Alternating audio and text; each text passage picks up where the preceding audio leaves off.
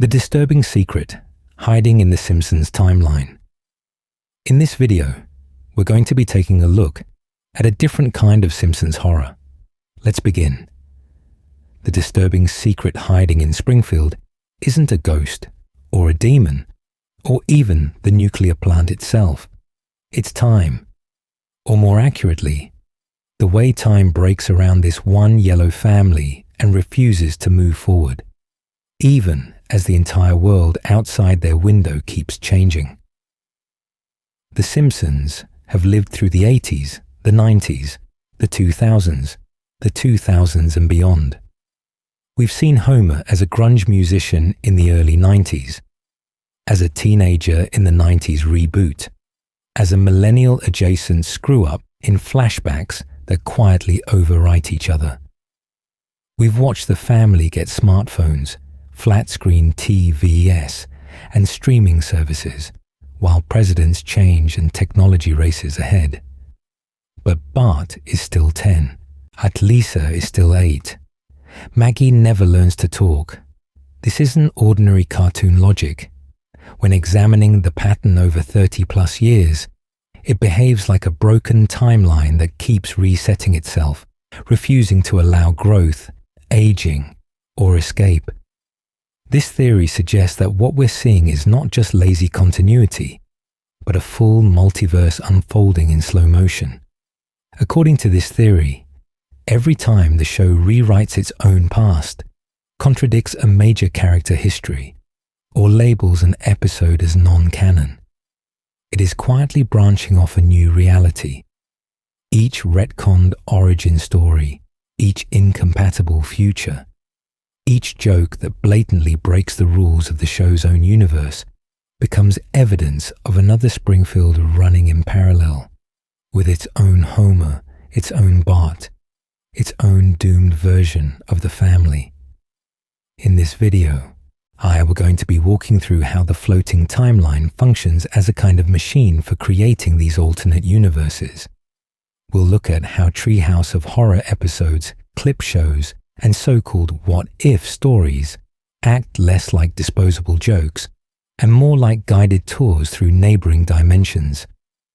We'll see how specific episodes such as Treehouse of Horror 5's The Shinning and Time and Punishment, The Future Set, Holidays of Future Past, and even the crossover Simpsarama operate as anchor points, where the series briefly acknowledges that reality is not stable, that there are other Springfields just off-screen. Most telling is how the show keeps slipping into other textures of reality entirely.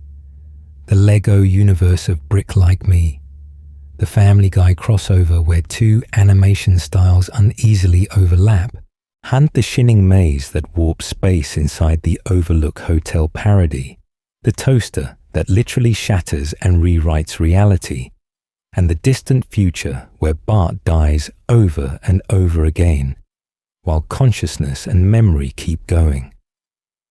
This mirrors how a dream will change setting, tone, and even physical laws without warning, while insisting that everything is normal. The evidence becomes clear when we notice how often the show itself seems aware of this. Meta jokes, impossible couch gags where the family is disassembled, replaced, multiplied, or dragged through other dimensions, and openings where Homer meets live-action versions of himself all function like brief windows into parallel Springfields, each one complete, each one discarded. What if there isn't one true timeline at all?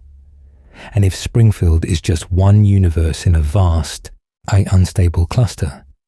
Have we already watched the real one die without realizing it? In the next section, we'll start with the mechanics of that floating timeline and how it quietly tears reality apart.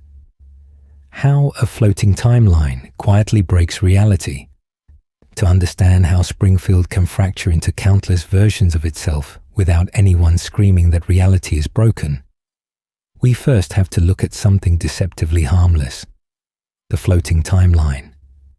In this video, we're going to be taking a look at how this quiet storytelling device usually treated as a convenience, functions like a slow, polite apocalypse for continuity. A floating timeline is simple on the surface.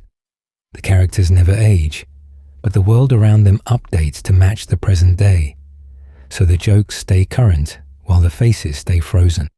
South Park does this with the kids still in elementary school during fidget spinners and streaming wars, and comic books rely on it when Peter Parker is eternally late 20s, whether it's 1975 or 2023.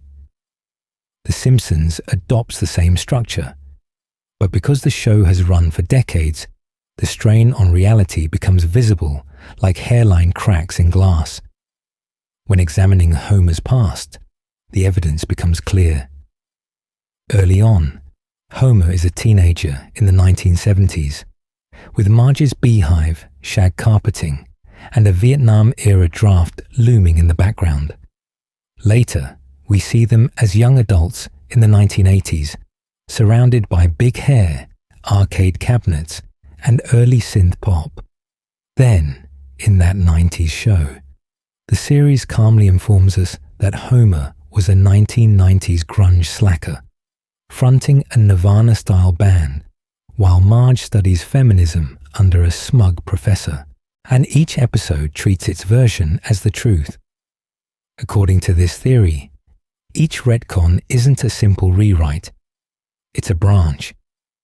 This theory suggests that every time Homer's origin slides forward in time, the show quietly declares that multiple mutually exclusive lives have all happened. Homer can't be a 70s teen drafted into service and also a 90s musician discovering grunge as it breaks, yet the series presents both as canonical memories. That's not one flexible timeline stretching to fit new jokes. That's several incompatible timelines stacked on top of each other, like different dreams sharing the same body. Compare an early flashback of Homer and Marge at a 70s drive-in, with muscle cars, disco on the radio, and the specific fashions of that era, to the 90s flashback where Homer wanders through a world of flannel, Kurt Cobain stand-ins, and Bill Clinton on television. The cultural signals, the technology, even the background politics cannot coexist in a linear history where Bart and Lisa remain the same age. One of these lives should erase the other. Instead, both sit there, humming in the same shared consciousness of the show. Most telling is how the series uses what we might call soft reboots. Homer cycles through wildly different jobs. Secondary characters gain new backstories that overwrite earlier ones, and dead characters reappear without explanation. This mirrors how a universe might reset itself, not with a loud apocalyptic event, but with a gentle rearrangement that everyone politely ignores. The town rarely acknowledges these fractures in universe, which, in this theory, and turns Springfield into a place where reality quietly rearranges itself, while the citizens continue their routines. What if that collective denial is part of the horror? A shared refusal to notice that the past keeps changing. In the next section, we'll move beyond implication and look at the episodes where the show stops pretending there's only one Springfield and literally walks Homer through other worlds. Soft reboots, new jobs, and the many lives of Homer Simpson. To see how that core Springfield keeps reassembling itself, we only have to follow one man. Homer Simpson has lived more lives than any single consciousness should be able to remember. In one episode, he's a low-level nuclear safety inspector. In another, he's an astronaut, then a Grammy-winning musician, a monorail conductor, an inventor, a snowplow tycoon, a food critic, a car designer, a bodyguard, even a semi-professional boxer.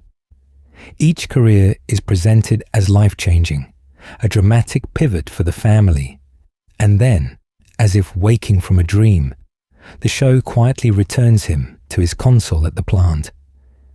When examining these episodes as a single timeline, the contradictions pile up into something almost impossible to ignore. Becoming an astronaut should permanently transform Homer's social status, finances, and reputation. Designing a disastrous car should financially ruin him for decades. Exposing a corrupt monorail scheme should haunt the town's memory.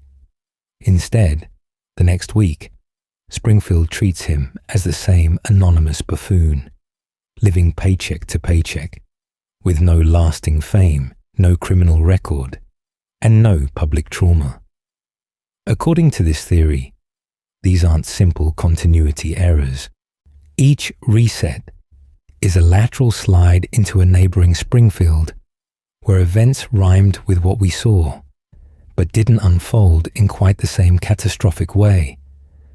Most telling is how Homer's competence oscillates between episodes as if his traits are being tuned by an unseen hand. In some stories, he's capable of complex invention, designing products, solving technical problems at the plant, or surviving the intense training required to go to space. In others, he can barely operate basic machinery, forgets his own address, or fails tasks a child could complete. This theory suggests we are not watching one stable personality, but a cluster of near-identical Homers whose intelligence, luck, and impulse control are slightly different in each branch of the multiverse. In this video, we can treat certain installments as soft reboot episodes, moments where the show appears to re-establish a new normal. Homer quits the plant, joins a band, or moves into a new line of work, and the episode spends 22 minutes convincing us that this is the start of a permanent status quo. Then, a few weeks later, that entire arc has dissolved. The job is gone, the skills have vanished, the contacts are never mentioned again, and no one in the family references what should have been a defining chapter of their lives. The evidence becomes clear when we line these episodes up. Each soft reboot behaves like a failed universe that the narrative abandons. Consider the astronaut case study.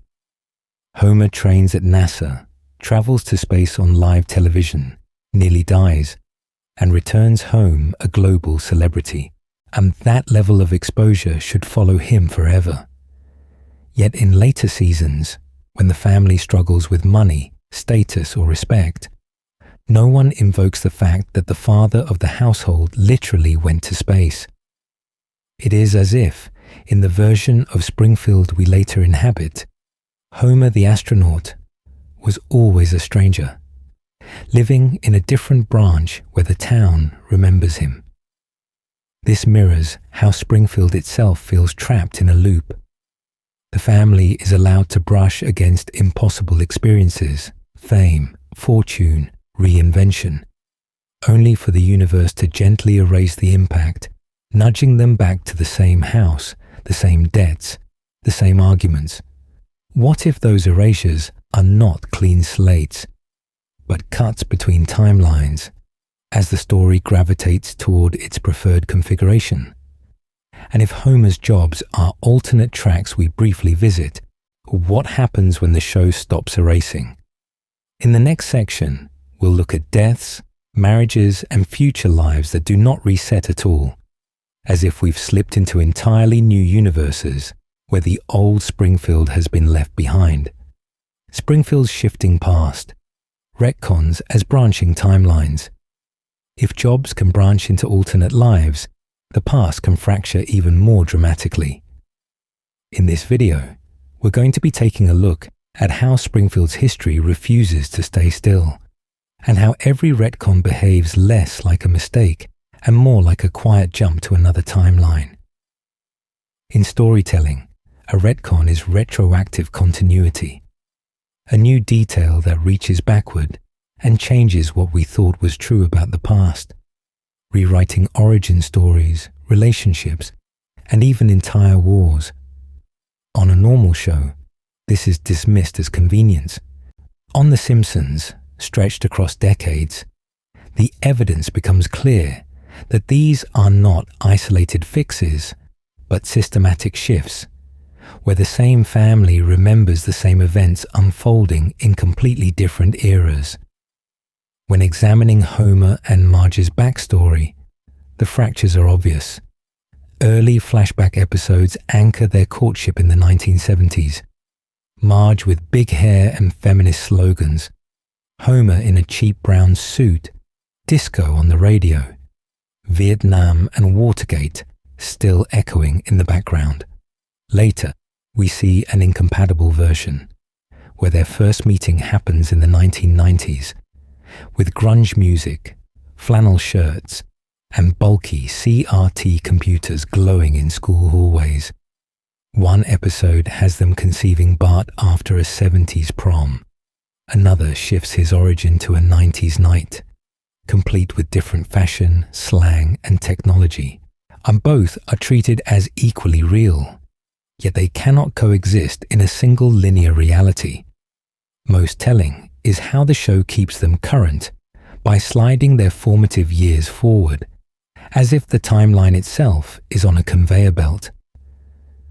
Homer is a teenager during classic rock in one episode, a young adult during 90s alternative in another, and a clueless parent during early 2000s tech culture in yet another. This mirrors how a dream will casually update its setting without explanation, and according to this theory, each update is not a correction, but a branch, a new Springfield, where the same consciousness occupies a slightly different historical shell. The secondary characters fracture in even stranger ways. Principal Skinner's Vietnam past is solemn and detailed in one episode, then is undercut by the Armin Tamzarian revelation, and which claims the man we know literally stole another soldier's identity. Grandpa's war stories oscillate between World War II heroics, surreal secret missions, and contradictory flashbacks that cannot all be true. Krusty's career timeline jumps from washed-up 60s children's host to edgy 90s comic, to a figure shaped by scandals that only exist in much later media culture. Each new version overwrites the last in dialogue, but lingers in the viewer's mind as a ghost record of another universe. According to this theory, none of these pasts are erased. We simply slide sideways into a Springfield where events crystallize differently, while long-time fans retain memories from older timelines that newer episodes quietly deny. The result is a low-level Mandela effect. We are certain Homer and Marge met under one song, in one decade, are with one style of clothing, yet the text insists on another, as if our own memory has drifted out of sync with the show's official reality. What if that dissonance is the point? If the past can be rewritten this easily, the future becomes even more unstable. The next section will follow these fractures forward into the multiple incompatible futures of Bart and Lisa that the series presents as equally real, as though every possible adulthood for the Simpson children already exists somewhere in the multiverse, waiting for us to tune in. The many futures of Bart and Lisa. When time refuses to pick one, if the past is constantly rewriting itself, the next logical fracture appears in the future. The Simpsons doesn't just hint at what happens to Bart and Lisa. It repeatedly jumps ahead and shows us entire adult lives, and then calmly replaces them with different ones. In this video, we're going to be taking a look at those future episodes, not as failed predictions, but as full competing universes that the show quietly treats as real. The most obvious examples are episodes like Lisa's Wedding, Bart to the Future, Holidays of Future Past, and Days of Future Future. Each one abandons the floating present and locks the camera years ahead, letting us watch Bart, Lisa, and Maggie as adults with careers, relationships, and political histories. These aren't quick cutaway gags. They linger. We see universities, government offices, apartments, prisons, nursing homes, and a technologically altered Springfield, all laid out with the same slow observational detail as the main timeline. When examining these episodes closely, and the evidence becomes clear that each one is internally consistent in a way a throwaway joke never needs to be. In Lisa's Wedding, Lisa is an intellectual success story engaged to a British aristocrat, while Homer's aging body and mind are already failing him in small, pathetic ways. In Bart to the Future, Bart is a washed-up musician living in a run-down desert complex, drifting through a life of missed potential as Lisa becomes President of the United States. Holidays of Future Past shows Lisa in a strained marriage to Milhouse, Bart as a divorced deadbeat crashing in the old family home, and Maggie as a pregnant silent rock star. By Days of Future, Bart is literally dying and being resurrected through cloning, trapped in an endless loop of self-destruction. These futures do not line up. They contradict each other on fundamental facts. Lisa is either president, a frustrated wife, or a burned-out academic. Bart is a lounge act, a failed father, or a man whose death has been technologized into a recurring inconvenience. According to this theory, these aren't predictions the show got wrong as real time passed. They're glimpses into parallel branches, where the same starting Springfield fractures into radically different outcomes for the same damaged children. Most telling is how each future treats its own history as solid. Characters age in believable increments. Technology creeps forward into self-driving cars, holograms, and advanced medical procedures, and past episodes are remembered as if they are fixed points in that universe's timeline. This mirrors how long-running science fiction handles alternate timelines. Once we enter, the rules become stable, even if they clash with other versions. The emotional tone is also disturbingly consistent. These futures are not power fantasies. They're melancholic, even bleak, filled with loneliness, addiction, quiet resentment, and parents repeating their damage through new generations. This theory suggests the writers are using the future as a pressure test, showing what happens when the Simpson family's unresolved trauma is simply allowed to run its course. If multiple futures can coexist like this, then The Simpsons has already accepted a fractured reality. The next question is what happens when the show stops merely branching time and starts tearing it apart? When characters die for good, Springfield is destroyed outright, or reality itself is treated as unstable. The next section will step out of these relatively grounded futures and into the explicit timeline damage of Treehouse of Horror, where the multiverse stops hiding and the horror becomes impossible to ignore. Canon versus non-canon. The hidden rules of Simpsons. Reality. Up to this point, we've been treating the future as something that can fracture and branch, but still belongs to a single underlying story.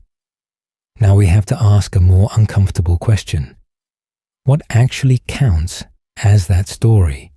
And what has been quietly exiled as a dream, a joke, or a hallucination the audience is not supposed to take seriously? In basic terms, canon is simple. Canon is the set of events the show treats as the official history of the family. Homer and Marge meeting, the kids' births, the nuclear plant, and the school, the town. Non-canon is everything the writers label as disposable. Specials, parodies, anthology episodes that end with mass death or impossible transformations, stories that seem to contradict the main continuity so aggressively that fans are told to file them away as fantasy. When examining The Simpsons, the main grey areas appear in a few familiar places. Treehouse of Horror segments openly kill characters, destroy Springfield, or rewrite reality. Clip shows remix old footage into new emotional context. Fantasy sequences and dream episodes plunge directly into characters' unconscious minds.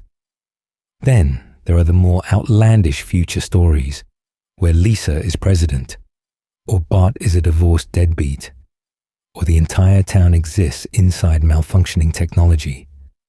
Officially, these episodes sit outside the real timeline, and the common assumption is comforting. According to this theory of canon, Treehouse of Horror doesn't really happen to the characters. The clip shows are just recap devices, and the wildest futures are hypothetical projections. The family wakes up, the dream dissolves, and the next week restores the familiar status quo. But what if that assumption is not a shield, but a blindfold?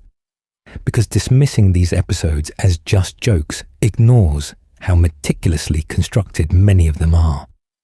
The segments do not behave like random gags. They behave like sealed universes. Characters die and stay dead within the segment. Apocalyptic endings are never undone from inside that story. We see realities where the family is permanently transformed into food, into robots, into cursed objects, and nothing internal to that episode restores them. Each one is a complete, coherent reality with its own rules, its own consequences, and its own trapped consciousness. Most telling is how the show itself keeps hinting at a layered reality beneath the sitcom surface. Couch gags reset the family in impossible forms, made of paper, stretched into cosmic beings, rendered as Lego, then snap back as if some higher mechanism is reloading a save file. Meta jokes about being a cartoon, or about the animators and writers, briefly push the characters to the edge of awareness, as if they can almost sense the walls of their universe. Crossovers with shows like Family Guy, the Rick and Morty couch gag, and the Lego reality in Brick Like Me all imply neighboring universes brushing against Springfield. In this video, we're going to be taking that implication literally, and this theory suggests that so-called non-canon isn't discarded, it's displaced. What if each treehouse, each dream, each impossible future is an adjacent Springfield, running in parallel? The evidence becomes clear once we walk into the most important multiverse episodes, starting with a certain haunted hotel and a very dangerous toaster that doesn't just break time, but shreds the idea of canon itself. Treehouse of Horror, officially unofficial alternate universes. Once we accept that the hotel and the toaster tear holes in continuity, Treehouse of Horror stops looking like disposable Halloween content and starts to resemble a carefully structured ritual. Every year, the series pauses its main timeline and performs the same ceremony. 3 short stories, 3 sealed realities, and 3 chances to watch the family and Springfield exist under entirely new rules, as if we are being granted supervised access to neighboring universes for one October night. In this video, we're going to be taking a look at how that format quietly encodes a multiverse. Each Treehouse episode is divided into 3 segments that do not share continuity with one another, even within the same broadcast. In one, Homer might be an axe-wielding caretaker. In the next, he is a doomed space colonist.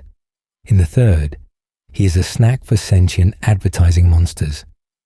Each has its own physics, its own history, and often its own version of the family, who behave as if this has always been their reality, and nothing about it is strange. Most telling is how these segments treat consequences. Within a Treehouse story, And death is not a gag that gets reversed after a commercial break. It is the new baseline. Characters are dismembered, devoured, or replaced by clones. The town is overrun by zombies, or the world ends in nuclear fire, and there is no reset button inside that universe. The segment simply cuts to black, and that branch of Springfield stays dead, frozen in our memory as a completed timeline we are not allowed to revisit. According to this theory, the non-canon label is a misdirection. Each treehouse segment functions as a self-contained universe, one node in an enormous network of possible Springfields that the show samples in a controlled, almost clinical way. This mirrors how multiverse stories in science fiction present countless branches while only showing us a curated handful. The evidence becomes clear when examining the range of realities explored.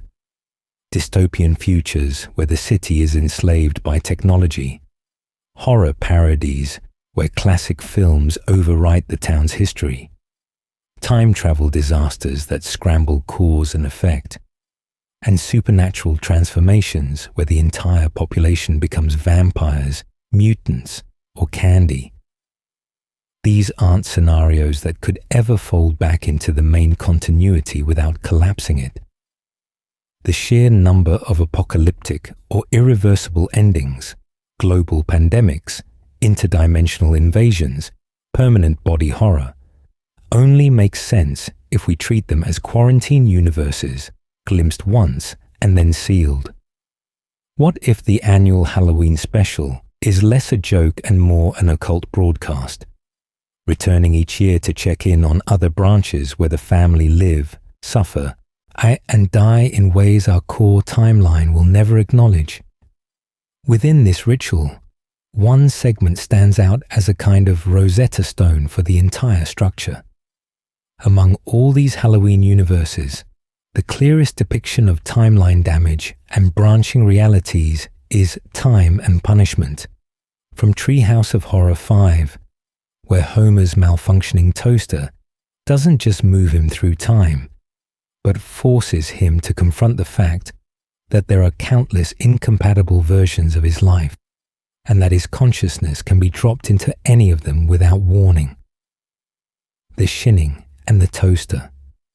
Treehouse of Horror 5 as a multiverse blueprint. Treehouse of Horror 5 is where the show stops hinting and simply lays its multiverse cards on the table. In this video, we're going to be taking a look at how that single Halloween episode quietly functions as a blueprint for how Simpsons reality fractures, branches, and never really snaps back. First, there's the structure. 3 segments: The Shinning, Time and Punishment, and Nightmare Cafeteria. All self-contained, all violent, and all famously bleak, to the point that even the writers have called it one of their darkest outings. When examining this episode as a whole, we're not just dealing with spooky anthology storytelling. We're watching 3 fully realized universes that begin, spiral into horror, and then end in ways the main show would never be allowed to acknowledge. The Shinning is the clearest example of a complete alternate world. The family never goes to work or school. They vanish into an isolated mountain hotel where Homer's consciousness deteriorates under cabin fever, withdrawal from television and beer, and an explicitly psychic force. Reality bends, doors appear and vanish, and the rules of time feel loose, as if the building itself is editing their lives. The conclusion is not a reset. The Springfield ends in a slow, quiet apocalypse, with the entire family frozen to death outside, watching television in the snow as their bodies shut down. That universe is over. It doesn't get repaired. It just stops. Then we move to Time and Punishment, which, according to this theory, is the real key. Homer smashes the kitchen toaster, accidentally rebuilds it as a time machine and is flung back to prehistoric Earth. Each attempt to fix the past only fractures reality further, so that every return trip drops his mind into a new, already running version of the present, where everyone behaves as if this is how things have always been. We see a dystopia ruled by an omnipresent Ned Flanders, where free will is surgically removed and cheerful conformity is enforced with brain drills. We see a reality where the family is impossibly wealthy, living in a mansion with servants and luxury everywhere, where Homer's absence would barely be noticed because material comfort has replaced emotional attachment. We see a universe where humans have long, flicking lizard tongues, treated as completely normal, integrated into daily life and table manners. Each timeline is played as a coherent, functioning world, not as a glitch. Most telling is how Homer never overwrites anything. He doesn't repair a single history. He simply abandons one branch of reality after another, leaving entire universes to continue without him. The evidence becomes clear that this isn't time travel in the classic sitcom sense, where you knock over one domino and then put it back. This mirrors how modern multiverse stories describe branching timelines. Every small change creates a separate, coexisting universe, and Homer's consciousness is just sliding along one narrow path through an infinite decision tree. The ending is especially eerie.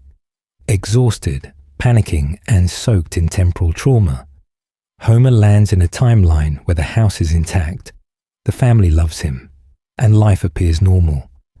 Only one detail is off. At dinner, everyone casually reveals those same lizard tongues. He hesitates, accepts it as good enough, and sits down to eat. According to this theory, he has stranded himself in a universe that is almost, but not exactly, his own, condemned to spend the rest of the series in a reality that is imperceptibly wrong. That final image raises a deeper question. If Homer can casually slide into a near-identical universe and decide to stay, how many times has that already happened in the normal show without anyone noticing? What if our familiar Springfield, with its impossible continuity and dreamlike resets, is already the product of unseen timeline damage, and the Homer we're watching is not the first one to wear his face? When Springfield dies, apocalypses, resets, and disposable worlds, if Homer can quietly trade one universe for another, then Springfield itself starts to look disposable. In this video, we're going to be taking a look at how often the town is completely destroyed, rewritten, or sealed off, and how calmly the series treats those endings, as if we're just watching one snow globe shatter before the camera drifts to the next. When examining the show as a whole, a pattern emerges. Springfield is invaded by aliens in multiple Treehouse of Horror segments, wiped out by Kang and Kodos, harvested, enslaved, or simply blown apart. In Homer to the Third Power, Homer slips into a CGI void and then into our live-action world, leaving his original reality abandoned. Time and Punishment ends with the family eating with lizard tongues in a timeline that will never be repaired. We see the town frozen, flooded, devoured by fog, overrun by zombies, or consumed by black holes and magical catastrophes. Each apocalypse treated as a complete, self-contained ending. According to this theory, any single one of these events, if placed in a consistent timeline, would permanently end the series. A dome over the town, a global pandemic, a nuclear meltdown, or a demonic takeover is not something Springfield could simply shrug off. Yet the next week, the school is open, Mose is intact, and the family has no conscious memory of the disaster, as if their collective mind has slid sideways into a different branch of reality where nothing happened. This theory suggests that nothing is actually undone. Instead, each catastrophe is quarantined. We watch a universe run to completion, right up to the moment of extinction or transformation, and then the camera silently hops to a neighboring Springfield that was spared. Most telling is how the show rarely explains the reset. There is no grand reversal, only a cut to a new morning, a new breakfast table, a new version of the family who never lived through the end we just witnessed. The emotional tone of these finales can be disturbingly calm. The Simpsons hold hands as a missile approaches, sing together as lava rises, or accept zombification with weary resignation. This mirrors how bedtime ghost stories often end not with rescue, but with a soft fade out on the doomed characters, inviting us to linger on the image rather than the logic. Then there is the Simpsons movie, a semi-apocalypse elevated to feature length. Springfield is trapped under a giant dome, depopulated, nearly blown apart, and then restored. The evidence becomes clear that this event does not sit cleanly with the show's floating continuity. Characters reference it selectively. Timelines wobble, and the dome itself feels like a neighboring branch that occasionally bleeds through, rather than a stable part of the main universe. We subconsciously accept all of this as cartoon logic. But according to this theory, there is a darker explanation.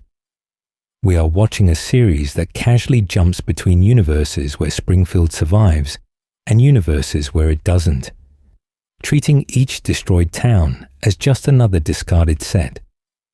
And not every alternate Springfield ends in fire. Some are simply adjacent. The next step is to follow the places where Springfield doesn't die, but collides, crossing into other shows, other mediums, and even our own world. Crossing the streams, Family Guy, Futurama, and The Simpsons Multiverse. If alternate Springfields can die alone, and then the next escalation is far stranger. Universes that don't just end, but touch. Crossovers turn the multiverse from an abstract idea into something literal, where characters with their own histories and internal logic physically walk into Springfield, leave footprints on its streets, and then retreat back into their original realities as if waking from a shared dream. When examining The Simpsons Guy, the Family Guy crossover, the evidence becomes clear. Peter Griffin and his family do not simply appear as a gag. They travel, as if on a mundane vacation, into a different fictional ecosystem with its own rules, rhythms, and continuity scars. Springfield is treated as a place you can drive to, yet the tonal and stylistic clash tells us we are watching two narrative universes awkwardly overlapping, like misaligned transparencies held up to the light, each still carrying its own accumulated past. This theory suggests that the episode operates as a contained multiverse event. Peter's family enters Springfield, interacts with Homer's family, bleeds into their reality just long enough to cause chaos, and then returns home to Quahog with their status quo mechanically restored. Springfield, too, snaps back into place. There is no lasting canonical fallout, no permanent merging of timelines, only faint echoes in the form of references and memories that are never fully acknowledged again. Most telling is how both shows resume afterward, as if they had experienced a vivid but isolated hallucination, confirming that their core continuities remain sealed. Simpsorama, the Futurama crossover. It pushes this even further by making the collision itself the plot. Here, Bender and the Year 3000 crew do not belong to Springfield's present at all. They arrive through time travel, paradoxes, and technobabble that Futurama has already established as part of its own multiverse-aware lore. In this video, we're going to be taking a look at how that matters. Futurama has explored parallel universes, duplicate timelines, and fractured consciousness for years, so when its characters step into The Simpsons, they carry with them an explicit acknowledgement that realities can multiply and diverge. According to this theory, Futurama's appearance doesn't just borrow Homer for a novelty adventure. It quietly reclassifies Springfield as one node in a larger, already chaotic multiverse network. A place that can be accessed by advanced technology from a future that may not even be on the same timeline. Around these big events, we see smaller fractures. Brief cameos from other Fox shows, fourth wall breaks where the family recognizes they are a television construct, and moments where Springfield behaves like a hub that other fictional worlds can briefly manifest in before dissolving back into their own narrative streams. If entire cartoon universes can cross the boundary into Homer's reality, what happens when the intruders are not just other shows, but other forms of existence entirely? Lego Springfield, live-action Homer, or the unsettling version of the family that lives in our world through commercials, theme park rides, and ads. Lego Springfield and plastic reality. Brick Like Me as a constructed universe from here. The strangest detour is also one of the most visually innocent. In this video, we're going to be taking a look at Brick Like Me, the Lego episode, where Springfield is rebuilt, stud by stud, into a plastic replica that should feel safe and toy-like, yet quietly functions as one of the clearest alternate universes the series has ever shown us.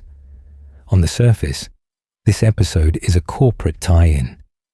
Homer, his family, and the entire town rendered as Lego minifigures, with blocky cars, modular houses, and a church that can literally be taken apart.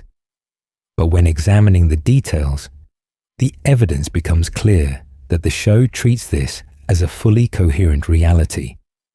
Characters move according to their joints and hinges.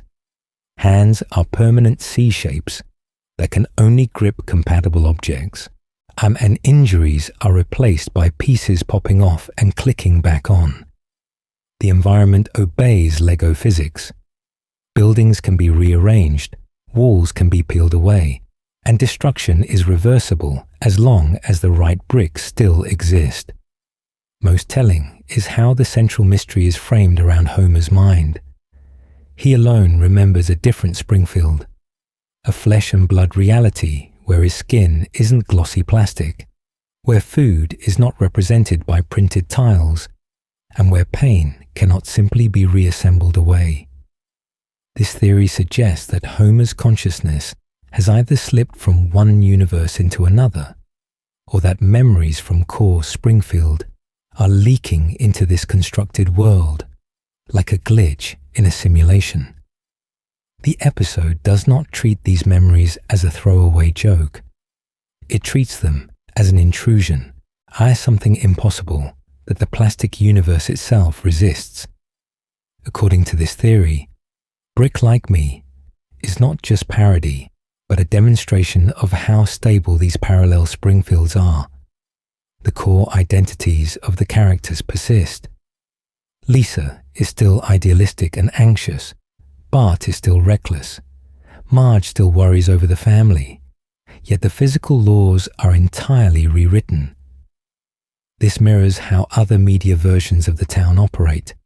In video games, Springfield becomes a sandbox where death is temporary and missions reset. In certain couch gags, the family is rendered in stop motion, pixel art, or photorealistic CGI, each time hinting that their essence survives radical changes in form. What makes Lego Springfield especially unsettling is how it ends. Homer chooses, through an act of will and love for his family, Hunter returned to his familiar animated reality, and the episode appears to snap back to normal. But nothing in the narrative suggests that the Lego universe ceases to exist. It simply loses its visiting consciousness. The plastic Homer we leave behind might continue indefinitely, raising his brick children in a looping toy box Springfield, off-screen and unreachable, his entire world an eternal playset. If Springfield can crystallize as plastic, what prevents it from manifesting in live action, in commercials, or in the themed spaces of a real-world park? The next section follows that logic to its most disquieting conclusion. The versions of the family that step out of animation and into our reality might not be mere marketing, but yet another layer of the multiverse pressing against the screen. Ask live-action Homer and real-world Springfields. If Springfield can harden into plastic, the next logical mutation is flesh. In this video, we're going to be taking a look at what happens when the yellow ink peels away entirely and the family steps into our world as live people, on real sets, under physical studio lights. We can start with the most literal intrusion. Live-action Homer.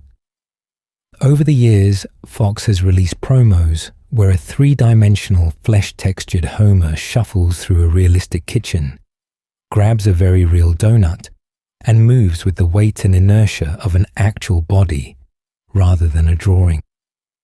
The proportions are still wrong, the voice is the same, the catchphrases are identical, but the environment is unmistakably our reality, with the camera drifting like a live-action sitcom rather than an animated episode. Then there are the full live-action couch gag recreations, where human actors in crude makeup and foam wigs play Homer, Marge, Bart, Lisa, and Maggie, performing the exact same blocking as the animated opening. The living room is built as a physical set. The couch is upholstered fabric instead of a painted rectangle, and the family's movements are constrained by gravity, costume, and fatigue. This theory suggests that these are not parodies of the real Springfield, but broadcasts from a neighboring universe where the same consciousnesses have been rendered in meat rather than ink.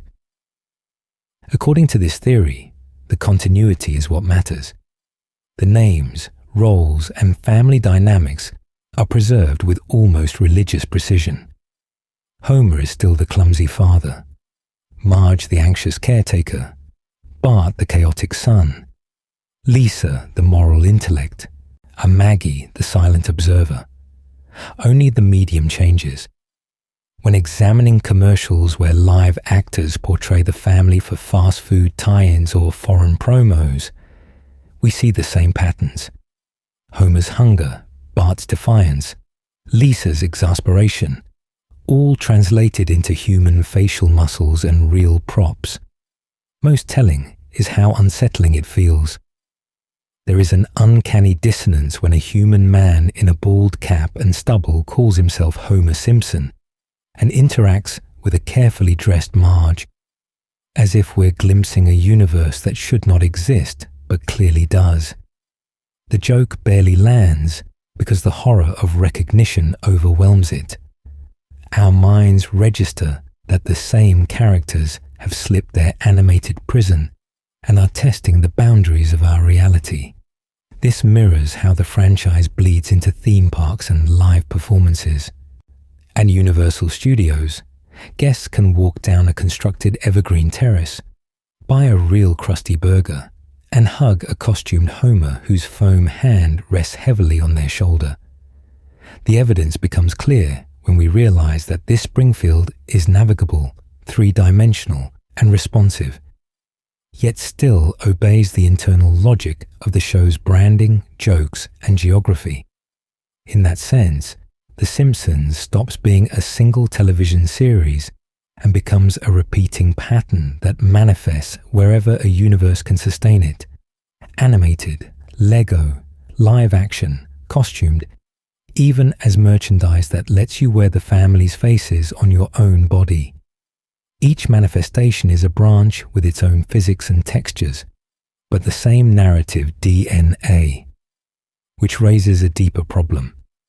If there are this many Springfields, each insisting on its own version of Homer, then where is the real one located? To answer that, we need to map what a core Springfield would look like, and then trace how every alternate reality fractures away from that baseline. Finding the core Springfield. What stays the same? When everything changes?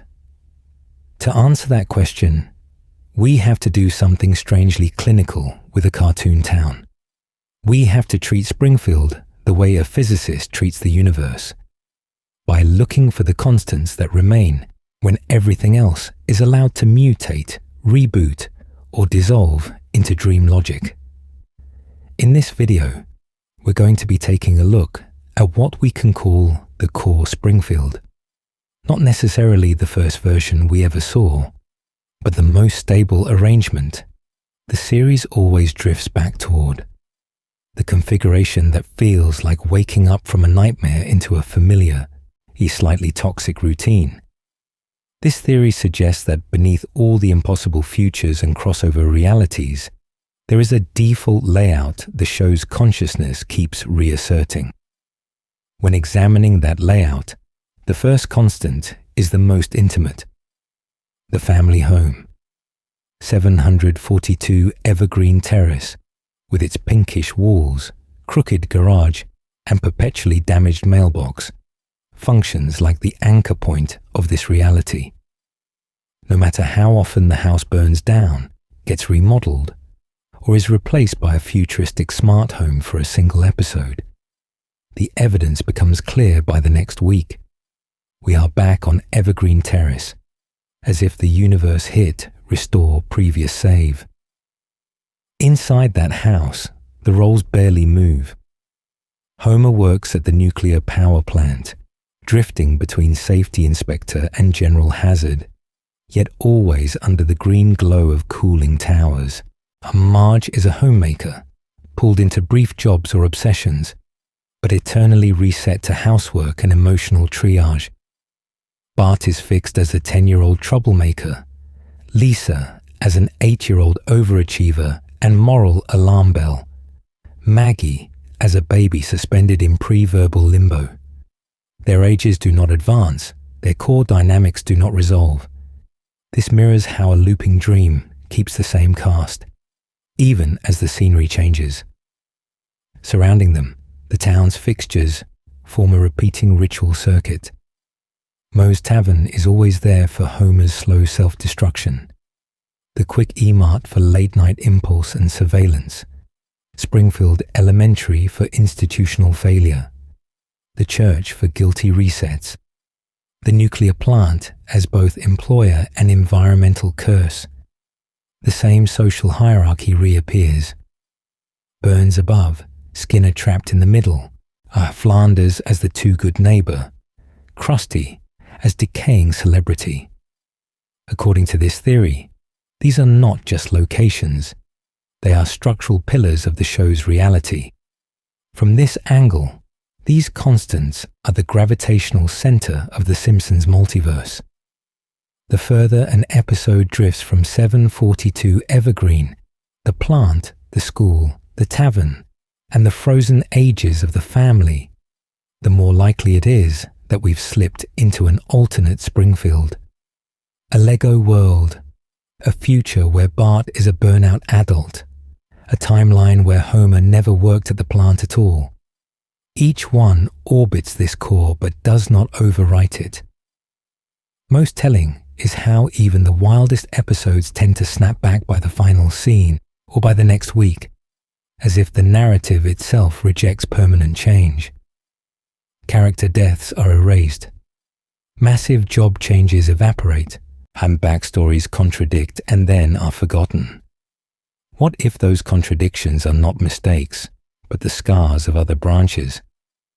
According to this theory, every persistent deviation, Homer's different careers, altered origins, futures where people die and stay dead, marks a separate universe that briefly crosses our path.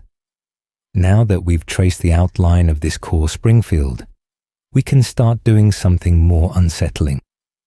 Mapping the alternate Springfields that fracture away from it, one contradictory job, rewritten history, and irreversible death at a time. Alternate Springfields, jobs, backstories, and the worlds that don't quite match. To really see how fractured Springfield's reality has become, we can start with something deceptively simple. Work. Homer's work. On the surface, it is a running joke that he has held hundreds of jobs.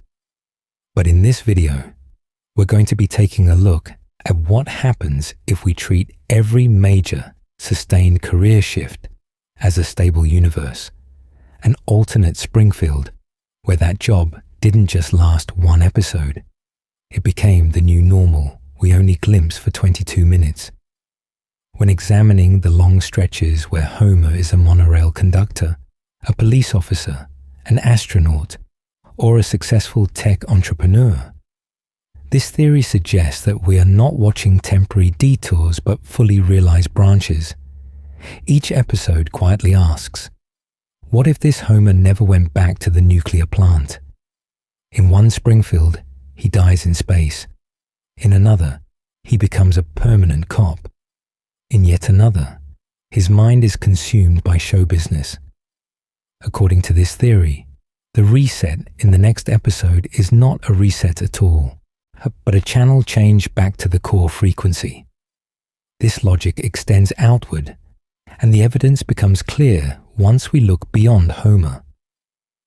Principal Skinner's infamous Armin Tamzarian revelation should permanently alter the town's social structure, yet it is almost completely ignored afterward, as if we crossed into a Springfield where his identity collapsed, then immediately retreated to a nearby world where it never did.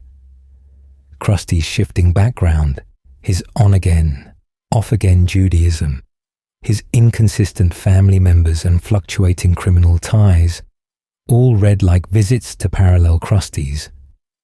Secondary characters gain wives, lose children, acquire entire extended families, and then revert to earlier versions of themselves, as though we briefly slipped into a Springfield where their lives unfolded differently. Most telling is how the town itself refuses to stay fixed. House interiors change size, rooms appear and vanish. Moe's Tavern mutates from dingy dive to renovated bar and back again, and the geography of Springfield bends into impossible shapes. Streets reroute, landmarks relocate, mountains appear behind the Simpson family home, and then dissolve into flat horizon. This mirrors how dreams casually rearrange architecture, while our consciousness insists nothing is wrong. We also see soft reboots of Springfield's power structure. New mayors take office, corrupt officials are exposed, massive scandals should permanently destroy trust between neighbors, yet social relations slide back into their earlier grooves. It is as if we are watching test universes where the town's hierarchy collapses, then abandoning them in favor of a safer baseline. The eeriest detail is that the characters never notice. Their memories remain stable while the world reconfigures around them, suggesting minds anchored to one personal continuity, while the external Springfield flickers through countless incompatible versions. If jobs, backstories, and city maps can fracture into alternate Springfields, what happens when we follow the same pattern with death? What if in some universes, the characters we lost stayed dead, and in others, those deaths never happened at all? Dead in one universe, alive in another. Character deaths as multiverse markers. Death, in theory, should be the one fixed point in any continuity.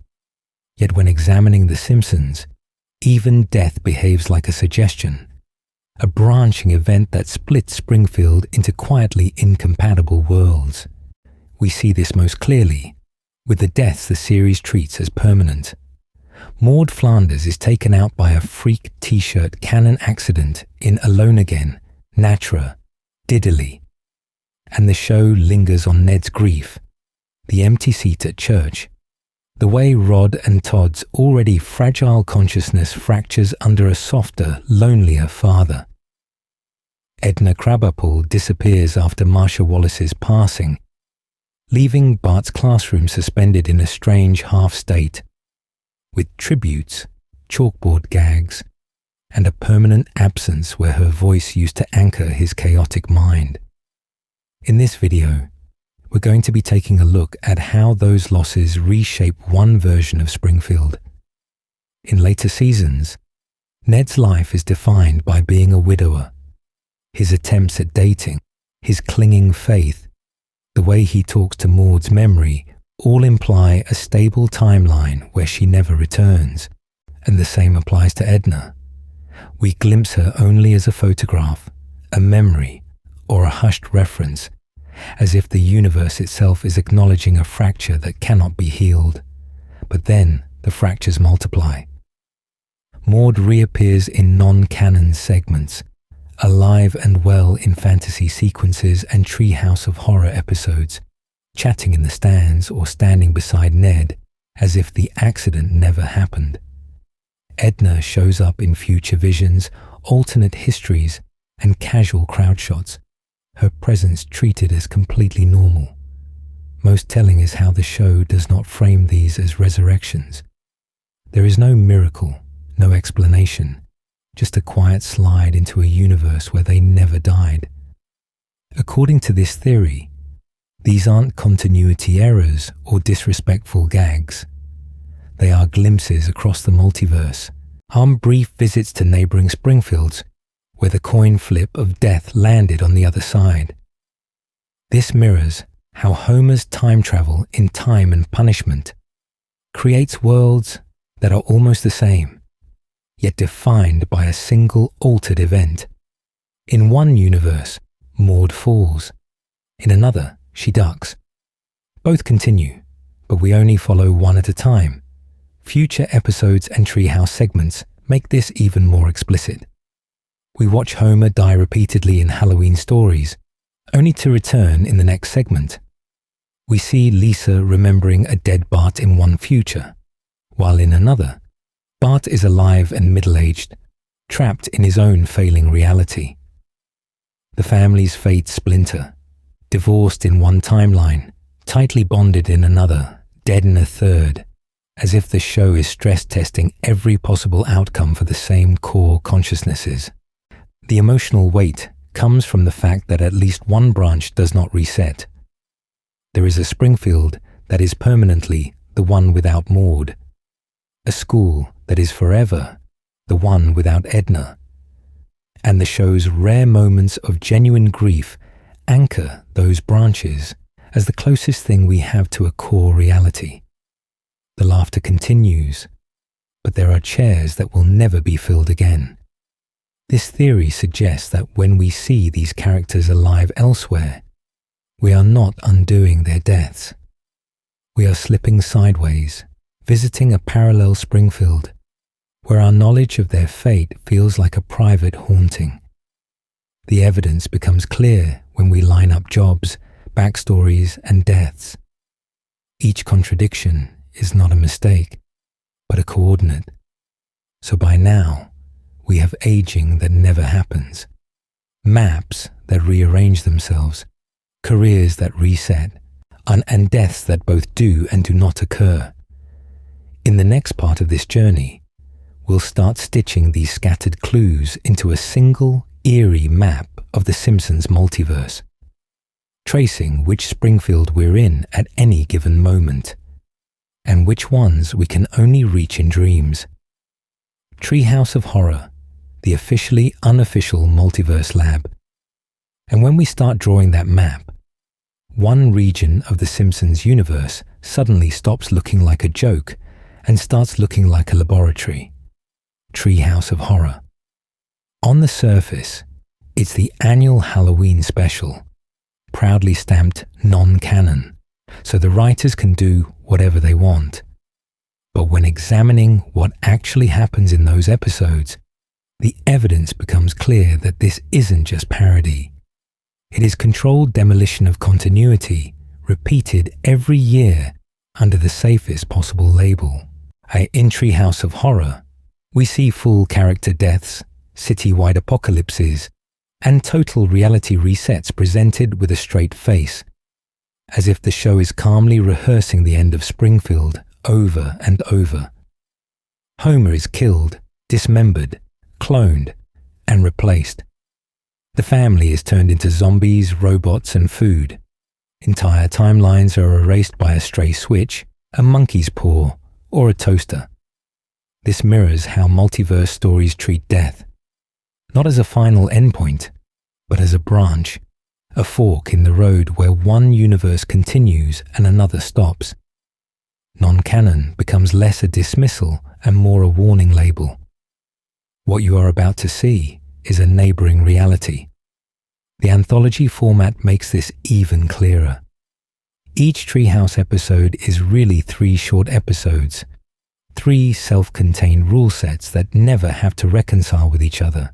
One segment might be a haunted house, the next a science fiction dystopia, the third a supernatural curse, all using the same family, the same voices, the same basic personalities. In this video, we're going to be taking a look at how that structure quietly mimics 3 parallel universes briefly visible to our consciousness, then sealed off the moment the credits roll, as if the camera has peered through 3 separate windows and then pulled back to the core Springfield. Most telling is how the same motifs keep returning, as though the writers are circling the same conceptual space. Multiple coexisting Springfields. We get evil twins in Hugo, the hidden brother in the attic who represents a discarded version of Bart. We get clones of Homer in the Genesis Tub-style god complexes, and in the segment where endless Homers fill the world. We get time travel in Time and Punishment, where a single toaster sends Homer ricocheting through alternate timelines, each with slightly different families, social orders, and horrors. We get alternate futures that prefigure later serious future episodes, like Lisa's various marriages and Bart's stagnant adulthood. According to this theory, Treehouse of Horror is where the writers openly acknowledge the multiverse while pretending not to.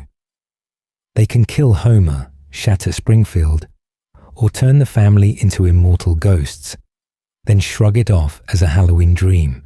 And this theory suggests that the non-canon label is less about nonsense and more about deniability, a safe space to test how far reality can bend without officially breaking the main timeline. What if every treehouse is a stress test on the fabric of this universe? And what if one specific treehouse episode doesn't just hint at the multiverse, but quietly explains its operating rules? In the next section, we'll slow down and walk through that episode, frame by frame, to see how it accidentally hands us the instruction manual for the entire Simpsons multiverse. Time and Punishment. Homer accidentally discovers the branching timelines. To find that instruction manual, we have to climb inside a kitchen appliance, specifically the possessed toaster from Treehouse of Horror 5's Time and Punishment. On the surface, it's a parody of classic time travel stories, but when examining it slowly, frame by frame, the episode stops feeling like a simple joke and starts reading like a visual diagram of how the Simpsons multiverse actually operates. The premise is deceptively simple. Homer breaks the family toaster, tries to fix it, and accidentally turns it into a time machine. Each time he's hurled back to prehistoric history, he's warned by his own fragmented consciousness not to touch anything, not to alter the past. Of course, he fails. He kills a mosquito, crushes a fish, sneezes on a dinosaur, and when he returns to what looks like his normal kitchen, reality has become unrecognizable.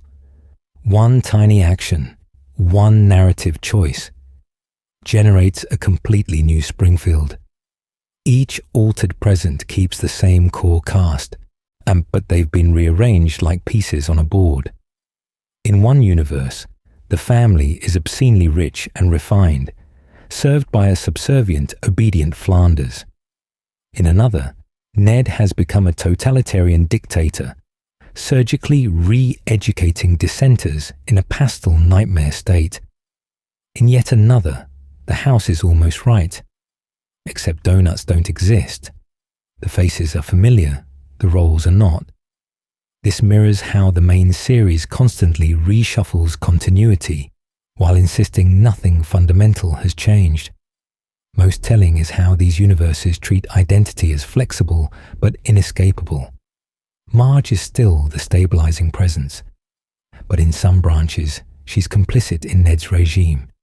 In others she's quietly luxuriating in obscene wealth. Bart and Lisa remain the children, yet their personalities tilt with the new physics of each world. Obedient in one, eerily polite in another, nearly feral in the dystopian branch where the family is hunted. The evidence becomes clear that the show is testing how far it can contort its characters, while still asking us to recognize them as the same people. Homer's reaction is pure panic. Each time he lands in a new timeline, he doesn't explore or adapt. He immediately smashes the toaster and resets. He's chasing an original reality that, according to this theory, no longer exists in any stable form. This mirrors how the series itself behaves. Every episode ends with a soft reboot. Every season quietly overwrites the past, as if the writers are frantically hitting a narrative reset button to escape the consequences of previous choices. In this video, we're treating time and punishment less as a one-off gag and more as a confession. And this theory suggests that the toaster is a stand-in for the writer's room. One squashed butterfly, one changed joke, one altered backstory, and we've slipped into a new Springfield that the audience is told is the same old show.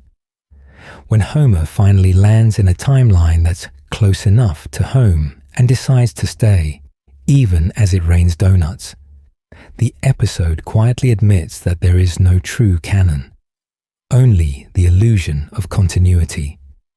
And if this segment maps out the branching structure, another treehouse story goes even further, showing us a universe where the Simpsons don't just live in the multiverse. They start to realize they're in one. The Shinning and the others. When Springfield knows it isn't real.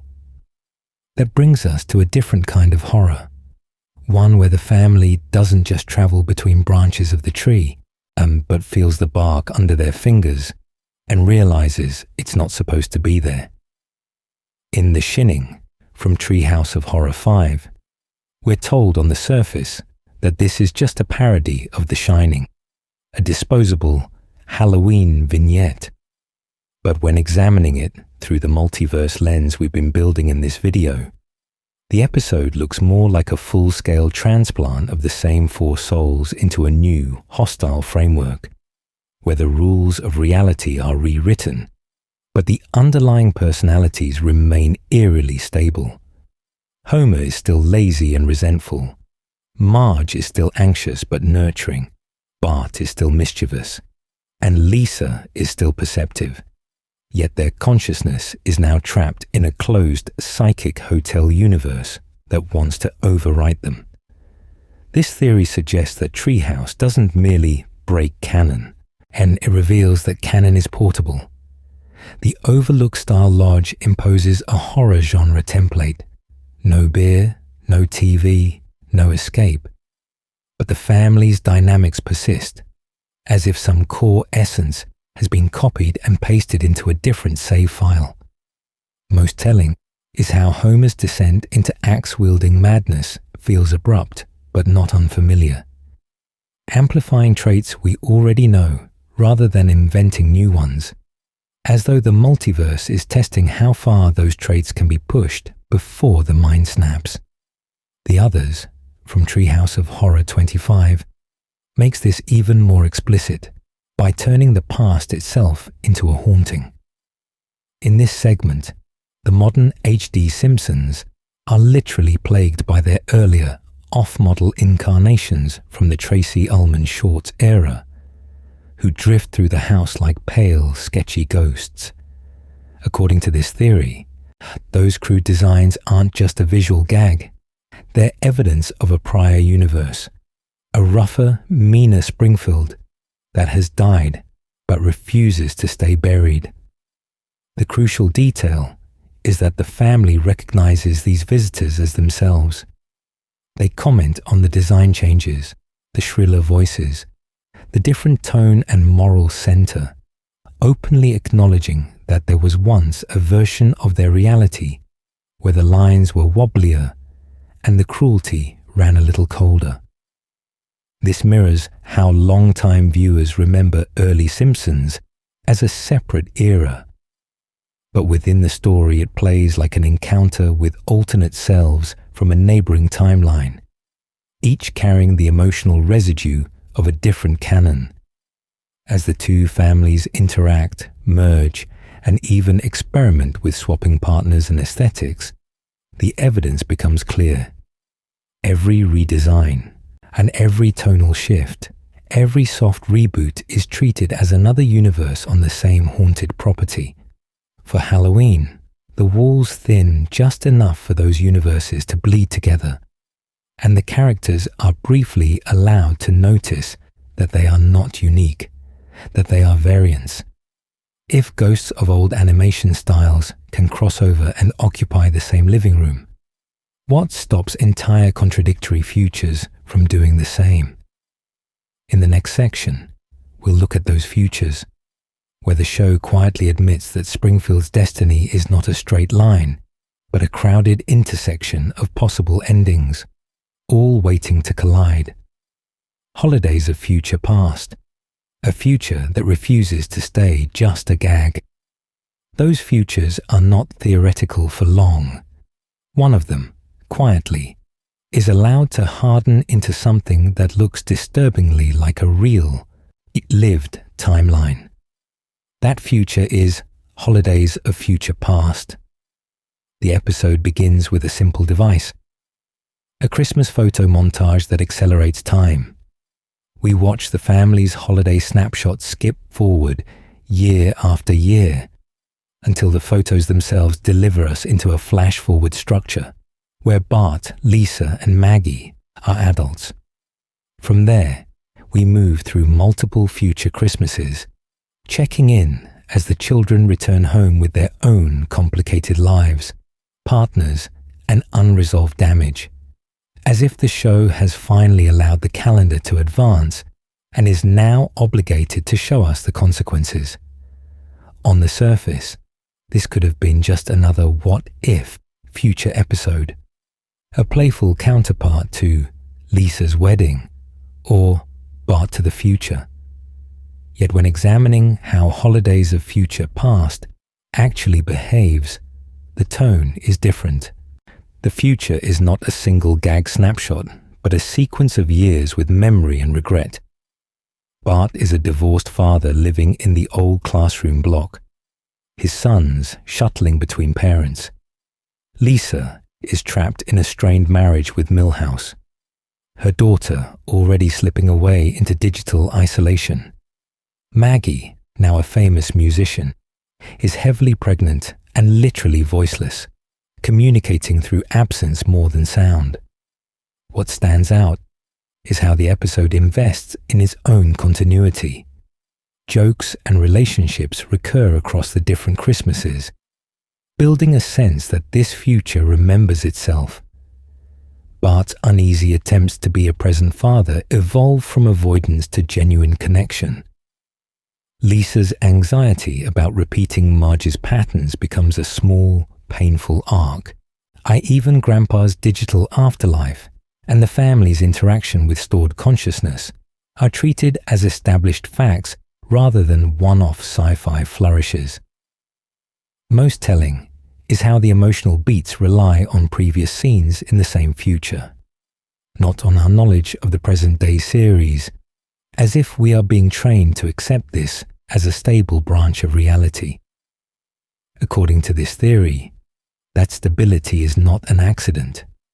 The evidence becomes clear when Days of Future Future returns to almost the exact same framework. Older Bart in the same sad apartment. Lisa and Milhouse still entangled. The family once again confronting aging, death, and technological attempts to cheat both. The show has come back to this configuration of the family, reinforcing character trajectories instead of discarding them. In this video, we are not just treating that as fan service. We are reading it as the show quietly promoting holidays of future past, from a disposable joke to a persistent alternate universe with its own canon. This theory suggests that the writers are doing more than speculating about what could happen. They are documenting one particular branch of the multiverse where the Simpsons finally age, grow, and remember, where Christmas does not reset the dream but deepens it. This mirrors how other episodes flirt with alternate realities. But here the tone is softer, sadder, almost reverent. As if peeking through a crack into a neighboring world, the show cannot fully enter without breaking itself. And the unsettling part is that it keeps going back. As though Springfield's frozen timeline is haunted by this one future that refuses to stay just a gag. A future we will have to compare with its rival destinies in the sections to come. Days of Future Future.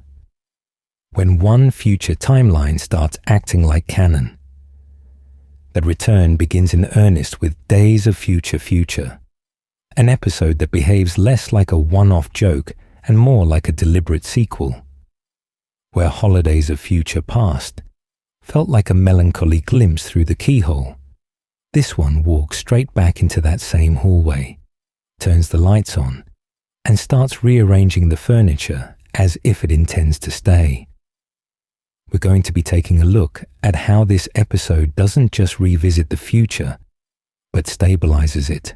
Our Days of Future Future picks up the emotional debris we saw earlier.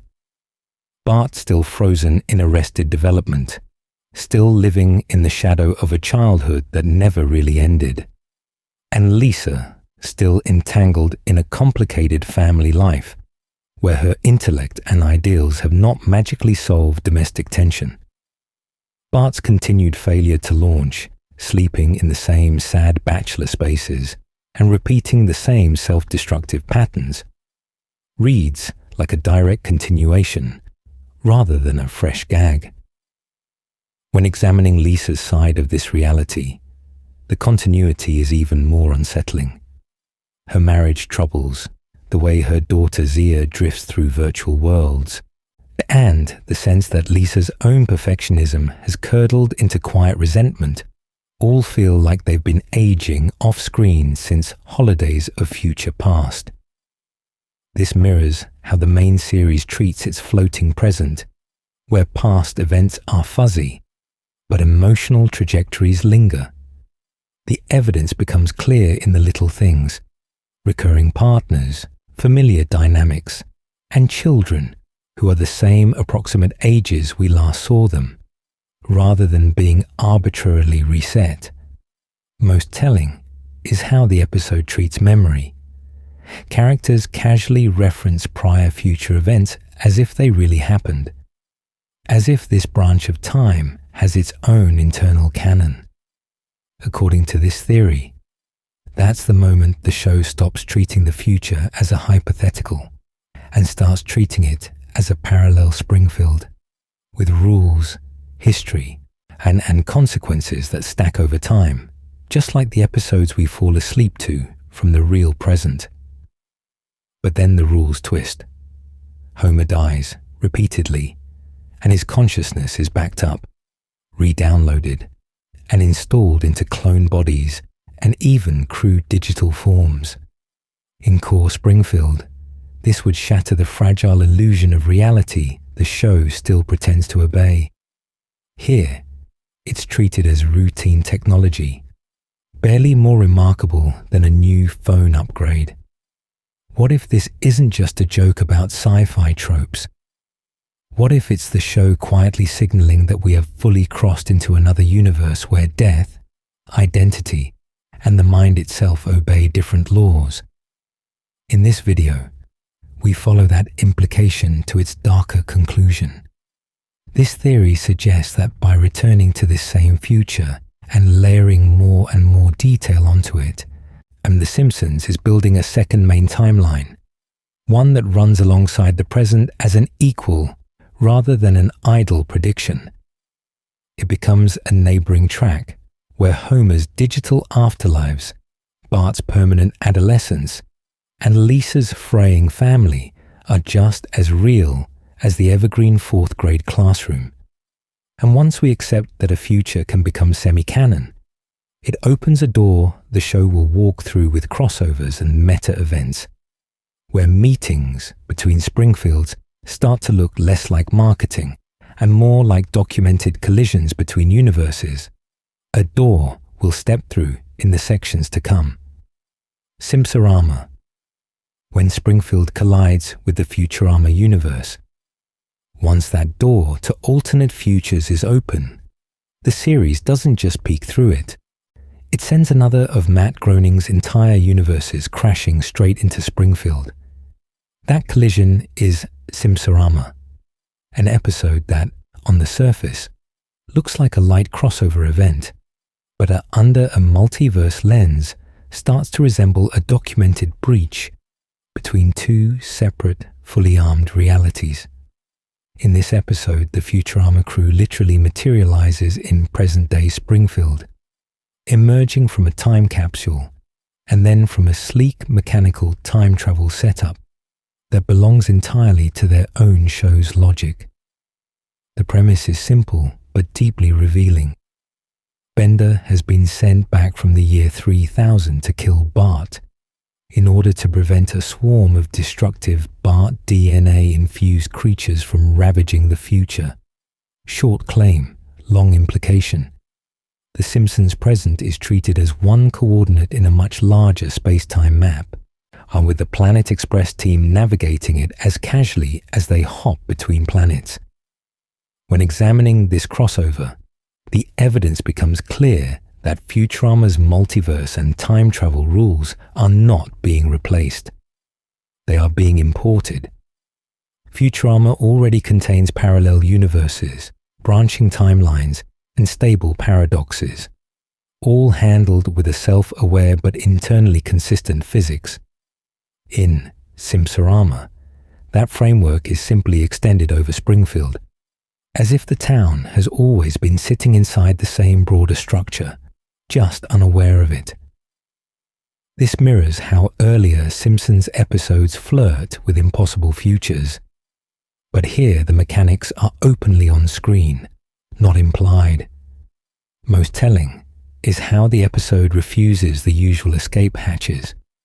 It is not framed as a dream, not a Halloween non-canon, and not a hallucination brought on by Homer's head trauma or a late-night binge.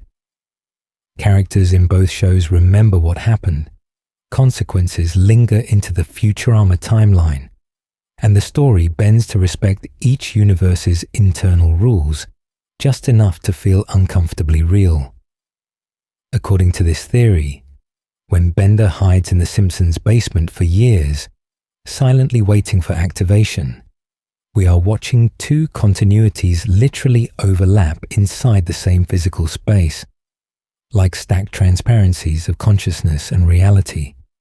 In this video, we're going to be taking a look at how that overlap changes what Springfield is.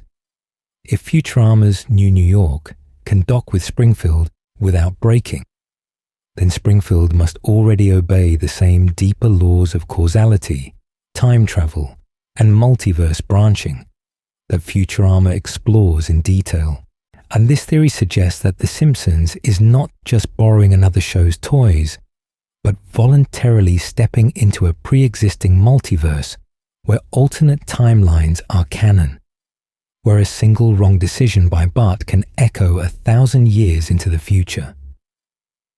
Under this reading, Simsorama stops being a novelty and becomes a declaration. Springfield occupies the same vast conceptual space as Groening's other worlds. Crossovers are simply the rare moments when those universes drift close enough to touch, and the membrane between them thins. And if one animated universe can walk in through the front door, another, even stranger crossover will go further, dragging the family into a completely different animation reality and pushing Springfield's already fragile borders past their breaking point. So the Family Guy crossover.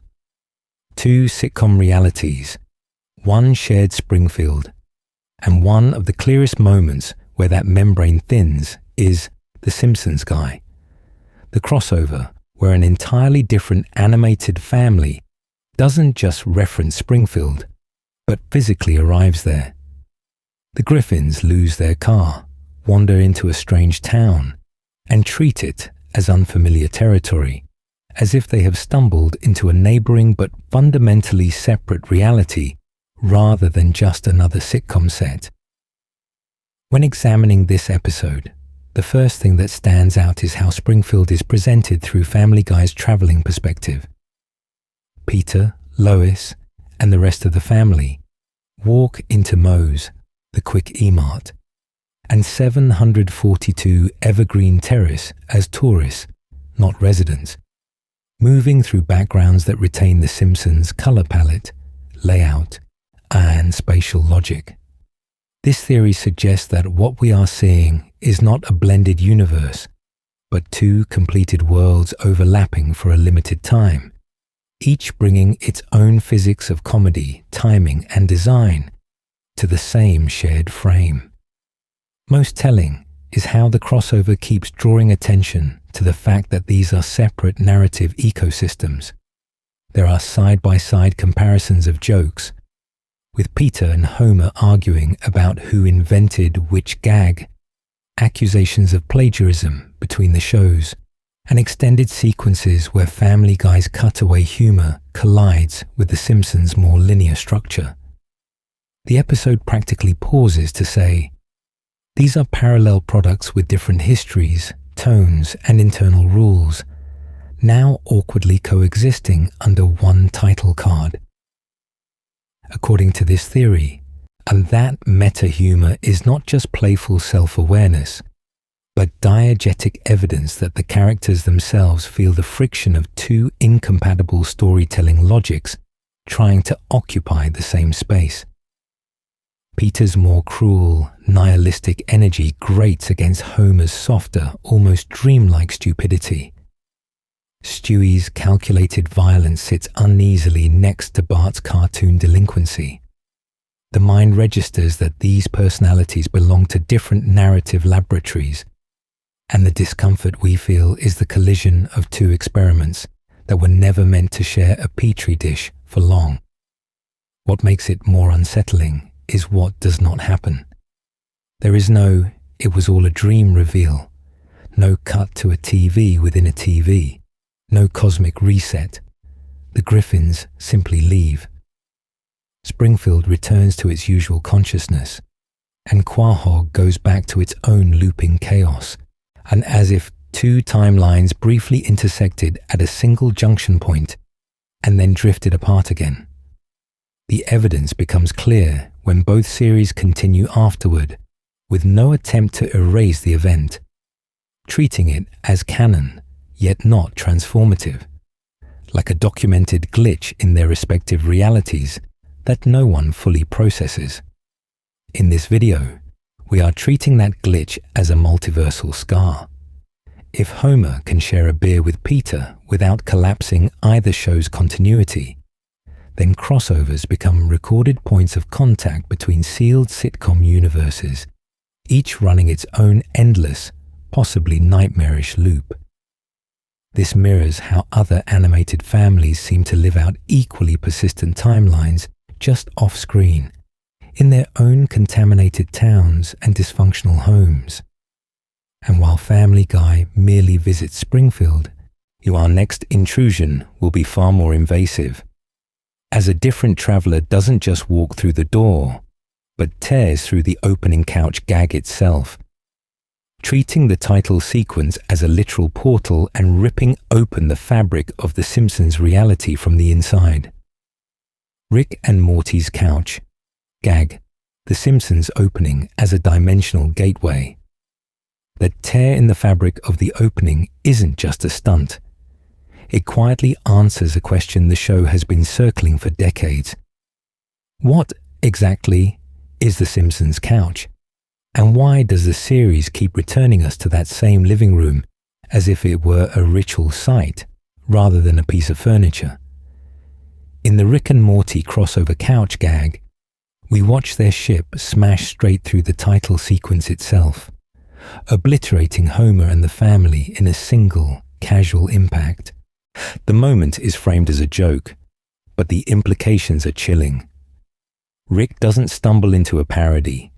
He navigates to a specific coordinate, enters during the opening, and treats the Simpsons' reality as just another stop in his catalogue of universes.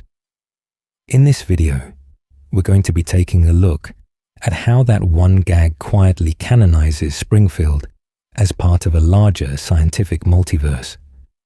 Within Rick and Morty's own internal logic, portal travel is not random magic, but calibrated, repeatable movement across a structured infinity of timelines. This theory suggests that if Rick can crash into 742 Evergreen Terrace, kill the family, and then attempt to fix the damage, then the Simpsons world possesses a stable address in that same multiverse. When examining Rick's behavior, we see no surprise that these yellow figures exist, in no shock at the town's impossible geography. He behaves like a scientist who has visited similar universes before, and who understands that this particular Springfield is just one iteration among countless others. Most telling is how the gag escalates after the crash. To replace the dead family, Rick and Morty portal hop through a gallery of alternate Springfields, each one a distorted echo of the original. We see grotesquely mutated Simpsons, hyper-realistic versions, crude early model designs, and other barely recognizable configurations of the same 5 silhouettes. This mirrors how the main series has always presented tiny visual and behavioral shifts between episodes, as if we are sliding laterally between nearly identical timelines, where Homer's consciousness, Marge's trauma, or Bart's impulses play out with slightly different parameters. According to this theory, the couch gag segment is not a disposable promo, but a literalization of what the opening sequence has been hinting at since the beginning. The repeated, endlessly variable rush toward the couch becomes a ritualized multiversal convergence, where different universes all attempt to lock in to the same living room snapshot. Each night, we watch a new configuration of Springfield successfully complete the ritual, while untold failed versions, like the ones Rick and Morty discard, fall away off screen.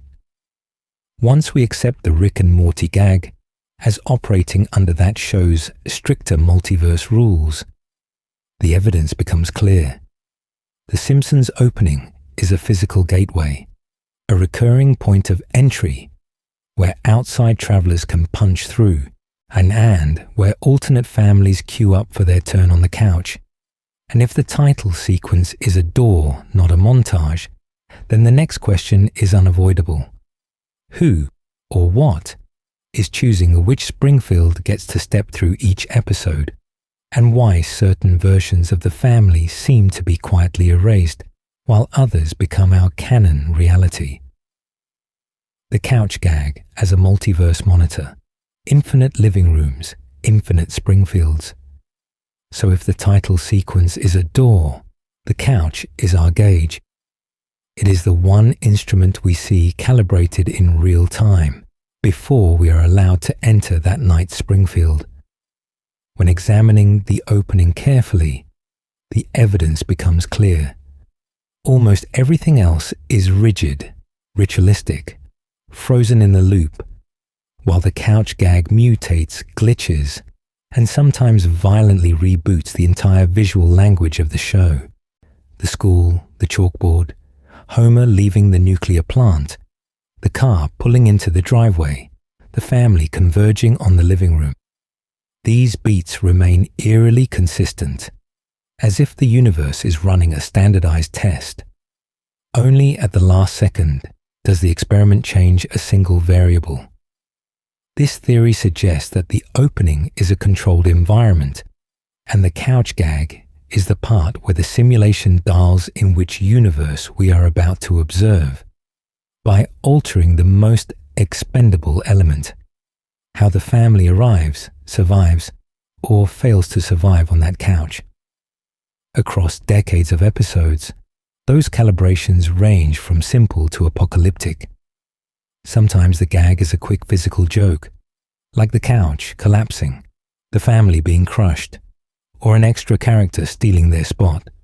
Other nights, hey, the entire ontology of Springfield is replaced. We get the pixel art universe, where Homer and the family flicker as if trapped in an 8-bit dream. We see the paper cutout world, where they move like fragile puppets. We watch Banksy's infamous sequence, which pulls back to a dystopian factory of abused workers and animal carcasses mass-producing Simpsons merchandise, suggesting that the real universe might be an industrial nightmare sitting just outside the frame we usually accept as reality. According to this theory, those aren't just jokes. Each couch gag is a quick diagnostic shot, a flicker of the tuning dial. Before the narrative begins in earnest, the show quietly tells us, this is the Springfield you're getting tonight. Sometimes that calibration is minor, implying a universe where the family's bodies are slightly more elastic, in awe where death is a little more permanent. Other times, the calibration is so extreme that the physics, art style, and even the family's consciousness appear to belong to a completely different continuum that only overlaps with our core Springfield for a few seconds. Most telling is how often the couch gag shows the family dying, being replaced, or never arriving at all. We see skeletons on the couch, clones pouring into the room, alternate families sitting there as if they have always lived in that house. This mirrors how multiverse stories in other media test the limits of identity. How many ways can you destroy or duplicate the same people before something essential breaks? In this video, we're going to be taking a look at how the writers, perhaps unconsciously, use the couch as a laboratory for those questions, and exploring how many different ways the same family can exist, dissolve, or be swapped out. What if the couch gag is the only honest moment, a 1-second confession that there are infinite living rooms and infinite Springfields stacked on top of each other? If that's true, then the Lego episode is not a random stunt, but the scenario where the calibration never ends and the entire universe's physics are permanently swapped for another reality's rule set. In the next section, we'll follow that signal through the episodes that stop treating alternate Springfields as jokes and start treating them as full, competing timelines. Brick by brick, the Lego Springfield as a constructed reality. If calibration can swallow a single scene, then we have to ask what happens when it swallows the entire show. The clearest experiment is Brick Like Me, the episode where Springfield doesn't just glitch into a new style for a gag, but fully boots into an entirely different engine of reality. In this video, we're going to be taking a look at that Lego universe as if it were not a crossover stunt, but a temporary overwrite of the main timeline. The premise is deceptively simple.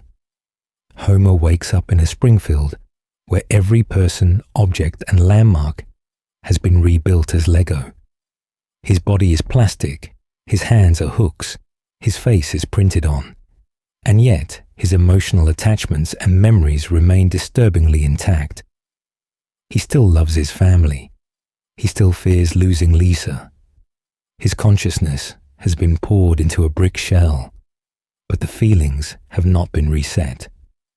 When examining the way the episode is constructed, and the first thing that stands out is how ruthlessly consistent the Lego world is with itself.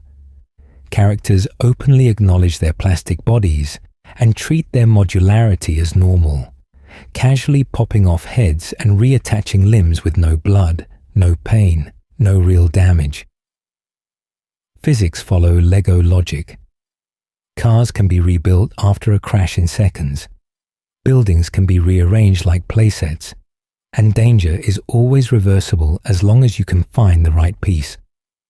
The environment behaves like a toy set brought to life, with bright colors and clean edges masking the fact that this is still Springfield.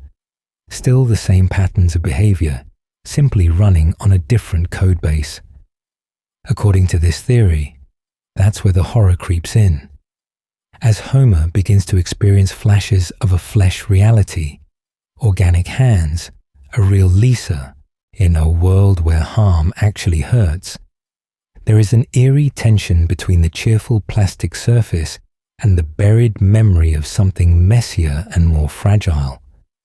What if the brick universe is not a dream, but a mask laid over the original Springfield, an alternate build that has temporarily overwritten the save file?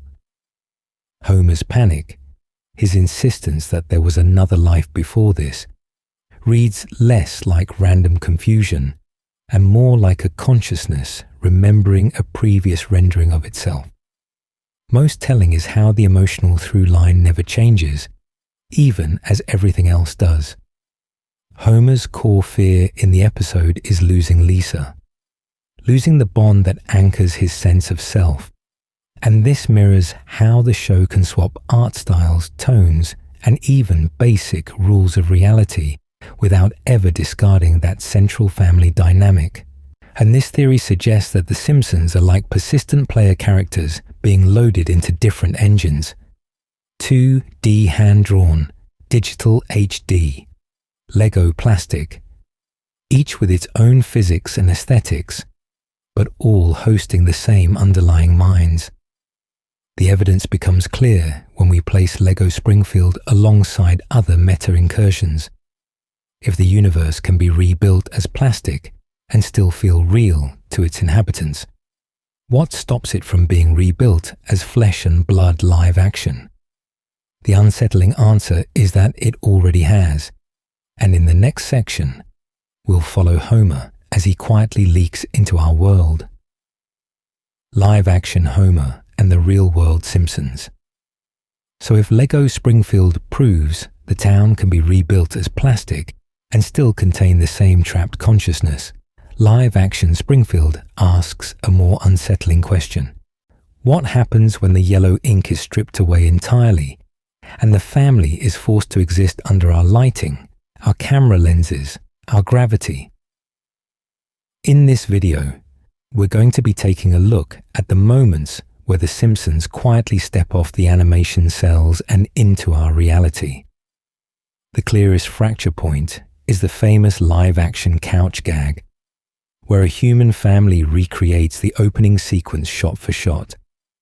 On the surface, it plays as a playful stunt, a novelty. But when examining it through the multiverse lens, the tone shifts. We are suddenly watching a Springfield where the house is real wood and drywall, where Homer's beer is actual liquid, where Marge's towering hair is just hairspray and fatigue. The impossible cartoon physics are gone, yet the staging, the mannerisms, the dysfunction are identical, as if the same underlying family has been rendered in a different engine. This theory suggests that the animated models we're used to are only one visual translation of a deeper, persistent template. The live-action couch gag becomes evidence that there is a timeline where Springfield exists as a film sitcom, recorded on sets, with human bodies bearing the weight of Homer's choices. Most telling is how nothing about the scenario is rewritten to fit realism. Instead, realism is forced to bend around the pre-existing behaviors as though this universe had to contort itself to host them. Outside the series itself, promotional material pushes this breach even further. We see Homer composited into real supermarkets, wandering through live-action football stadiums, standing beside flesh and blood celebrities in commercials. According to this theory, these aren't just marketing gags.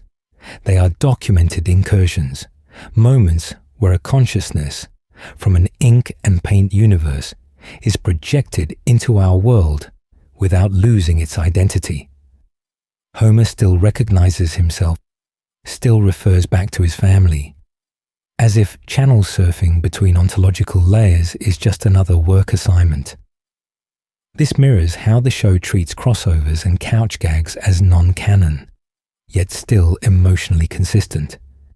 The evidence becomes clear when we realize the character never acts surprised by the transition. There is no horror at suddenly seeing human hands, real food, or natural lighting. Instead, there is only mild confusion at context, the way a frequent traveler adjusts to a new hotel room but never questions their own mind. From a multiverse perspective, each live-action appearance hints at a neighboring layer where the Simpsons look like us, live under our physics, and perhaps even watch an animated show about themselves. What if, in that world, The Simpsons is perceived as a surreal cartoon that eerily predicts their lives? And if Homer can drift into our commercials and sports broadcasts, how sure are we that our world isn't quietly leaking back into his? In the next section, we'll follow that contamination in the opposite direction, tracing how outside media, crossovers, and guest universes bleed into Springfield, turning the town into a kind of broadcast hub for realities that were never meant to touch. Ads, shorts, and the movie, side channels of the Springfield multiverse. That broadcast leak becomes even stranger once we remember that The Simpsons didn't begin as the polished half-hour episodes we fall asleep to now, but as jittery fragments attached to another show entirely. In this video, we're going to be taking a look at those early Tracy Ullman shorts, not as rough drafts, but as transmissions from a nearby abandoned Springfield.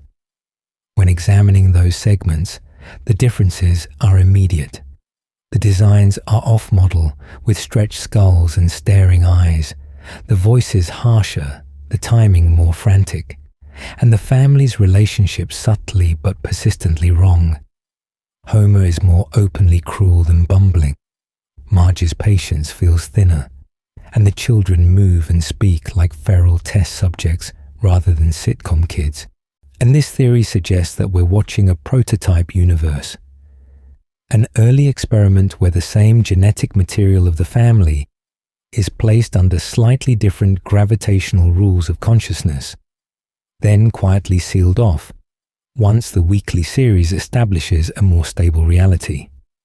Most telling is how the main show never truly acknowledges those shorts, yet never erases them either. They linger in retrospectives, DVDs, and online archives, like recovered footage from a failed psychological trial. According to this theory, that Ullman Springfield branched away the moment the first full episode aired, leaving behind a ghost timeline where the characters never quite softened, and where the laugh track of late 80s television covers something much more anxious beneath. the Simpsons movie operates as a different kind of side channel, a one that inflates the stakes to an almost apocalyptic scale while insisting it still belongs to the same world. The Dome, the public execution attempt of Homer, the near destruction of Springfield under national surveillance. These are not normal episode stakes, even by the show's increasingly impossible standards. The narrative has to end with the town rebuilt and the family apparently forgiven. But the level of trauma, public hatred, and environmental devastation we witness should permanently scar this reality. Instead, the series quietly resets, as if the film unfolded in a continuity bubble pressed against the main timeline, touching it, informing it, but never fully merging. Commercials and branded shorts push this even further. The family sells Butterfingers, car insurance, and streaming services, wanders into different art styles, and casually interacts with real-world logos and live-action footage, without any attempt to reconcile these appearances with the core chronology. In one space, Homer is a clumsy dad in a snack ad. In another, he's rendered as a glossy 3D mascot. In another, he's composited against our world streets. This mirrors how dreams stitch together incompatible settings without explanation, suggesting that advertising itself is a thin, unstable universe where corporate symbols override narrative logic. The evidence becomes clear when we view all of these as neighboring universes rather than production oddities. The Allman shorts, the movie, the commercials, they are documented excursions into side realities where the family's design, behavior, and the world's response are dictated by different rules of television, cinema, or marketing. And the question is not whether they count as canon, but which Springfield they belong to. In the next section, we'll start tracing that distinction, mapping out something like a core Springfield, and asking what has always lived outside its borders. Finding the core Springfield. What almost never changes. To draw that border, we first have to ask a quieter question. When everything else melts and reconfigures, what refuses to move? In this video, we're going to be taking a look at the pieces of Springfield that seem to reassert themselves, no matter which joke universe or marketing reality we've wandered through. As if the town has a default setting, it always snaps back to when the dream ends. At the center of that default is the same five-pointed shape. Homer, Marge, Bart, Lisa, and Maggie. The family can be Lego, puppets, our crude Tracy Ullman drawings, or glossy HD animation, but the structure persists, with Homer as the unstable core, Marge as containment field, Bart as externalized chaos, Lisa as fragile conscience, and Maggie as silent observer. Episodes can fling them into the future, regress them into childhood, or kill them for a punchline. Yet the next week, the same configuration is back at that kitchen table, as if some deeper continuity in the family's shared consciousness overrides every individual timeline. Around them, the geography of Springfield also repeats with an almost ritualistic insistence. There is always evergreen terrace on a suburban curve, always the nuclear power plant looming over the horizon, always Moe's Tavern sitting in that anonymous commercial strip between the Quickie Mart and King Toots, always the school perched like an institutional monolith on a hill. The exact layout is impossible, the distances elastic, the skyline contradictory from episode to episode, but the nodes are stable. The same landmarks anchor an otherwise shifting map, like fixed points in a recurring dream of a town. The institutions are equally stubborn. Mr. Burns's power plant, Springfield Elementary, the police station, the church, the Quickie Mart, and Moe's form a kind of spine for the town's reality, feeding stories about labor, childhood, law, faith, consumption, and addiction. Most telling is how these places survive apocalypses, reboots, and soft continuity resets. Even when the show toys with huge technological changes or social collapse, the narrative almost always drifts back to Homer at the plant, Bart at school, a Marge at home or the supermarket, and Moe polishing glasses for the same doomed regulars. Then there are the background figures who seem to exist in every permutation. Lenny and Carl orbit Homer at work. Moe and Barney haunt the bar. Flanders peers over the fence. Skinner and Edna, or her absence, preside over the classroom. Chief Wiggum mismanages law enforcement. Krusty broadcasts corrupted childhood joy. They can have their histories rewritten, their relationships inverted, even their identities questioned. But according to this theory, they function less as individuals and more as archetypes the town refuses to delete. This theory suggests that what we call the core Springfield isn't a single perfectly consistent universe, but a tight cluster of nearly identical timelines that all share this skeleton. Jobs may shift temporarily, backstories get patched and repatched, and minor continuity details fall away.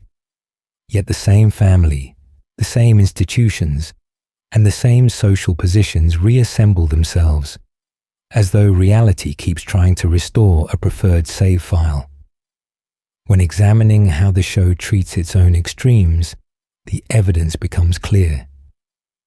Radical disruptions, mass deaths, full-on dystopias, irreparable breakups, permanent technological leaps are usually quarantined inside clearly marked formats like Treehouse of Horror, future episodes such as Lisa's Wedding or Days of Future Future, or overt crossovers and meta-experiments. This mirrors how a dreaming mind walls off its most impossible images as just a dream, then returns to a more stable narrative upon waking. And most telling is how most episodes still begin and end inside that stable cluster. The Simpsons in their house, Springfield intact, the calendar effectively reset. What if that loop is the gravitational center, and every time the show dares to leave it, we're briefly stepping into a neighboring orbit? Once we know what almost never changes, we can start using the changes, those impossible deaths, conflicting jobs, and clashing backstories, to chart which episodes belong to the main cluster and which are breakaway branches.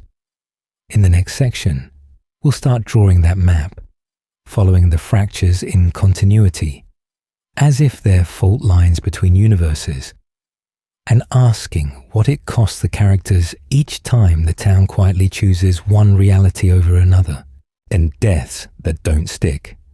Character mortality as a timeline marker. Those fault lines become clearest when Springfield does something every sitcom is supposed to treat as sacred. It kills someone, and then decides whether that death is allowed to matter. In this video, we're going to be taking a look at how mortality itself functions as a kind of color-coded map legend for the multiverse, quietly telling us which Springfields are disposable branches and which belong to the core cluster we keep returning to. When examining death in The Simpsons, the most obvious outliers are the Treehouse of Horror segments, where the show indulges in open slaughter. Homer is chopped, melted, devoured, and dismembered. The family dies in apocalypses, alien invasions, and cannibal feasts. Entire crowds are wiped out in a single punchline. These deaths are brutal and imaginative, but more importantly, they are unapologetically permanent within their own segments, sealing off each vignette as a self-contained universe that dies with its cast. This mirrors how horror anthologies work. A story ends when everyone is dead, and their reality closes like a book. Contrast that with the main series, which treats death as something dangerous to touch, and even more dangerous to leave in place. Major characters crash cars, fall from heights, get crushed, electrocuted, and poisoned in ways that would be instantly fatal in any grounded reality. Yet the next episode resets them without comment. Homer's countless near-deaths at the nuclear plant, Krusty's heart attacks, Sideshow Bob's repeated impalements and explosions. The evidence becomes clear that in the core Springfield cluster, the universe bends over backwards to avoid letting primary consciousnesses actually end. According to this theory, the few times the show does allow a death to persist become diagnostic moments. Maud Flanders is the most famous example. She dies in a freak accident at the Speedway, and unlike a Halloween gag, that absence echoes for seasons. Ned's grief, Rod and Todd's adjustment, the empty space in the church pews, all of these suggest that we have remained inside a timeline where the universe finally allowed a permanent subtraction. By contrast, other seemingly fatal exits are quietly undone. Dr. Nick appears to die in the movie, only to reappear in later episodes. Hans Mollerman is repeatedly declared dead, then wanders through new scenes as if we have slid to a neighboring branch where he survived each incident. And this theory suggests that character mortality behaves like a diagnostic tool for which Springfield were watching. If someone dies and stays dead, we have likely slipped into a branch that has fully diverged from the core, where consequences are finally allowed to harden into canon. If they die and return, we are either still inside the resilient main cluster, or we have imperceptibly moved sideways into a nearly identical universe that preserved them. What if every reappearance after an impossible accident is not a joke, but a visible seam where the show's stitched in a new timeline? Most telling is how this same logic can be extended beyond death to jobs, backstories, and especially Homer's own history. If a single fatal fall can mark a branch, then a single changed career or origin story can do the same. And in the next section, we'll follow those quieter living scars through Homer's employment records and the town's shifting biographies, treating each contradiction as another gravestone on the multiverse map. Mapping the branches, jobs, backstories, and divergent Springfields. If death can fracture Springfield into parallel graveyards of possibility, then the living contradictions can do the same, just more quietly. In this video, we're going to be taking a look at how those softer breaks, jobs, backstories, even street layouts, let us sketch a rough branching map of the Simpsons multiverse. We start with the most personal split, how Homer and Marge met. In the early episodes, their origin is firmly anchored in the 1970s, with prom nights, Vietnam-era aesthetics, and a pregnancy that locks them into an early, uneasy adulthood. Decades later, new episodes push that same first meeting into the 1990s, surrounding it with grunge, modern cars, and updated pop culture. Both versions are treated as completely real. Both are emotionally central to the family, and yet they cannot both occupy a single linear history without tearing consciousness itself into knots. This theory suggests that each time the writers update a key origin, they are not overwriting the past, but sliding us sideways into a neighboring Springfield. One universe remembers a disco prom and a shotgun wedding in the late 70s. Another remembers flannel shirts and alternative rock. The core constants hold: Homer, Marge, 3 children, the nuclear plant. But the coordinates of their shared dreams shift by a decade, as if the mind of the show cannot decide which life is the true one. Yet Homer's career paths make the branching even clearer. In one episode, he is a long-term safety inspector at the plant, resigned to his fate. In another, he becomes an astronaut. Elsewhere, he's a successful musician, a monorail conductor, a farmer, a food critic, an inventor. Some episodes treat these as fleeting gags, others as life-changing arcs that should leave scars on reality. Most telling is how later episodes casually reference these impossible careers as if they all happened, as if one body has lived 20 incompatible lives. According to this theory, each major sustained job change marks a new offshoot. A Springfield where Homer left the plant for good, or where his brief fame permanently altered the town's economy, or where his failures poisoned different corners of the map. And when examining those stray references, characters recalling events that should not have occurred yet, or at all, the evidence becomes clear that we are hearing echoes from adjacent timelines, memories bleeding through from other Homers whose lives went slightly or catastrophically differently. This mirrors how backstories for side characters keep being rewritten. Krusty's origins, Skinner's identity, even Grandpa's war history are constantly rearranged, as though the town is cycling through drafts of itself. Each revision is a branch, a Springfield where Skinner really is Armin Tamzarian, another where that episode is an unspoken trauma everyone represses, and another where it never occurred. From this angle, what looks like sloppy continuity becomes the visible surface of a tangled multiverse, a lattice of Springfield sharing a cast but not a single past. In the next section, we'll push this map further, testing it against the episodes where the family literally travels through alternate realities and confronts their own status as fictional beings, to see how far the dream can bend before it finally admits it isn't real. The floating timeline, the quiet engine behind infinite Springfields.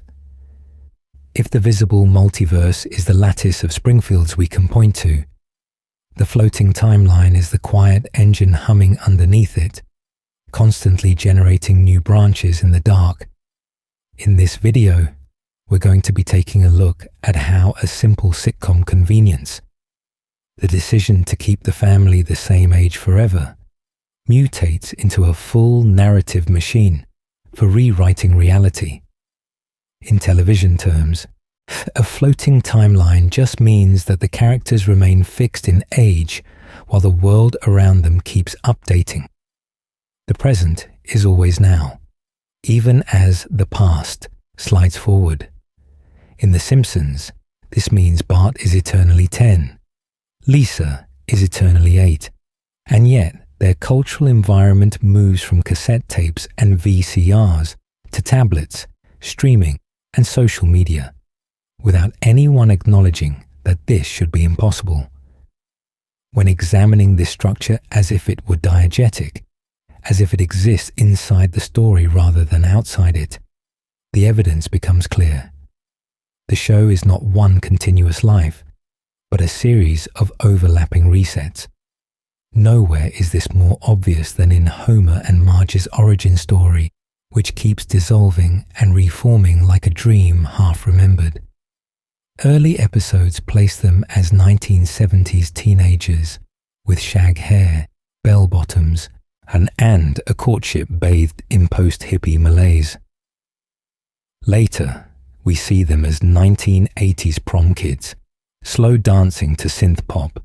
Still later, the series insists they were young adults in the 1990s, drifting through grunge shows and slacker culture. And still later, flashbacks quietly imply a 2000s adolescence, complete with updated fashions and technology.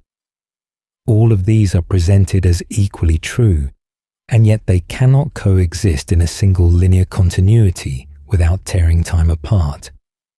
According to this theory, each retconned backstory is not just a mistake, but the birth of a new branch of Springfield, a universe where that specific history really happened and radiates outward, shaping everything from Homer's midlife regrets to Marge's unspoken disappointments. This mirrors how explicit multiverse stories work in the Treehouse of Horror episodes, except here the branching is soft, unannounced, and embedded in domestic flashbacks rather than time-traveling toasters. Once we accept that, Homer's endless carousel of jobs stops looking like cartoon randomness and starts resembling cross-contamination between nearby timelines. In one reality, he is a long-suffering nuclear safety inspector. In another, he is an astronaut. In another, he runs a bowling alley, a country singer's career, or a tech startup parody. Lisa's environment shifts just as violently.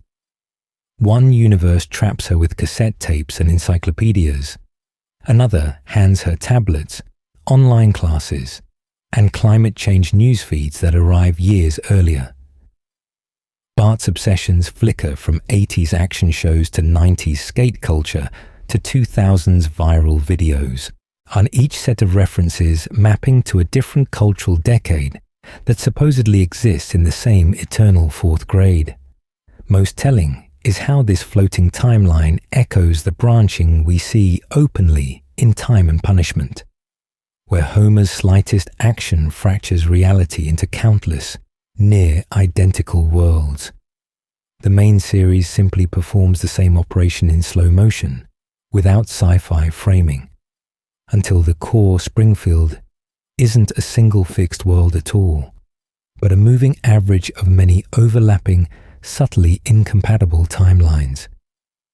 What if every continuity error is not a failure of memory, but a scar where one universe has been stitched over another? In the next section, we'll track how the children's frozen ages and endlessly recycled life events deepen these fractures, and turning the Simpson family itself into a walking map of the multiverse that can no longer remember which life it actually lived. The children who never grow, Bart, Lisa, and the age-locked paradox. If the town's fractured timelines are unsettling, the children at the center of it are worse. Bart is always 10, Lisa is always 8, and Maggie is always a baby, no matter how many school years, holidays, and historical eras wash over them. In this video, we're going to be taking a look at how that frozen childhood becomes less a harmless cartoon device and more a sign that Bart and Lisa are fixed points in a multiverse that keeps rewriting itself around them. On the surface, the paradox is familiar. Decades of episodes, yet the same ages. But when examining the details of their school careers, the evidence becomes clear that we are not watching one continuous life. We are watching dozens. Bart repeatedly faces the same milestones that should only happen once. He fails fourth grade, almost repeats it, then remains in the same classroom with the same teacher, while new cultural references and technologies slide in around him like scenery changing in a stage play that never ends. Lisa's trajectory is even more disorienting. She is placed in gifted programs, accelerated classes, and special music academies in multiple episodes, each framed as a major turning point, each apparently forgotten the next time we see her back in the standard second grade room.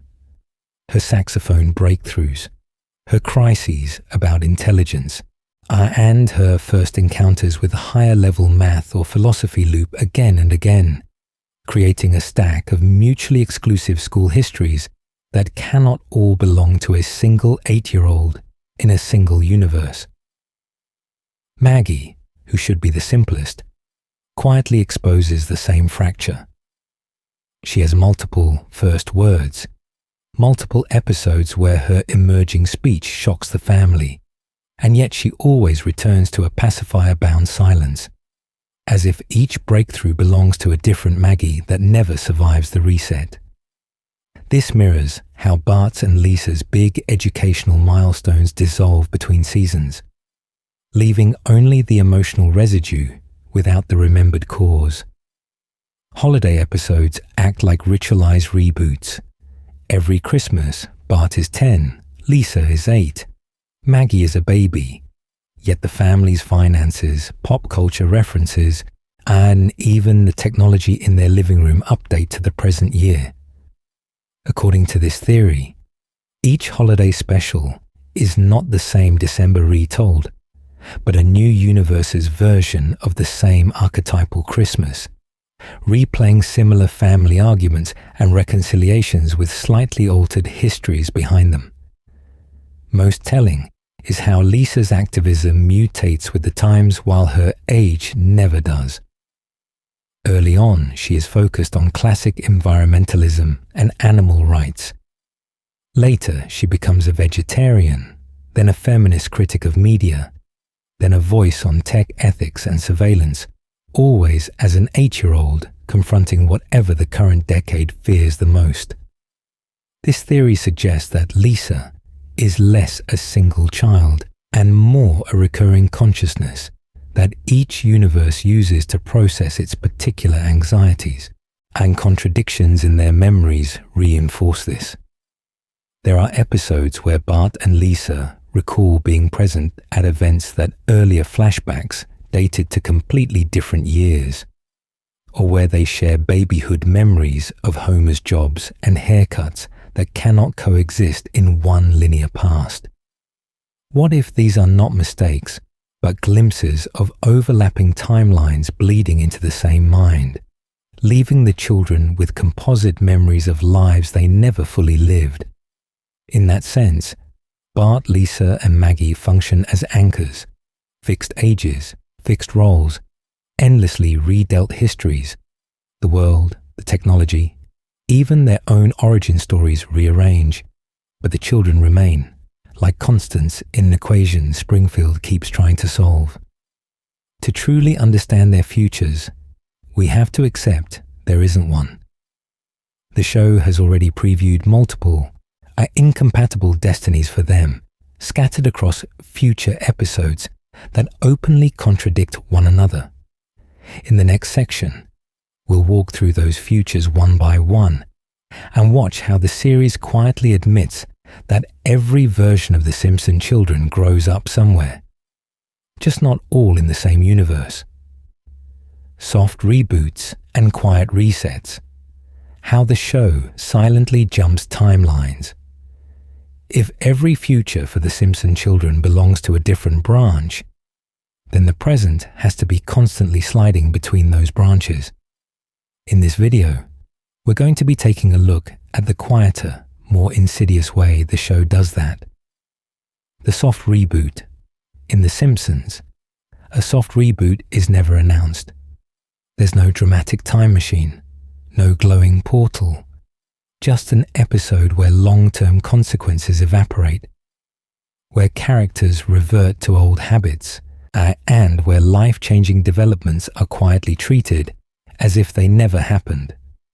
One week, Homer vows lifelong sobriety after destroying his family's trust. The next week, he's back at Moe's, his liver and marriage apparently reset, with no trace of the earlier crisis in his consciousness. When examining Marge, the pattern becomes even clearer. Across the series, she becomes a police officer, a real estate agent, a successful painter, a gambling addict, even a prison inmate. Each job or breakdown is framed as transformative, as if it will permanently alter her identity. Yet the following season, she's once again a stressed homemaker whose side careers are mentioned, if at all, as fleeting curiosities. According to this theory, those aren't just forgotten subplots. They're glimpses of neighboring Springfields, where Marge really did stay on the force, or never stopped gambling, while we quietly tune back to the version where she folds back into domestic containment. The most telling is how the show handles Skinner. The Principal and the Pauper reveals he is actually Armin Tamzarian, an imposter who stole another man's life. and the town formally agrees to maintain the lie under legal threat. Then the series behaves as if that revelation never occurred, treating him as an ordinary, if repressed, career educator. This theory suggests that the Tamzarian episode is a moment where the universe snaps, a brief excursion into a darker branch where everyone remembers the fraud before the dial is turned, and we return to a Springfield where that knowledge never lodged in anyone's mind. Our relationships undergo the same quiet erasures. Homer and Flanders oscillate between genuine friendship, near murderous hatred, and casual neighborly annoyance, with major breakthroughs, camping trips, business partnerships, spiritual bonding, simply not accruing over time.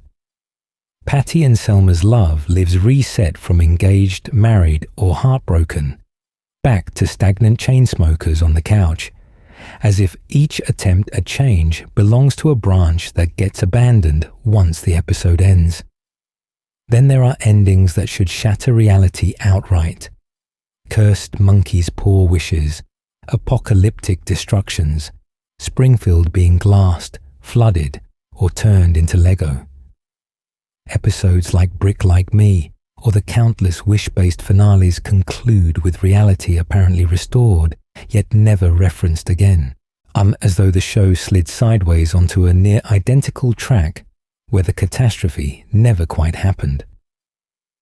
According to this theory, the writers treat continuity like a radio dial, tuning into whichever Springfield best serves the current story, then tuning away the moment the signal becomes inconvenient. This mirrors how Time and Punishment shows Homer jumping between universes with each toaster smash. The difference is that the main series hides the sci-fi machinery under sitcom normalcy. Most telling is how we collaborate with this system. We accept the resets, let our own memory blur, and allow incompatible events to coexist in our minds without protest.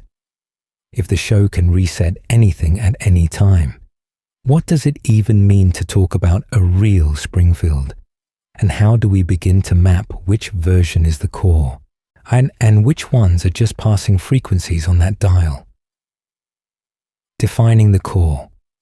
Springfield, the baseline universe theory. So we run into a paradox. If Springfield can rewrite itself every week, if death, divorce, and disaster are all provisional, what makes one version of this town feel more real than another? In this video, we're going to be taking a look at the quiet answer the show gives, not through a single definitive canon, but through a center of gravity that most episodes keep drifting back toward. We can call that center the baseline, or the core Springfield. This is the version where Homer works at the nuclear plant. Marge is the overwhelmed but stabilizing force at home. Bart is a failing fourth grader. Lisa is the precocious conscience of the family. And Maggie is frozen in permanent infancy. And episodes in this zone can bend reality, push absurdity, and flirt with the impossible. Yet by the final scene, the major traits and relationships have snapped back into place, as if some invisible tension in the town's consciousness refuses to let them drift too far.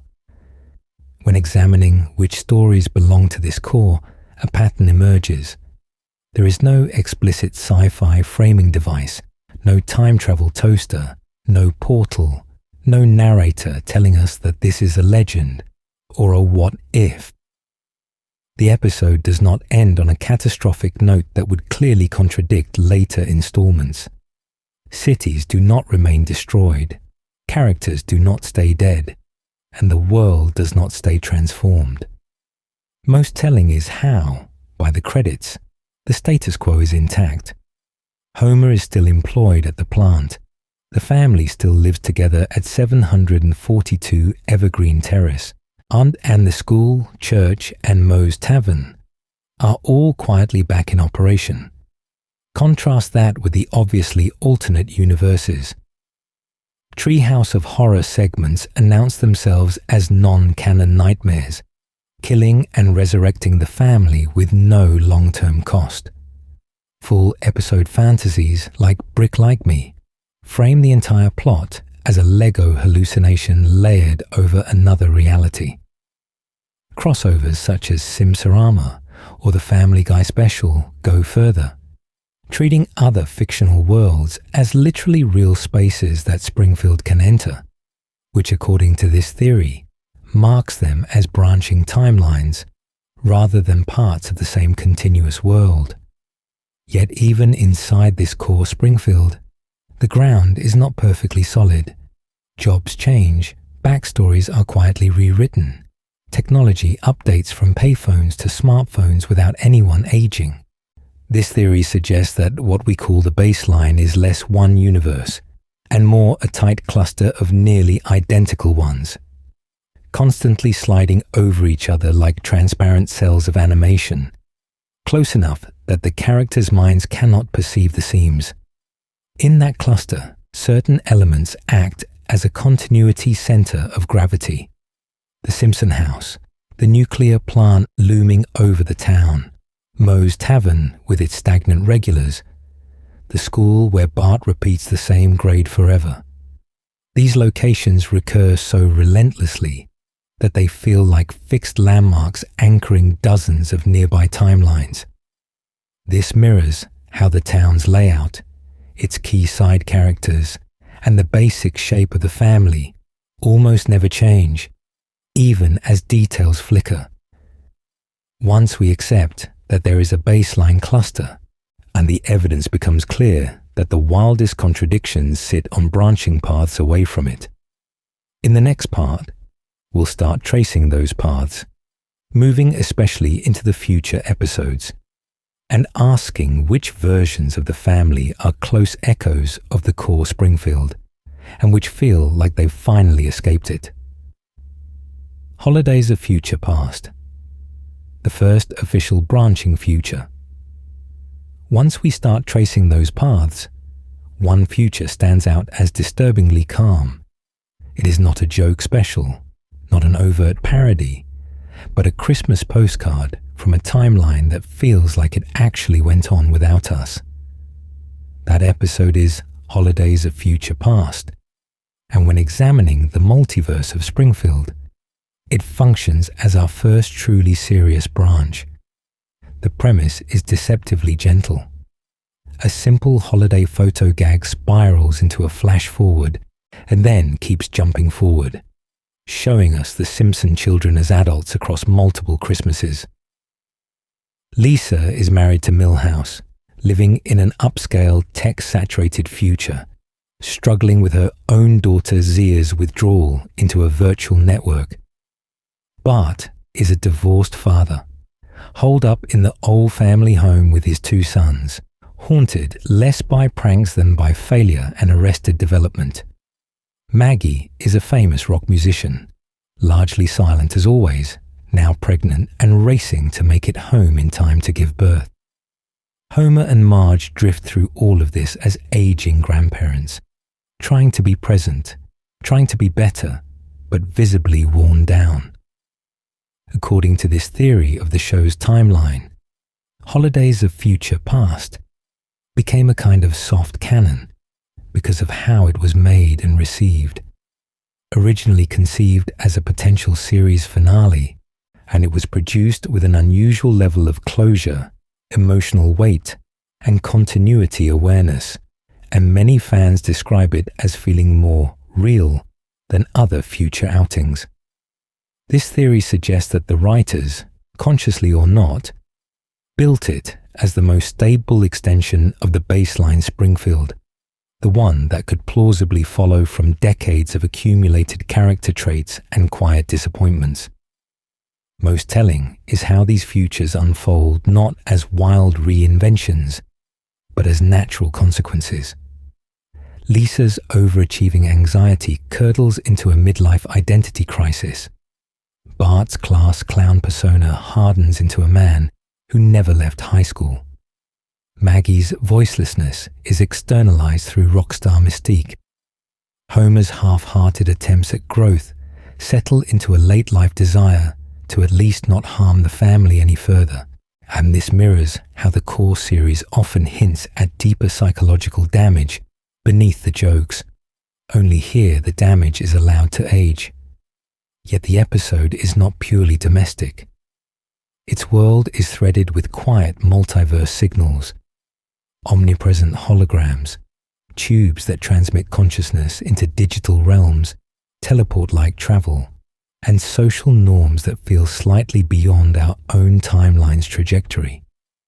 The structure itself, hopping from one future Christmas to the next, frames time as a series of fixed checkpoints, as if we are skimming along a single, coherent branch of reality, rather than glimpsing disconnected gags. Emotionally, the tone is almost elegiac. The humor is softer, the colors feel colder, and the focus stays on regret, reconciliation, and the fear that the family will finally drift apart for good. What if this is the universe where the Simpsons do grow up, and it hurts?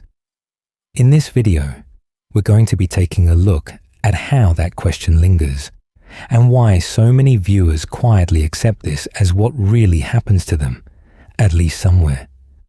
But the multiverse will not let that comfort stand. Later episodes like Days of Future Future openly contradict these outcomes, remixing jobs, relationships, and even deaths, until a single, linear destiny becomes impossible. The evidence becomes clear that Holidays of Future Past cannot be the future, only a future, however convincing its emotional logic feels.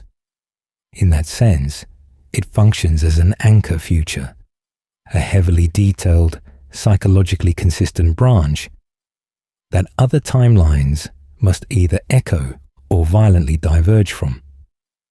As we move into those other futures, we can measure how far they stray from this quiet nightmare of normalcy, and start asking what it means when the show chooses chaos over closure. Days of Future Future. When the show admits there are multiple destinies, if Holidays of Future Past is the anchor future, then Days of Future Future is the moment the anchor chain snaps. The series returns to the same basic destination, but this time it does so with open, gleeful contempt for the idea that there was ever only one way for these lives to unfold. In this video, we're going to be taking a look at how Days of Future Future functions as a deliberate, chaotic sequel to that earlier episode, trading quiet melancholy for overt science fiction and black comedy. Where Holidays of Future Past treated the future as a fragile, half-believable extension of present-day Springfield, and this follow-up leans into the impossible. Cloning labs, consciousness backups, and a Springfield that has finally admitted it runs on cartoon logic and experimental technology. The basic plot beats already feel like a parody of Stable Destiny. Homer dies immediately, and we're told, has died dozens of times before, only to be restored from digital backups like a corrupted save file. Bart is trapped in a stagnant adulthood, still in the same apartment complex, still emotionally stuck, cycling through failed relationships and juvenile behavior. Lisa's family life is complicated, her marriage under strain, her daughter drifting, as if the emotional realism of Holidays of Future Past has been run through a funhouse mirror. Around them, Springfield is saturated with surreal future tech. Mood-altering pills, advanced holograms, and robotic bodies, and casual resurrection. Most telling is how Homer's new condition works. He can die, horribly and repeatedly, yet his mind is uploaded into fresh bodies or digital spaces, each restoration a slightly altered version of the same future. This theory suggests that what we are seeing is not one linear timeline, but a cluster of near-identical universes, each branching off whenever Homer's body fails, and his backed-up consciousness is reloaded. In another genre, this would be labeled a multiverse experiment. Here, it is played as a running gag, which only makes the horror easier to miss. When examining the differences between this episode and Holidays of Future Past, the incompatibilities start to pile up. Character ages shift, relationships are rearranged, technology levels do not match, and key emotional beats are rewritten. According to this theory, these cannot be the same future viewed from different angles. They are parallel destinies that share emotional DNA, but diverge in concrete, irreconcilable details. The evidence becomes clear once we notice that the show is willing to sacrifice continuity in order to explore multiple mutually exclusive outcomes for the same family. Even the title, Days of Future Future, is a direct comic book signal. It references X-Men's Days of Future Past, a story built entirely on alternate timelines, reboots, and doomed futures that can be rewritten. This mirrors how The Simpsons quietly adopts superhero-style continuity, where it is normal to have several final fates coexisting, each one canon within its own branch of reality. The episode's backgrounds are full of meta-jokes that acknowledge this instability, visual contradictions with earlier flash-forwards, throwaway gags that overwrite previous futures, and casual references to events that could not have happened in the Holidays of Future Past universe. By presenting two incompatible, fully fleshed-out futures, the series stops merely implying a multiverse and starts demonstrating it in real time. If the future can fork this dramatically, then every present-day episode becomes a launch point into a different destiny. What if each reset at the end of an episode is not a memory wipe, but a slide into a neighboring branch? The next set of futures and one-off flash-forwards will push this even further, until the map of Springfield's possible realities looks less like a timeline and more like a shattered mirror.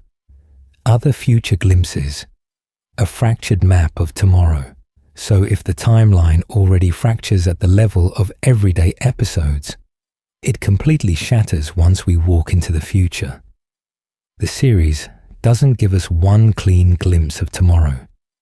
It offers a whole gallery of mutually incompatible destinies, each presented as a fully formed reality that the family simply hasn't reached yet.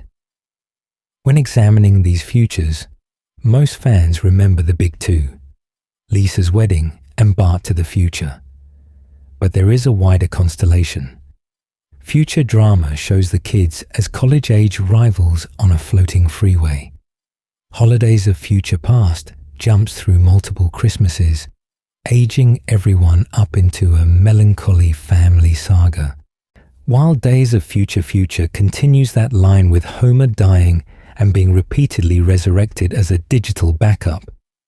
Even smaller tags, like brief flash-forwards in episodes such as That 90s Show or The End of Barthood, quietly sketch yet more endpoints, as if the series can't resist peeking ahead. Each of these episodes locks in a different status quo.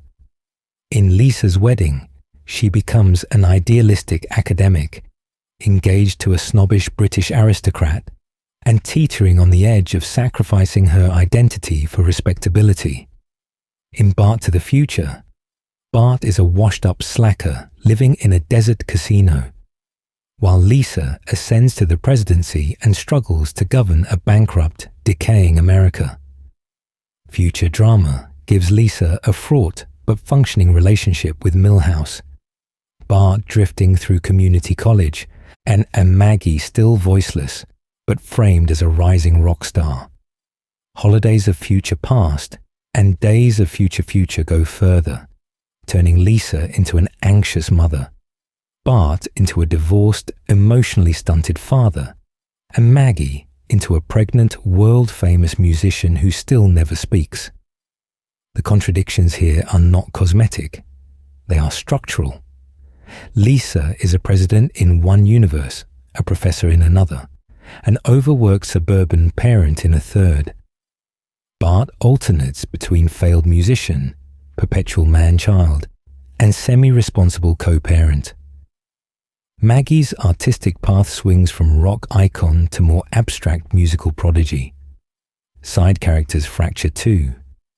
Different romantic partners, different political crises, different global disasters, even impossible age gaps for characters like Ralph, Nelson, and the Flanders Boys. I try to stack these futures into a single line, and the whole thing collapses under its own impossibility.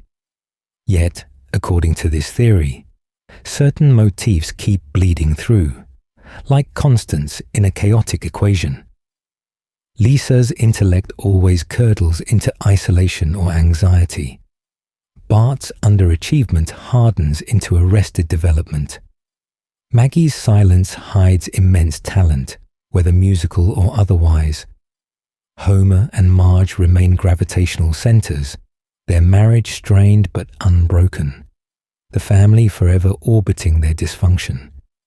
This mirrors how, in this video, we've treated Springfield's present as a fixed psychological pattern, with the futures simply amplifying the same traits over longer timescales. Most telling is how the tone itself splinters. Bart to the Future plays its Nightmare America for broad comedy, while Lisa's Wedding leans into genuine melancholy and Holidays of Future Past approaches something like quiet, existential horror. It's as if each future belongs to a slightly different tonal universe, with the same characters filtered through different layers of the writer's collective mind. The evidence becomes clear once we notice that the show almost never tries to reconcile these visions. Each episode behaves like a sealed experiment, a what-if reality grown from the same core Springfield, but allowed to mutate freely. This theory suggests that all these futures form a probability cloud around the present, a drifting swarm of endpoints radiating from tiny changes in consciousness, choice, or trauma. Overlay them, and you do not get a roadmap. You get a multiverse atlas, a shattered mirror of could-bes. And if these alternate tomorrows already exist, then the next step is inevitable. We have to follow the Simpsons as they leave their own universe entirely, stepping into crossovers and other shows that, disturbingly, treat neighboring realities as just another joke.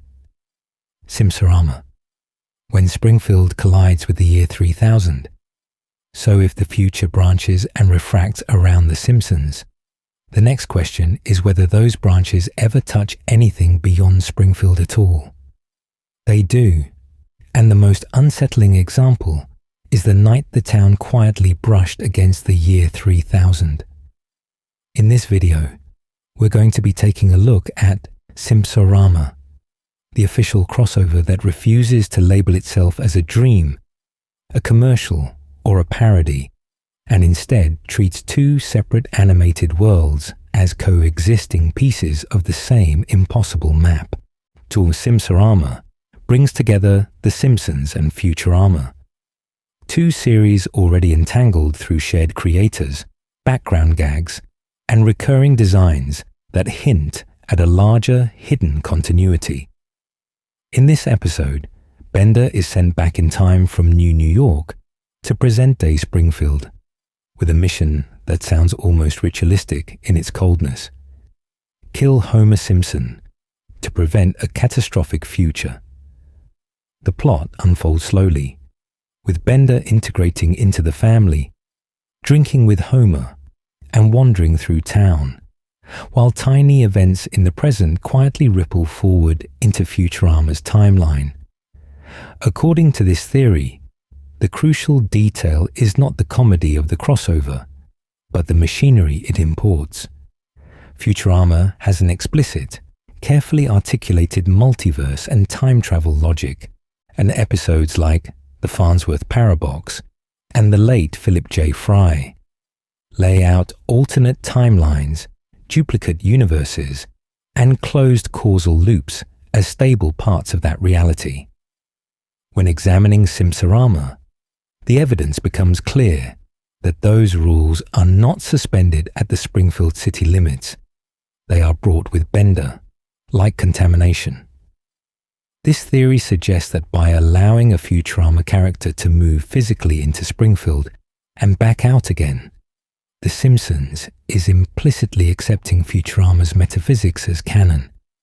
If Futurama's multiverse is real, then Springfield is not just a TV show inside that universe. It is another node in the same structure. Most telling is how the episode treats both worlds as equally solid. The Planet Express crew recognizes Springfield as part of their own past. Lisa's genetic material is shown to have consequences in the far future, and references to earlier Futurama episodes are treated as historical facts, not cross-promotional jokes. The timeline consequences are handled with a strange, clinical calm. Actions in present-day Springfield create biological threats in the year 3000. Yet neither show's continuity collapses. Instead of a reset button, we see a closed loop in which Homer's era and Fry's era are causally linked, but separated by the same kind of branching logic we saw in Futurama's Multiverse episodes.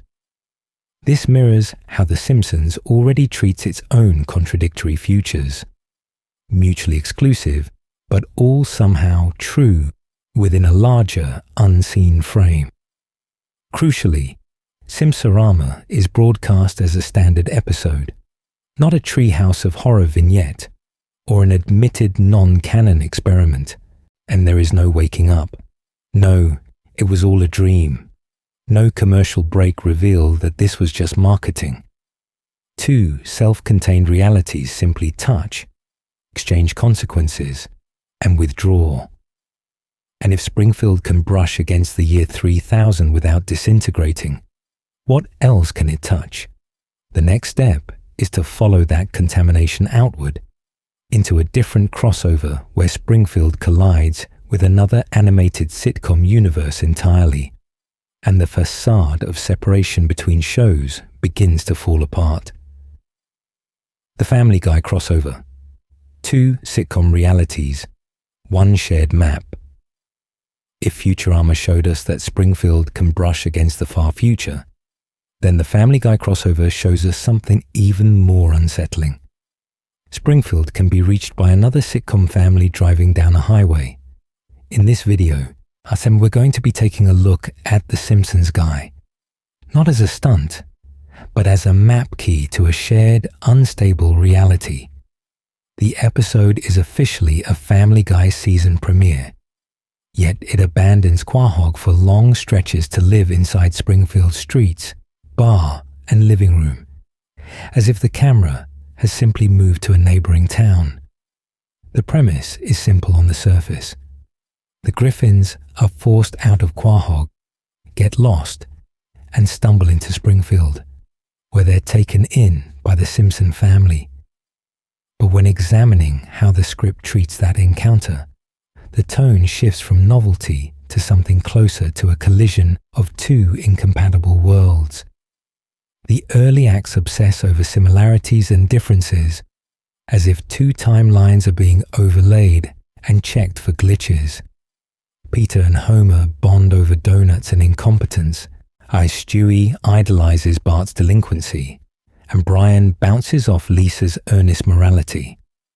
This mirrors how crossover comics will deliberately pair analogs to prove they can occupy the same panel.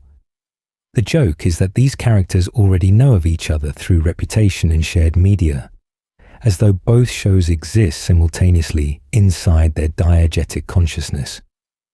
Most telling is how the episode treats both settings as equally real and legally consequential. The plot escalates into a courtroom battle over Pawtucket Patriot Ale, allegedly copying Duff beer, complete with judges, juries, and corporate lawyers, who all behave as if these brands have always coexisted in the same legal framework. The evidence becomes clear here. This is not a dream, not a cutaway gag, not an "it was all a dream" reset.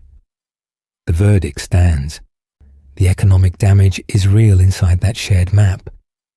According to this theory, the writers go out of their way to avoid any out that would restore isolation. No one wakes up. No portal closes. At the end, the families simply part ways, each returning to their own continuity, their own internal logic, their own history of deaths, resurrections, and impossible events. Two self-contained narrative ecosystems have touched, but neither is overwritten. Meta jokes deepen the unease. There are extended sequences about the contrast in animation style, with Homer's rounded, rubbery body directly juxtaposed against Peter's harsher, more angular violence. The beating of Homer in the car wash, the more explicit blood, the darker cutaway impulses from Quahog, all play as a clash of tonal physics, as if two different laws of cartoon reality are temporarily occupying the same physical space.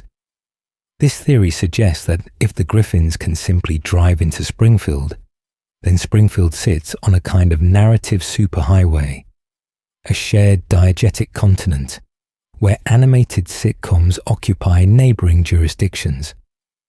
One town over, the rules of violence and consequence change, but the map remains continuous. And if two sitcom realities can intersect without portals or time machines, what happens when crossovers start using explicit dimension hopping, ripping the walls between universes open on purpose? The next step is to look at those episodes, where Springfield isn't just a town you can visit, but a coordinate in a multiverse that knows it's being crossed. Rick and Morty portals. Artan the couch gag as a dimensional gate. To see that shift, we only have to watch the night Rick Sanchez literally crashes through the opening credits. In the Rick and Morty couch gag, Rick and Morty plunge into the Simpsons' living room, instantly vaporize the entire family in a spray of yellow dust, and then treat the massacre as a minor inconvenience, something that can be patched over with portals, cloning vats, and a quick pit stop at an alien pawn shop. Rick doesn't mourn them. He treats Springfield as one coordinate on a much larger map, casually opening green portals, scooping up Homer's remains, and printing out replacement bodies like receipts. This mirrors how, in his own series, Rick's entire life is built around interdimensional travel, where countless alternate Earths, alternate families, and even expendable replacement Mortys are just background noise. According to this theory, importing that logic directly into the Simpsons' living room is not just a joke. It is a statement about how fragile this particular Springfield actually is. Because Rick and Morty's multiverse is explicitly defined on screen, with numbered dimensions and catastrophic jumps between timelines. Bringing Rick into the opening sequence effectively lets a known multiverse traveler canonically pass through Springfield. He doesn't just cameo in an episode, he uses his signature technology in the one ritual moment that repeats every week. When examining that choice, the evidence becomes clear. The show is quietly telling us that the couch gag is not bound by the same continuity rules as the episode that follows. Most telling is how the couch gag format has always been flexible, elastic, and openly surreal. It is a tiny pocket of time where the family can be crushed, cloned, transformed, or erased, only to appear unharmed seconds later in the main story. This theory suggests that the couch sequence is a diegetic liminal space, a small tear in reality where cross-dimensional events can occur without damaging the official plot, because the event is already quarantined in that opening ritual. Once we accept that, other crossover couch gags stop looking harmless. we see Springfield re-rendered in Adventure Time style, with Homer and the family warped into noodle-limbed residents of Ooh. Robot Chicken invades with stop-motion plastic, turning their bodies into stiff action figures. Full anime openings reconstruct the town with different physics and different motion and a different visual consciousness. In this video, we are treating each of these not as parodies, but as short visits from neighboring universes that briefly overwrite Springfield's appearance. Under this lens, the couch becomes a fixed coordinate, a ritual point every universe can lock onto. The family always runs, or shuffles, or materializes toward that same spot, as if answering a cosmic cue. What if that repeated movement is the signal that opens the gate, and each night a slightly different Springfield steps through to greet us before receding back into the multiverse? And if the couch is a dimensional gate, then the show's own changing form becomes more disturbing. The 2D ink and paint world, the Lego episode, even live-action Homer peering in from commercials may not be gimmicks at all, but full alternate realities pressing against the same opening. In the next section, we are going to be taking a look at those incarnations directly and ask, what happens when the plastic, the flesh, and the yellow ink all realize they share the same haunted living room? Lego Springfield, plastic bricks, real alternate universe. If the opening in Homer's wall lets other universes press their faces against our familiar living room, then one of the clearest intruders is made of plastic. In this video, we're going to be taking a look at the Lego Springfield, not as a throwaway gag, but as a fully realized branch of the multiverse, quietly confirmed in the episode Brick Like Me. On the surface, Brick Like Me presents a simple novelty. Springfield, its residents, and even the sky itself reimagined as interlocking bricks. Homer wakes up in a world where his body is a minifigure. His family snaps together at the breakfast table, and the Quick E-Mart shelves are literal stacks of molded plastic. The episode initially plays this as a cheerful dream, yet almost immediately, Homer's consciousness begins to rebel, registering a faint, persistent sense that this bright modular reality is not the original one. The plot turns on that unease. Homer starts experiencing intrusive visions of a flesh and blood Springfield, flashes of organic hands and painted backgrounds that feel wrong and right at the same time. He investigates, discovers that his bond with Lisa at a toy convention created this Lego universe, and realizes he is living inside an alternate reality constructed from their shared wish for a safer, simpler life. The tension becomes disturbingly clear.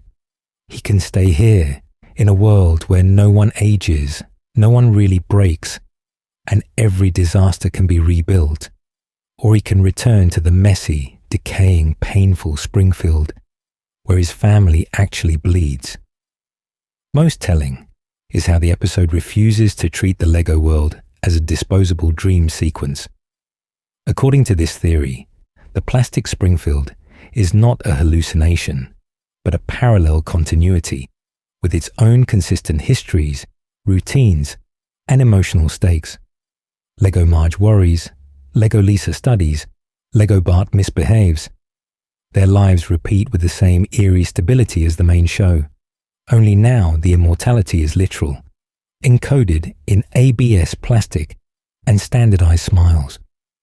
When examining their behavior, the evidence becomes clear that these are not props in Homer's mind, but sentient beings trapped in a toy box cosmos. The environment itself functions as meta-evidence.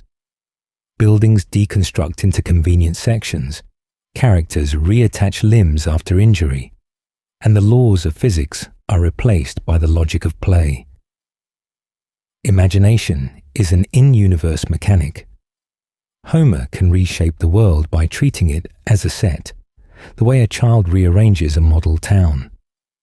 This mirrors how the Lego Movie and Lego Batman treat their characters as inhabitants of distinct realities governed by the rules of construction, crossovers, and master building, suggesting a broader Lego multiverse where each franchise's brick world is a separate, valid domain. This theory suggests that Homer's final choice is the real horror. If he can meaningfully choose between remaining in Lego Springfield or returning to organic Springfield, and then both must be complete universes, each with its own continuity and its own abandoned version of the family. One Homer walks back through the portal. Another, the Lego Homer we leave behind, continues existing, condemned to an endlessly rebuildable loop. In that light, Brick Like Me stops being a parody of merchandise and becomes a quiet confirmation that the Simpsons multiverse branches not just across time, but across materials and physics. If there is a yellowing Springfield and a plastic Springfield, what stops there from being a live-action Springfield as well, already peering in from the other side of the screen? Live-action Homer and real-world Springfields. If there is an ink universe and a plastic universe, then the next step is almost unpleasantly obvious. At some point, and the show has to ask what happens when Springfield crosses fully into our reality, not as a cartoon on a screen, but as something with skin, fabric, and gravity. In this video, we're going to be taking a look at the moments where that barrier seems to thin, and Homer briefly becomes one of us. The clearest example is that infamous live-action couch gag, the one where a real man in a cheap white shirt and blue pants lumbers through a painstakingly recreated living room. The camera follows him with the same timing as the animated opening. He shouts in the same cadence. The family's chaotic entrance is mimed shot for shot, and the whole sequence unfolds like a ritual being performed in the wrong dimension. When examining this gag as more than a throwaway joke, the evidence becomes clear. It is not framed as a parody of another show, but as a direct translation, as if the animated universe has been run through a different set of physical laws. This theory suggests that what we're seeing there is a parallel Springfield that obeys our materials and our physics, where Homer's body is heavy, his skin is pale instead of yellow, and his consciousness is trapped in a form that finally has to obey friction and weight. Most telling is how the scene refuses to comment on itself. There is no on-screen explanation, no wink to camera, only the unsettling implication that somewhere out there, a human Homer lives in a cramped British terrace house that just happens to be the right shape for our collective dream. From there, the live-action incursions only escalate. At Universal Studios, visitors can walk through a constructed Springfield, with Moe's Tavern serving real drinks, our Krustyland looming overhead, and the Simpsons ride hurling bodies through a simulated cartoon disaster. According to this theory, those spaces are not just theme park decor, but physical bleed-throughs, places where our reality brushes up against a neighboring universe and leaves a kind of architectural scar. We queue up, we smile for photos in front of the Quickie Mart, and we never fully register that we are standing inside a location that previously existed only in a two-dimensional consciousness. This mirrors how the show treats other medium shifts. We have the 2D series, the Lego episode, the movie's higher budget reality, and now these live-action fragments, all stacked like layers of a multiverse where the same family keeps re-rendering in different substances.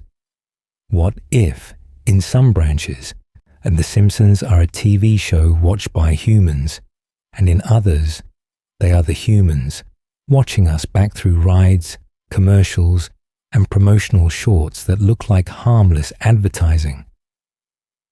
What if every time Homer appears in live action, it is not a costume, but a brief, accidental alignment of two incompatible worlds? Once we accept a live-action Springfield as just another branch in this growing tree, the line between fiction and reality stops feeling comforting and starts feeling like one more thin dimensional wall. And if the parks and couch gags are portals, then the stranger question becomes what's hiding in the less celebrated corners of the franchise. The regional commercials, the fast food tie-ins, the throwaway promos that treat Homer as a real spokesman. In the next section, we'll look at how those forgotten appearances form a quieter, more insidious map of the multiverse, one that suggests Springfield has been leaking into our world for decades, frame by frame. Shorts, ads, and the Simpsons movie. Side channels of the multiverse. Those forgotten appearances lead us back to where the multiverse quietly began. The Tracy Ullman shorts, where the Simpsons existed before the Simpsons. When examining those early segments, the first thing that stands out is how wrong everything feels.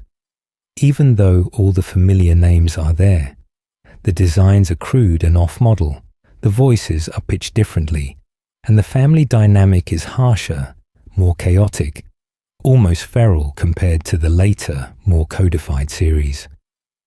In this video, we're going to be taking a look at those shorts as more than just rough animation tests. This theory suggests that the Ullman era represents a prototype universe, a failed first draft of Springfield that split off and then simply stopped. In those early episodes, Homer is more overtly aggressive, Bart is less a prankster and more an unfiltered ID, and Marge's role in the family consciousness is unstable, oscillating between background prop and shrill disciplinarian. It feels like a parallel reality where the same genetic material produced a much less survivable family. According to this theory, that short-form Springfield ran its course and collapsed, while the more familiar prime timeline emerged from its shadow. This mirrors how pilots for other shows present alternate versions of characters that we never quite see again. Except here, the evidence becomes clear across dozens of shorts. Catchphrases are missing, the house layout shifts, and the emotional temperature is consistently higher, as if we're watching an adjacent universe where the family never fully stabilizes into the semi-functional dream of suburban life. From there, the franchise begins to leak into an even stranger category: commercials. The Butterfinger ads, the cross-promotional spots for fast food chains and random products, all feature the same yellow family, yet they behave like actors who know they're in a sales pitch. Homer fixates on candy that never appears in a single canonical episode. Bart's rebellion is redirected into brand loyalty, and the family addresses the camera with a self-awareness that breaks the show's usual reality. These ads occupy a peculiar space, are almost like pocket universes created for corporate reasons. They are clearly The Simpsons, with the proper designs and voices, but they are not bound by any episode's continuity, and they reset more aggressively than the series itself. What if each commercial is a tiny, sealed timeline where the family's entire existence is to endorse a product, then vanish? Most telling is how nothing that happens there ever bleeds back into Springfield. It's as if those timelines are quarantined from the mainstream. Then we reach the Simpsons movie, which feels less like an extra-long episode and more like a separate branch that grew too large to ignore. The stakes are impossibly high. An environmental catastrophe, a glass dome sealing the town, exile to Alaska, and an intensified emotional arc, where Flanders briefly becomes a better father figure to the children than Homer. The film presents itself as a definitive, world-changing story, Yet when the series resumes, Springfield's consciousness snaps back to normal, as though the dome, the relocation, and even Homer's supposed growth were part of a contained dream. Minor contradictions reinforce this reading. Later episodes reference the movie selectively, if at all, and the long-term emotional scars you would expect simply are not there. This theory suggests that the movie is a near-neighbor universe, almost identical to the core timeline, but diverted by one colossal crisis that our weekly episodes quietly ignore. Taken together, the Ullman shorts, the commercials, and the movie form side channels of the multiverse as smaller and larger streams that split from the main Springfield, intersect briefly in our memory, then flow on alone. In the next part, we'll start mapping how all these offshoots imply the existence of a single, hidden prime Springfield that none of the characters can ever fully reach, no matter how many times reality seems to reset around them.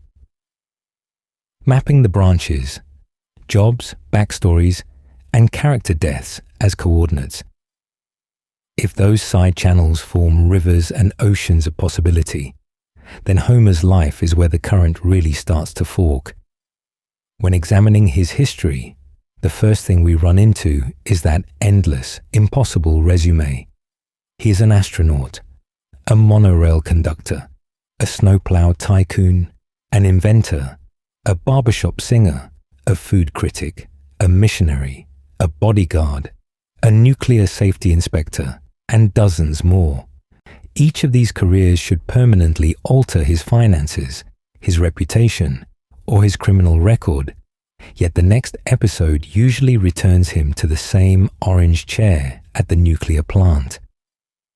This theory suggests that every time Homer takes on one of these world-altering jobs and then quietly loses it off-screen, we are not watching him fail. We are watching the camera slide to a nearby branch.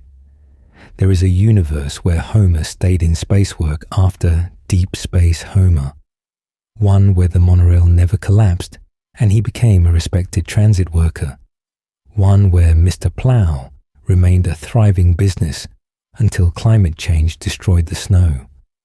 Our usual Springfield is simply the line where he drifts back again and again to the plant. The same branching pattern appears in the show's backstories. Marge and Homer meet in the 1970s, and then in the 1990s, then in the 2000s, their courtship updated for each new generation of viewer. According to this theory, these are not sloppy retcons, but glimpses into parallel courtships, each anchored by the same basic gravitational pull between two people, but expressed in wildly different cultural eras. This mirrors how we see multiple origin stories for Krusty's career, or for how Lenny and Carl became friends, or even the notorious Armin Tamzarian revelation about Skinner, which the town later agrees to forget. Most telling is how character deaths behave. Maud Flanders dies and stays dead, but other non-treehouse deaths quietly dissolve. Secondary characters vanish and reappear. Status changes like Barney's sobriety arc or Apu's evolving family life are treated as monumental shifts, and then softened or overwritten in later seasons. The evidence becomes clear once we treat each death that does not stick, each history that rewrites itself, as a coordinate, a point where one Springfield continued forward with that consequence, while the version we are following slips sideways into a neighboring reality where it never quite happened. In this video, we can use a simple framework. Each time the show demands that we accept a huge change, then behaves later as if the dream never occurred, we mark a jump. Fixed anchors like the nuclear plant, the couch, and the school function as visual constants, keeping our unconscious oriented, while flexible details like jobs, relationships, and even personalities slide and rearrange around them. What if a dedicated viewer charted every one of these shifts, drawing a branching diagram where astronaut Homer, Mr. Plow Homer, widowed Ned, and real Skinner each occupy their own Springfield cluster? At that point, the sitcom stops being a single broken timeline and becomes an accidental multiverse epic. In the next section, we'll step back from the map itself and ask a more unsettling question. What does it mean for the characters and for us if a comforting cartoon has been quietly training our minds to live inside fractured realities? Springfield as a quantum sitcom. Every joke, every reset, every world. If the map of Springfield is already starting to blur in our minds, this is where the picture becomes even stranger. Because according to this theory, The Simpsons doesn't just visit alternate timelines in special episodes. The entire show behaves like what we might call a quantum sitcom. In a quantum sitcom, every joke is an event. Every decision, every cutaway gag, every retcon is treated like a branching in a narrative multiverse. Much like the many worlds interpretation in physics, where every possible outcome exists in some parallel universe. In this video, we're going to be taking a look at Springfield as if it obeys those same rules. Each punchline is a measurement, each reset is a jump track, and continuity itself becomes a probability cloud collapsing only when the writers look at it again. When examining the series through this lens, the evidence becomes clear very quickly. Quantum mechanics in pop culture usually shows us a character stepping sideways into a world where one small choice changed everything, and The Simpsons has been staging those experiments in plain sight for decades. Homer's time-traveling toaster in Time and Punishment, the Lego reality in Brick Like Me, the contradictory futures in Lisa's Wedding, Holidays of Future Past, and Days of Future Future. Each episode takes the same core family and nudges one variable, then lets an entire universe grow out of that single disturbance. Most telling is how the show's sheer longevity accidentally approximates the math. With hundreds of episodes constantly updating the floating timeline, almost every plausible version of Springfield already exists on screen. Homer as failed musician, Homer as successful musician, Marge as resentful housewife, Marge as fulfilled artist, Lisa as burned-out cynic, Lisa as triumphant academic. What looks like sloppy canon becomes, under this theory, a densely packed state space of possible lives, all equally real in the broader multiverse of the show. Continuity errors, one-off gags, and wild genre experiments stop reading as mistakes and start to feel like brief channel changes.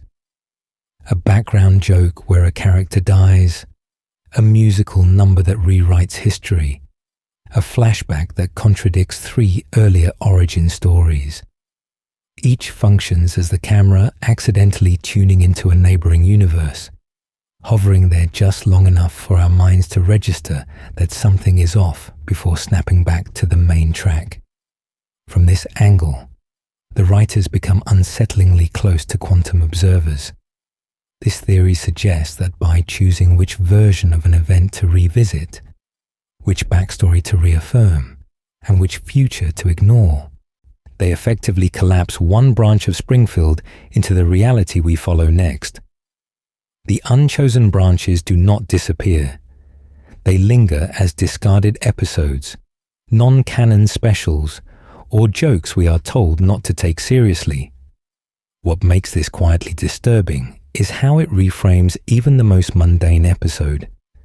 Every time Homer decides whether to go to work, quit his job, or crash his car, there is a universe where he chose differently, and the show has already walked us through several of those paths.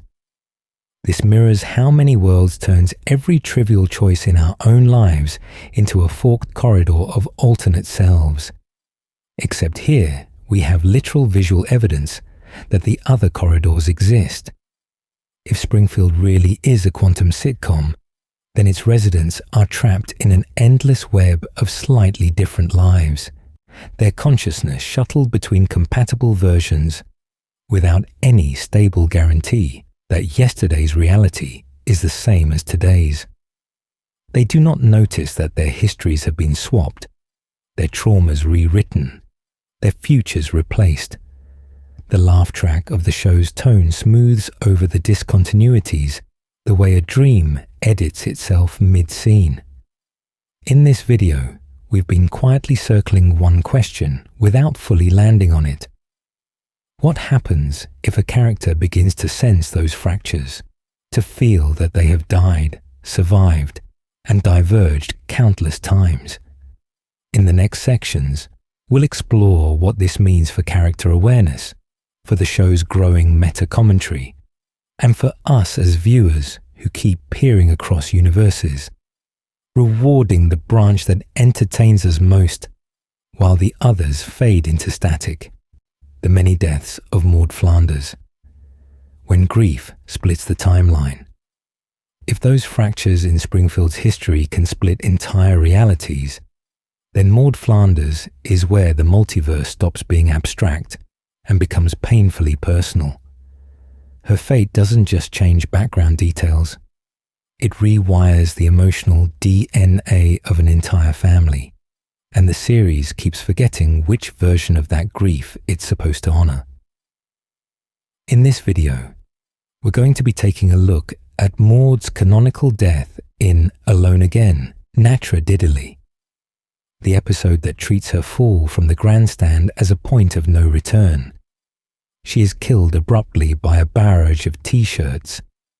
Ned's scream is raw, and the rest of the episode locks in on a widower trying to keep his faith while his children stare at a permanently empty chair.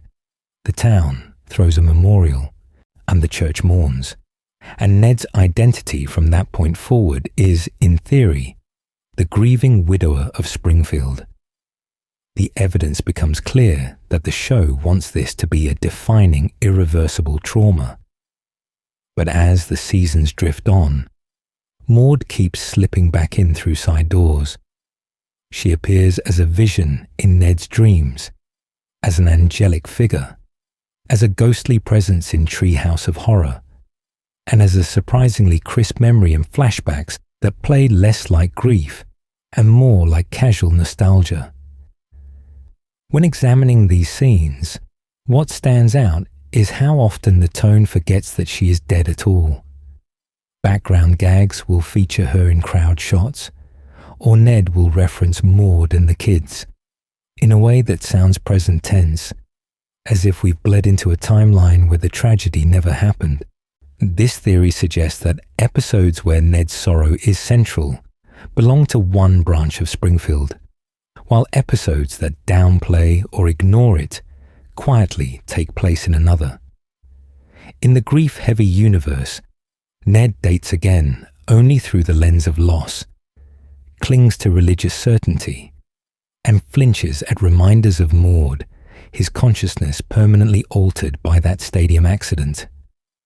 In the lighter branch, he functions as the old pre-death Ned, fussy, optimistic, unburdened, his interactions with Homer lacking the weight of someone who has watched his wife die in front of the entire town. These incompatible emotional histories cannot comfortably share a single continuous reality. Most telling is how Maud herself becomes a barometer. According to this theory, her death is a fixed point in some universes, an event that locks Ned into a slow psychological horror story of faith tested and never quite restored. In others, that same moment either never occurs or is quietly overwritten, turning her into a kind of Schrödinger's spouse whose presence or absence tells us which Springfield we have tuned into tonight. This mirrors how other impossible survivals and disappearances function across the series, suggesting a pattern. Character deaths are less endpoints than branching events. If Maud's fall can fracture reality like this, what does it say about every other time Springfield has killed, resurrected, or forgotten someone who should have stayed gone? The Vanishing Wives, Ned, Edna, and the rotating widow timelines. If Maud's fall can fracture reality, then Ned Flanders becomes something much stranger than a supporting character. He turns into a kind of emotional barometer, quietly telling us which Springfield we're in based on who he's already buried. In this video, we're going to be taking a look at how his love life, played for gentle pathos on the surface, becomes deeply unsettling when examining the timelines underneath. After Maud's death in Alone Again, Natura Diddley, Ned is framed as the purest form of single-event grief. He's the Maud-only widower, frozen in a permanent early 2000s trauma, clinging to routine, to church, to a reality that has lost its soft edges. Across episodes like A Star is Born Again and his awkward attempts at dating, the series slowly repositions him from shell-shocked survivor into a hesitant romantic, as if Springfield's consciousness is testing whether it can overwrite a fixed tragedy with a new narrative. And that new narrative arrives with Edna Krabappel. Their relationship, cemented after the fan poll that paired them together, feels at first like a corrective timeline, the universe where Ned is allowed to heal. We see him babysitting Rod and Todd with Edna present, sharing domestic scenes that imply a second chance at family, a quieter, more grounded dream trying to form inside an impossible cartoon reality. According to this theory, every tender Ned-Edna moment is the show's attempt to construct a branch where Maud's absence is survivable. Then the real world intrudes. Marcia Wallace's death in 2013 forces the series into a strange kind of narrative grief. Edna doesn't get a dramatic on-screen death. Instead, she evaporates into implication. A silent tribute on the chalkboard, and a photograph of Ned dancing with her in The Man Who Grew Too Much, and a few hushed references become the only evidence that she is gone. Most telling is how the camera lingers on that photo. No explanation, no closure, just Ned as a man who has clearly lost someone again, without the universe having the courage to say it out loud. This creates three distinct Neds that cannot comfortably coexist in a single canon. There is Maud-only widow Ned, whose entire personality orbits that one rooftop tragedy. There is Edna-only widow Ned, implied in episodes that heavily feature her memory while quietly sidelining Maud's presence. And then there is the double widow Ned, glimpsed in that photo and in somber, almost out-of-character beats, where his cheerfulness feels like a mask stretched over something broken. And this theory suggests that each configuration corresponds to a different Springfield, with different emotional physics and different limits on how much loss one man is allowed to remember. The evidence becomes clear when episodes appear to emotionally reset him, treating Ned as if he has endured only one canonical loss, even as background art insists he has endured two. What if the show itself can't tolerate that much grief in one timeline? What if, to keep the dream of Springfield running, it has to redistribute his mourning across separate universes? As we move into Homer's many deaths, resurrections, and ignored near-fatal accidents, we'll see this same pattern escalate. The moment a character's suffering becomes too heavy to carry, the multiverse quietly opens another door. Our Homer dies again and again. Non-stick deaths as multiverse glitches. The moment we start tracking Homer's deaths, something in the tone of the show quietly fractures. The jokes stay broad and colourful, but the body count around this one man becomes impossible to ignore.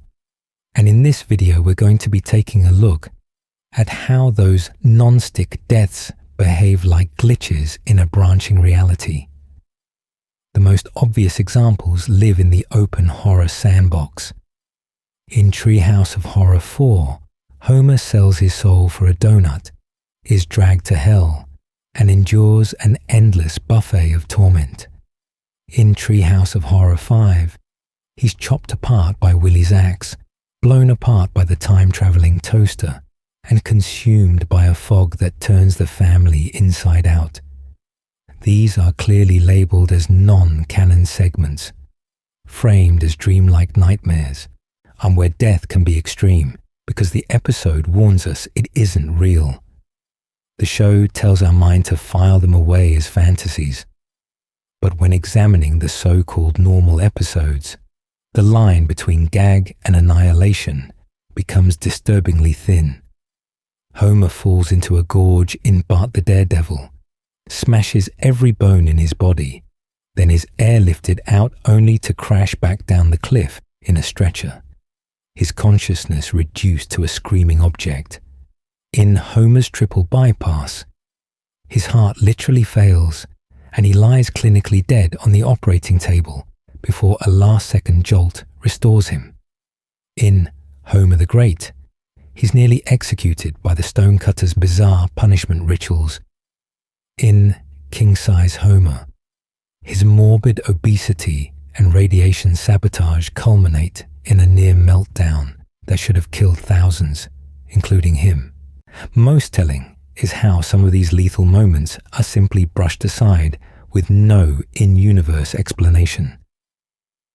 In Homer the Heretic, he falls asleep in a burning house, surrounded by flame, and survives without even serious injury after a last-minute rescue that defies the layout we just saw. In Homer's Phobia, he stands inches from an industrial steel blast that should vaporize him. In You Only Move Twice, he tackles a supervillain's henchman amid live missiles and explosions, then cuts to a calm bus ride home. According to this theory, every time we see a lethal outcome instantly reversed, the cut itself is doing something sinister. We are no longer in the universe where Homer died. This theory suggests that Homer's plot armor is not protection, but a symptom. The evidence becomes clear when we view each impossible survival as a selection effect, where our perspective slides into the one branch where he happened to live, leaving behind countless unseen Springfields, where his family grieves and the show cannot continue. What if each reset is not forgetfulness, but a hard jump between timelines? What if the only reason the series endures is because our consciousness is locked to the rare paths where Homer keeps breathing? This mirrors how some fans reinterpret the coma theory, a consciousness clinging to any branch that still supports its existence. As we move deeper into the multiverse framework, we have to ask a quieter, more unsettling question. Is there a branch where Homer never woke up at all, and the entire show is just his afterlife looping around him, as the immortal baby, Maggie as the fixed point of every universe? If Homer is drifting between branches, then we have to ask what those branches are orbiting around. Something has to stay still. In this video, we're going to be taking a look at the quietest candidate for a fixed point in the Simpsons multiverse. The baby who never grows up, never really changes, and never stops watching. Maggie Simpson is age-locked in a way that feels different from everyone else. The show uses a floating timeline, yet Homer's jobs shift from nuclear safety inspector to astronaut to mascot. Marge's backstory slides from 70s teen to 90s girl boss, and Bart and Lisa's childhood keeps being rebooted to match new decades. Around them, Springfield's history rewrites itself. Technology updates, and even character deaths reset. Maggie, however, Yenna remains exactly what she was in the Tracy Ullman shorts. A pacifier-sucking infant in a blue onesie, untouched by the constant retconning that engulfs the rest of the family. When examining Maggie's rare moments of agency, the evidence becomes clear that the show treats her as something more than a normal baby. In Who Shot Mr. Burns? Part 2, she not only fires a gun, she does so in a way that resolves the town's central mystery while preserving the status quo, as if nudging the timeline back onto its rails. In And Maggie Makes 3, she becomes Homer's literal reason to live, saving him from suicidal despair through a wordless, almost supernatural intervention of photographs taped over the "Don't forget, you're here forever" plaque. Later, in musical episodes, she is shown playing complex instruments or keeping perfect rhythm, and feats that border on the impossible for an infant and feel like brief leaks of a larger consciousness. Most telling is how often Maggie is framed as an observer rather than a participant. Shot after shot shows her sitting in the background, silently watching family arguments, town riots, even apocalyptic events, her eyes tracking the chaos with an eerie calm. This theory suggests that those background images are not just cute gags, but visual hints that Maggie is aware of more than one timeline, studying how each universe plays out while she remains unchanged. This mirrors how a fixed point in physics or in a dream anchors movement around it, providing a reference that does not move even as everything else stretches and warps. According to this theory, Maggie's unchanging nature is what allows Springfield to keep resetting.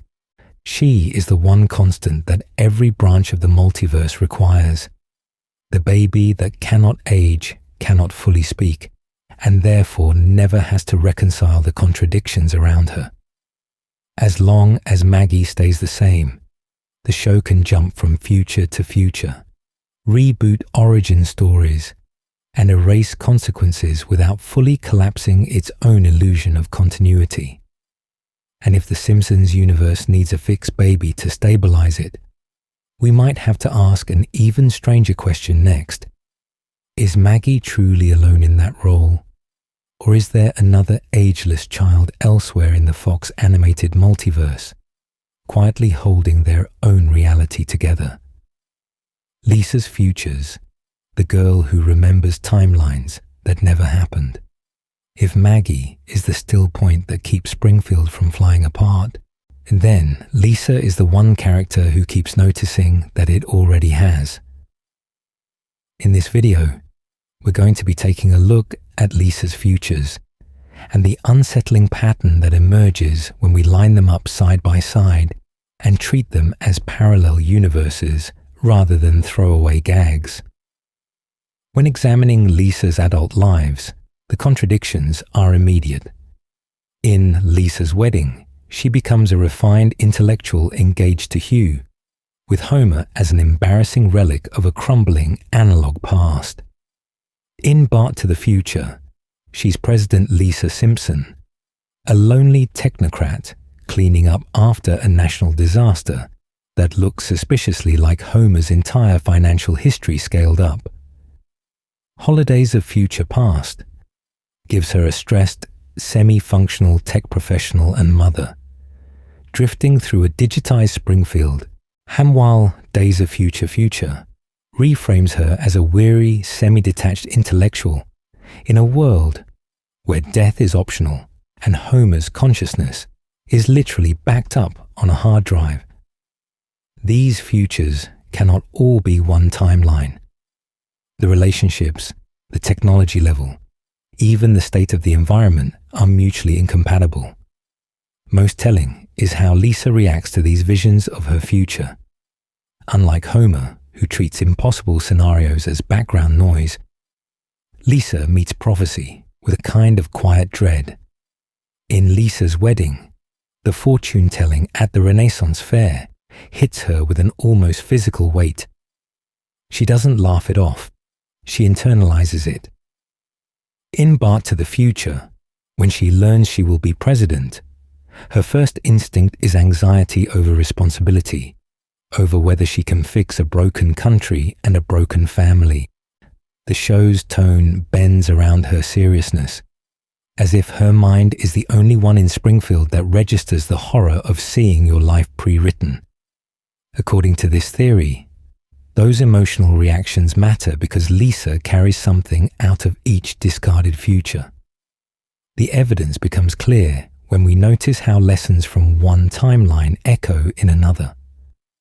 After Lisa's wedding, later episodes emphasize her fear of outgrowing Homer and Marge, her discomfort with elitist spaces, her suspicion of partners who want to improve her family. After Bart to the Future, we see her obsession with politics, ethics, and systemic collapse intensify, as if some part of her remembers inheriting a devastated economy. Holidays of Future Past and Days of Future Future then play like recursive attempts by the universe to give her a version of adulthood that hurts less. Yet she always seems half aware that it can all be rewritten. This theory suggests that Lisa functions as the multiverse's conscience. She is the character who senses when a future is wrong, when a branch of Springfield has drifted too far into cruelty, stagnation, or despair, and that discomfort pushes the universe to try again. This mirrors how the writers repeatedly return to her as the moral center of the family. Only here that morality becomes almost cosmological, a pressure that collapses timelines. And if Lisa can feel futures that never officially happened, we have to ask what it does to a child to live with that constant déjà vu. If Lisa's alternate lives are fragmented but idealistic, the next question is far darker. What happens when we apply this same multiverse lens to Bart, whose futures are fewer, bleaker, and soaked in the consequences of a poisoned childhood? Bart's broken destinies, from Supreme Court to burned out. Loser Bart's futures don't just look bleak, they look incompatible, as if the same damaged child has been dropped into radically different universes and told to grow up. In this video, we're going to be taking a look at how those futures line up and what they quietly reveal about Springfield's fractured reality and Bart's poisoned potential. When examining Bart's established destinies, the contrast is immediate. In Lisa's wedding, we glimpse a late-20s Bart drifting through life as a directionless underachiever whose prank energy never matured into anything stable.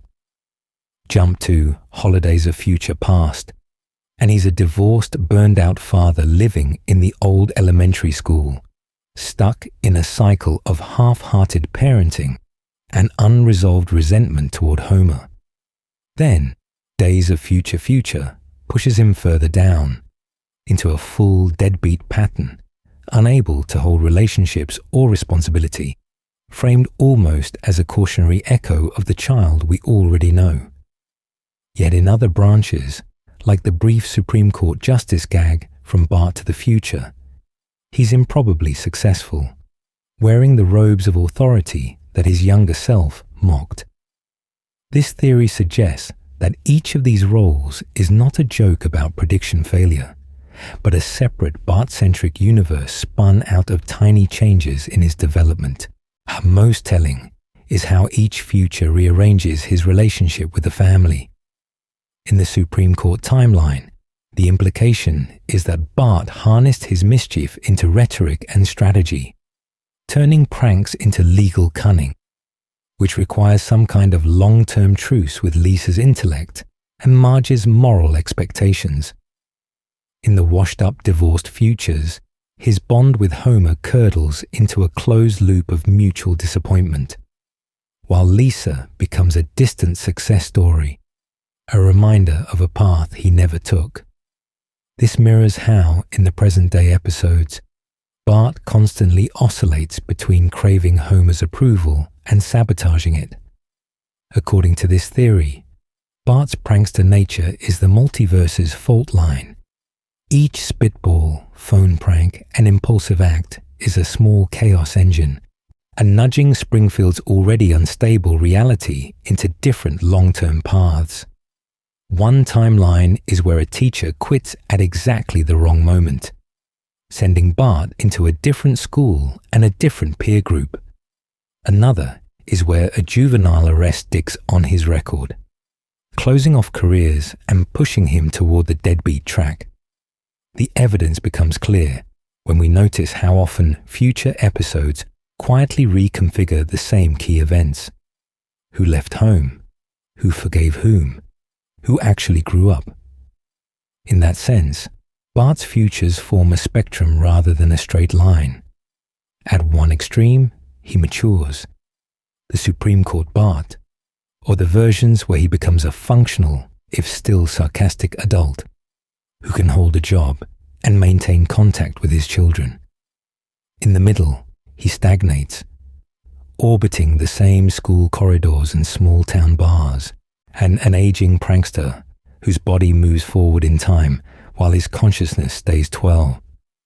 At the far end, he self-destructs emotionally or socially, becoming the burned-out loser whose life is just a long echo of unlearned lessons and environmental damage.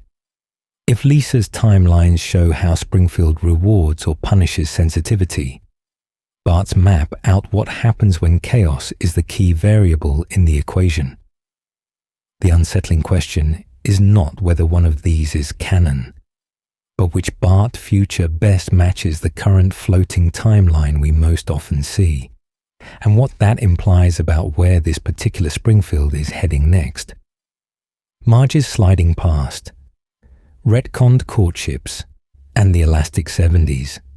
If Bart's branching futures show us where the chaos goes, Marge and Homer's past shows us how it started breaking in the first place, and when examining their relationship, the unsettling pattern isn't just in where they end up, but in how the show keeps quietly rewriting how they ever met at all. In the earliest versions, their origin is anchored very clearly in a late 70s, early 80s reality.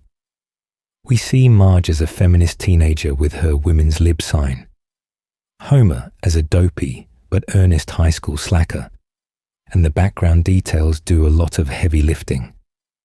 Disco and classic rock on the radio, big hair and bell-bottoms, wood-panelled station wagons, and a world where going to Vietnam or dodging it is still a live topic. The technology is analog, the social norms are dated, and the emotional arc is simple. They fall in love as kids, separate when Marge briefly chooses someone more respectable, and then reunite in a cheap motel room as You Light Up My Life, or some similar soft rock ballad stands in for destiny. Over time, that entire scaffolding starts to slide. In later episodes, the same basic couple is reintroduced in an aggressively 90s landscape, with grunge posters on the wall, dial-up internet, and Homer in a band that clearly riffs on Nirvana aesthetics.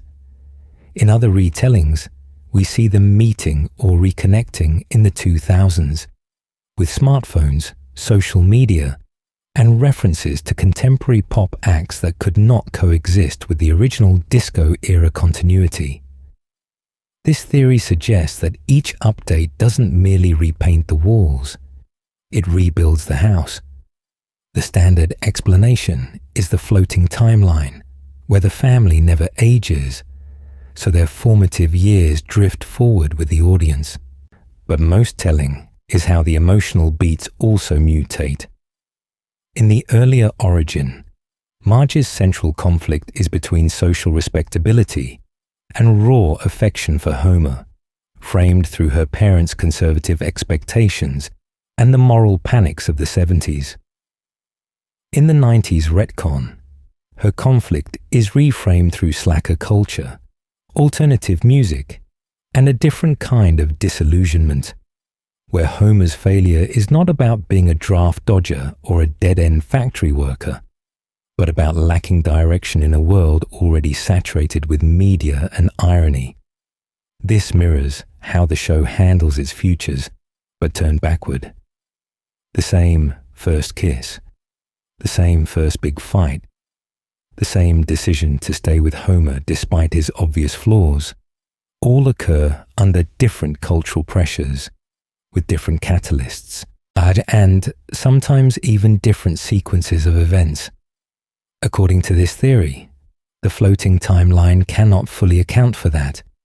It would update background jokes, not swap out the psychological foundations of their marriage. So what if each retelling is not a revised memory, but a separate universe's origin story? The evidence becomes clear once we line them up. There is no single true version of how Homer and Marge fell in love, only a stack of mutually exclusive courtship realities, each calibrated to a different decade's anxieties. If Homer's futures fracture into parallel outcomes, then his past is already a multiverse.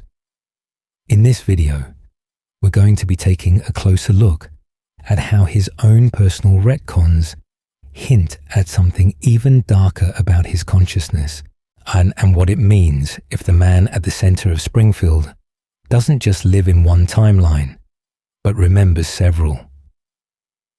Homer's shifting origin story, from barfly to rock star to tech relic. If Homer's futures fracture into parallel outcomes, then his past is already a multiverse.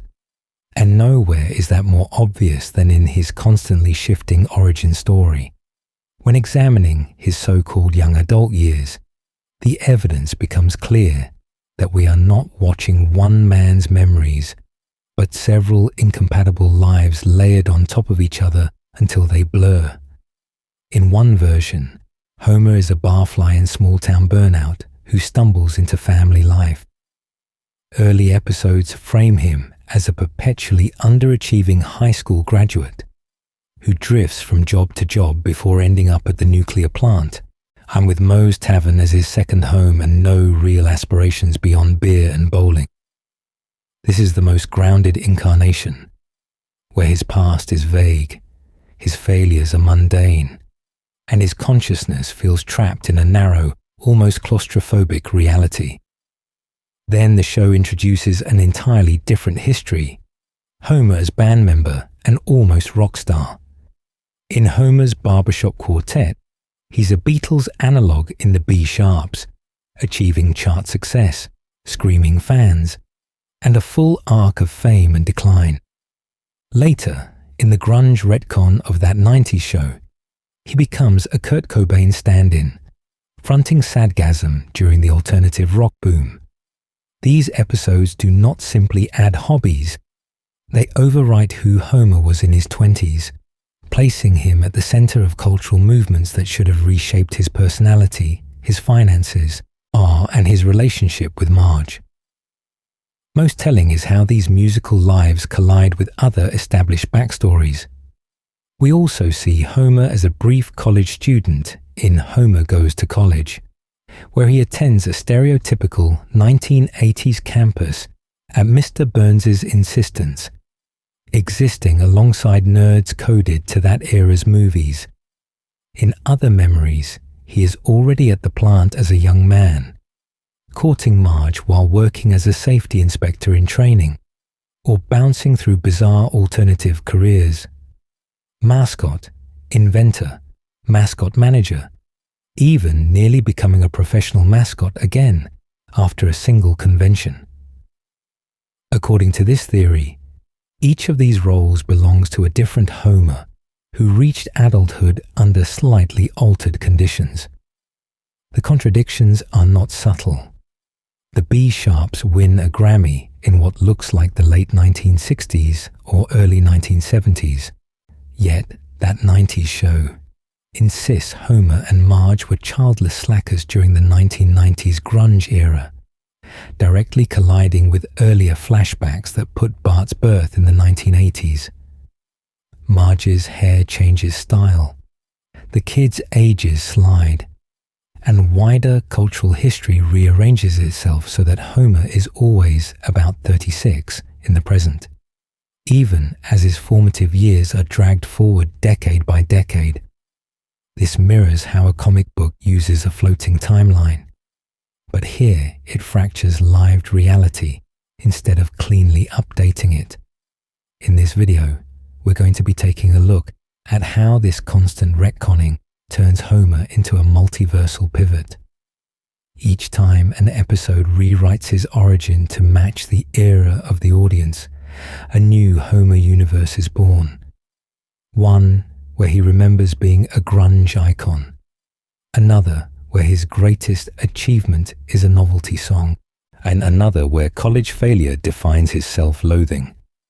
What if each of these paths is real in its own branch, and the Homer we see in the present is flickering between them, carrying contradictory memories he can never fully reconcile? This theory suggests that the core Springfield we follow is actually stitched together from these overlapping Homers, which would explain his wildly inconsistent competence, shifting traumas, and sudden, unearned skills. The next question becomes unsettling. Which Homer does the Simpsons movie belong to? And what does that choice reveal about which consciousness the franchise decided to preserve? The Simpsons movie, a feature-length branch of its own. To answer that, we have to walk into the largest, loudest branch of the tree, the Simpsons movie. In this video, we're going to be taking a look at why that feature-length story doesn't just feel bigger than an episode, but feels like it belongs to a neighboring universe that brushes against the main timeline without fully merging with it. The movie's basic outline sounds like an apocalyptic finale. The Environmental Protection Agency seals Springfield under a massive glass dome. The town descends into violent chaos. Homer's selfishness makes him a pariah, and the near destruction of the entire community plays out on a scale that almost no episode dares to reach. This isn't just a blown-up prank or a failed scheme. This is the town literally facing erasure, an attempted mass execution by the government, and a level of civic trauma that, in a coherent continuity, would permanently scar every mind in Springfield. When examining the details, the events escalate in a way that feels strangely final.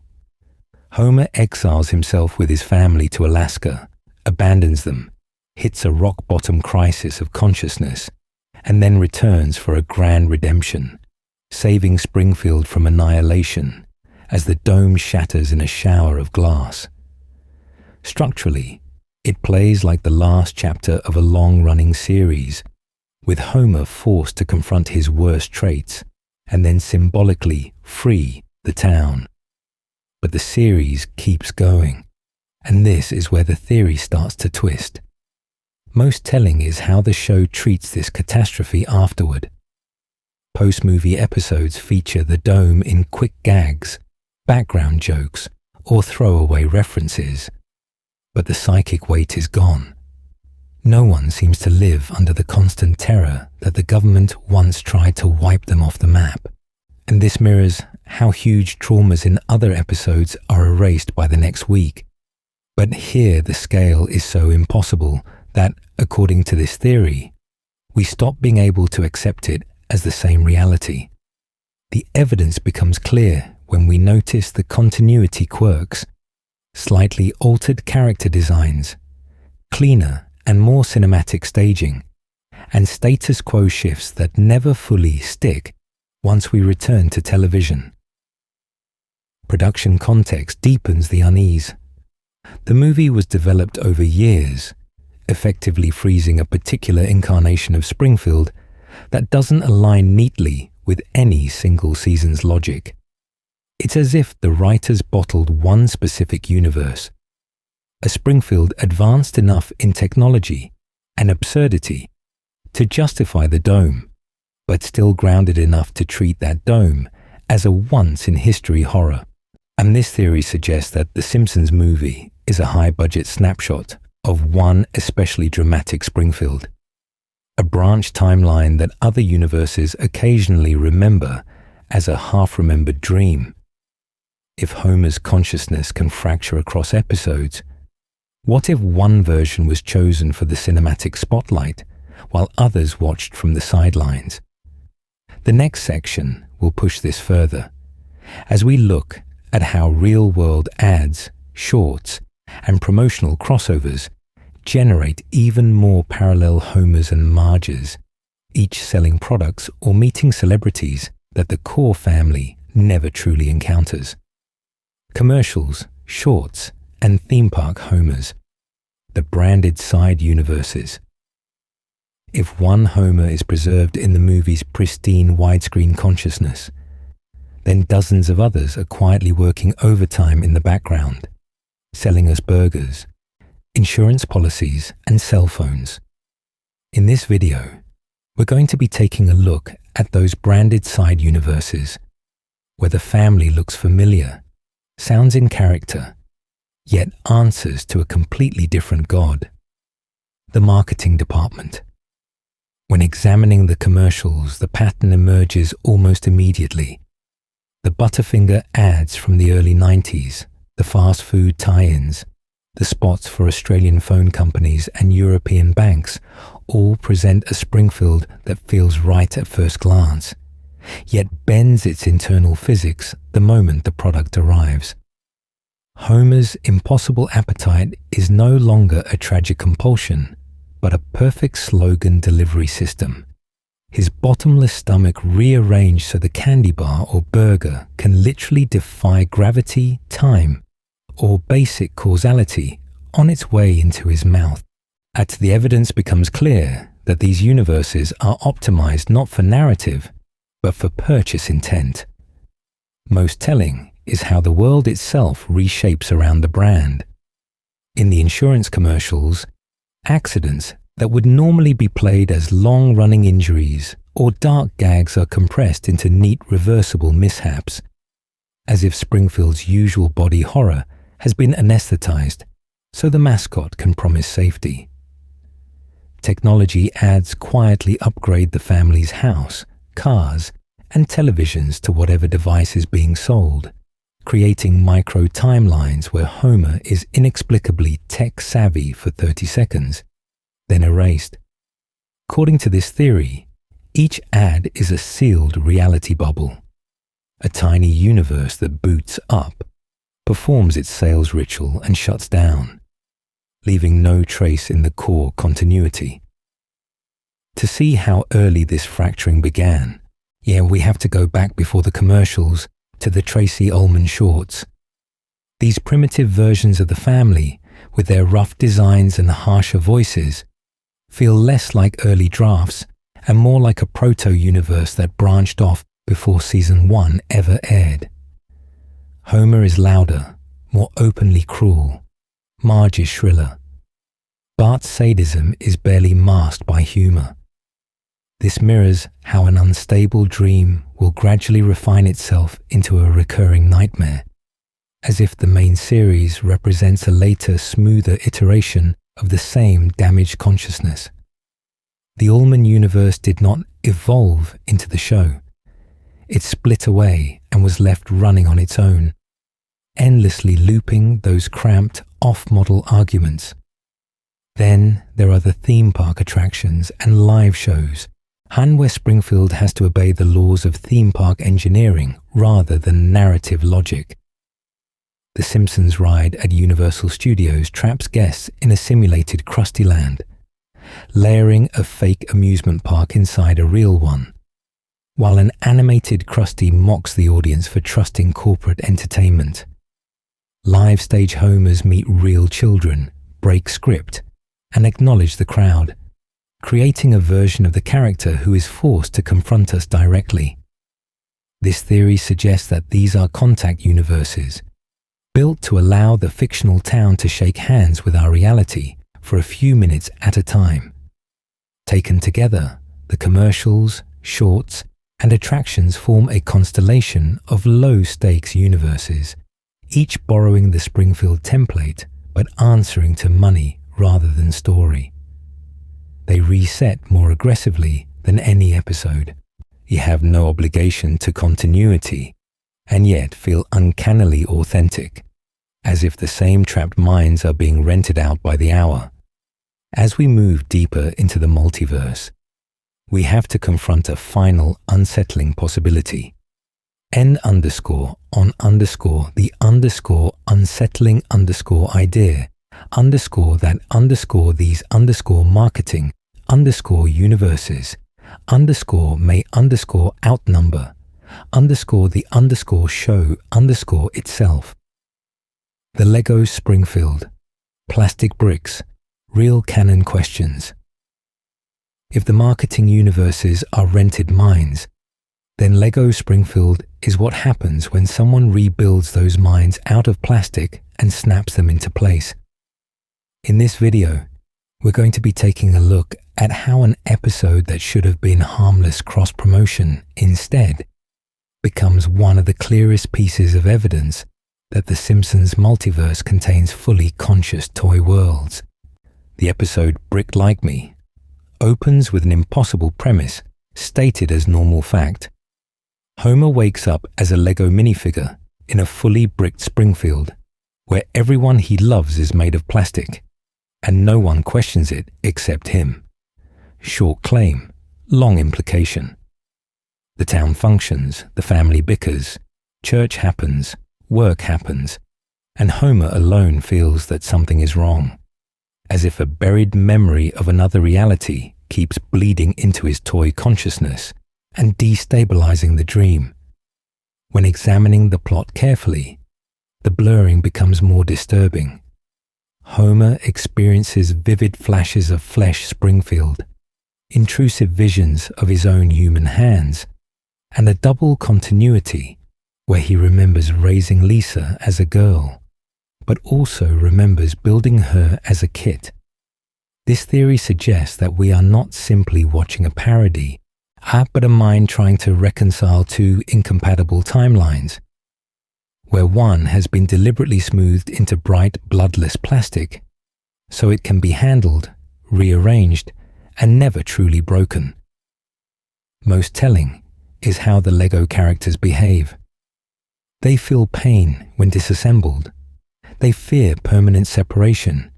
They express love, jealousy, and grief, and they worry about their world being changed. They are not acting like props in Homer's hallucination. They are acting like a parallel Springfield with full emotional continuity, aware that their reality can be edited. According to this theory, Homer's consciousness is literally translated into ABS plastic, not merely dreaming it, which turns the episode into a quiet body horror story where identity survives even when the body is reduced to interchangeable parts. Outside the episode, at the real-world Lego sets deepen this unease. Official Simpsons Lego releases map out a coherent, collectible Springfield. The family house with removable walls, the quick E-Mart with a detailed stockroom, the nuclear plant in smaller tie-ins. The geography is modular but fixed. Streets, interiors, and secret spaces are given hard edges and specific coordinates. This mirrors how the show freezes its floating timeline into a physical diorama, as if one branch of the multiverse has been locked into a permanent, replayable layout you can rearrange but never truly let age. The evidence becomes clear when the episode directly comments on canon. Lego Homer worries that if he returns to real Springfield, he will lose the perfect, unchanging world he has with Lego Lisa, and the script openly debates which version is more authentic. The show legitimizes the brick universe by allowing it to argue about continuity with the flesh universe on equal terms. What if the plastic one is the safer prison? What if the joke is that a toy line has been granted the same ontological status as the main timeline? As we move on, we have to consider that even more fragile universes exist in the form of storyboards, comics, and mobile games, each one a thinner, cheaper cage for the same trapped consciousness. Comic books, mobile games, and the paper Springfields. If the toys are a plastic prison, then the next layer down is even flimsier. Paper and pixels.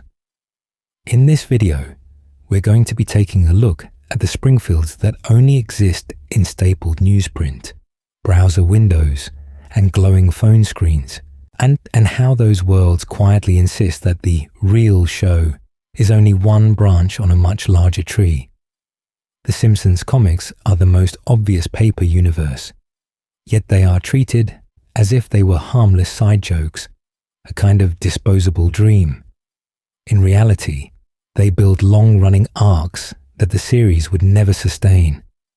Multi-issue sagas where Mr. Burns loses the plant, where Lisa runs away for more than 22 minutes, where Bart joins elaborate conspiracies that actually have consequences.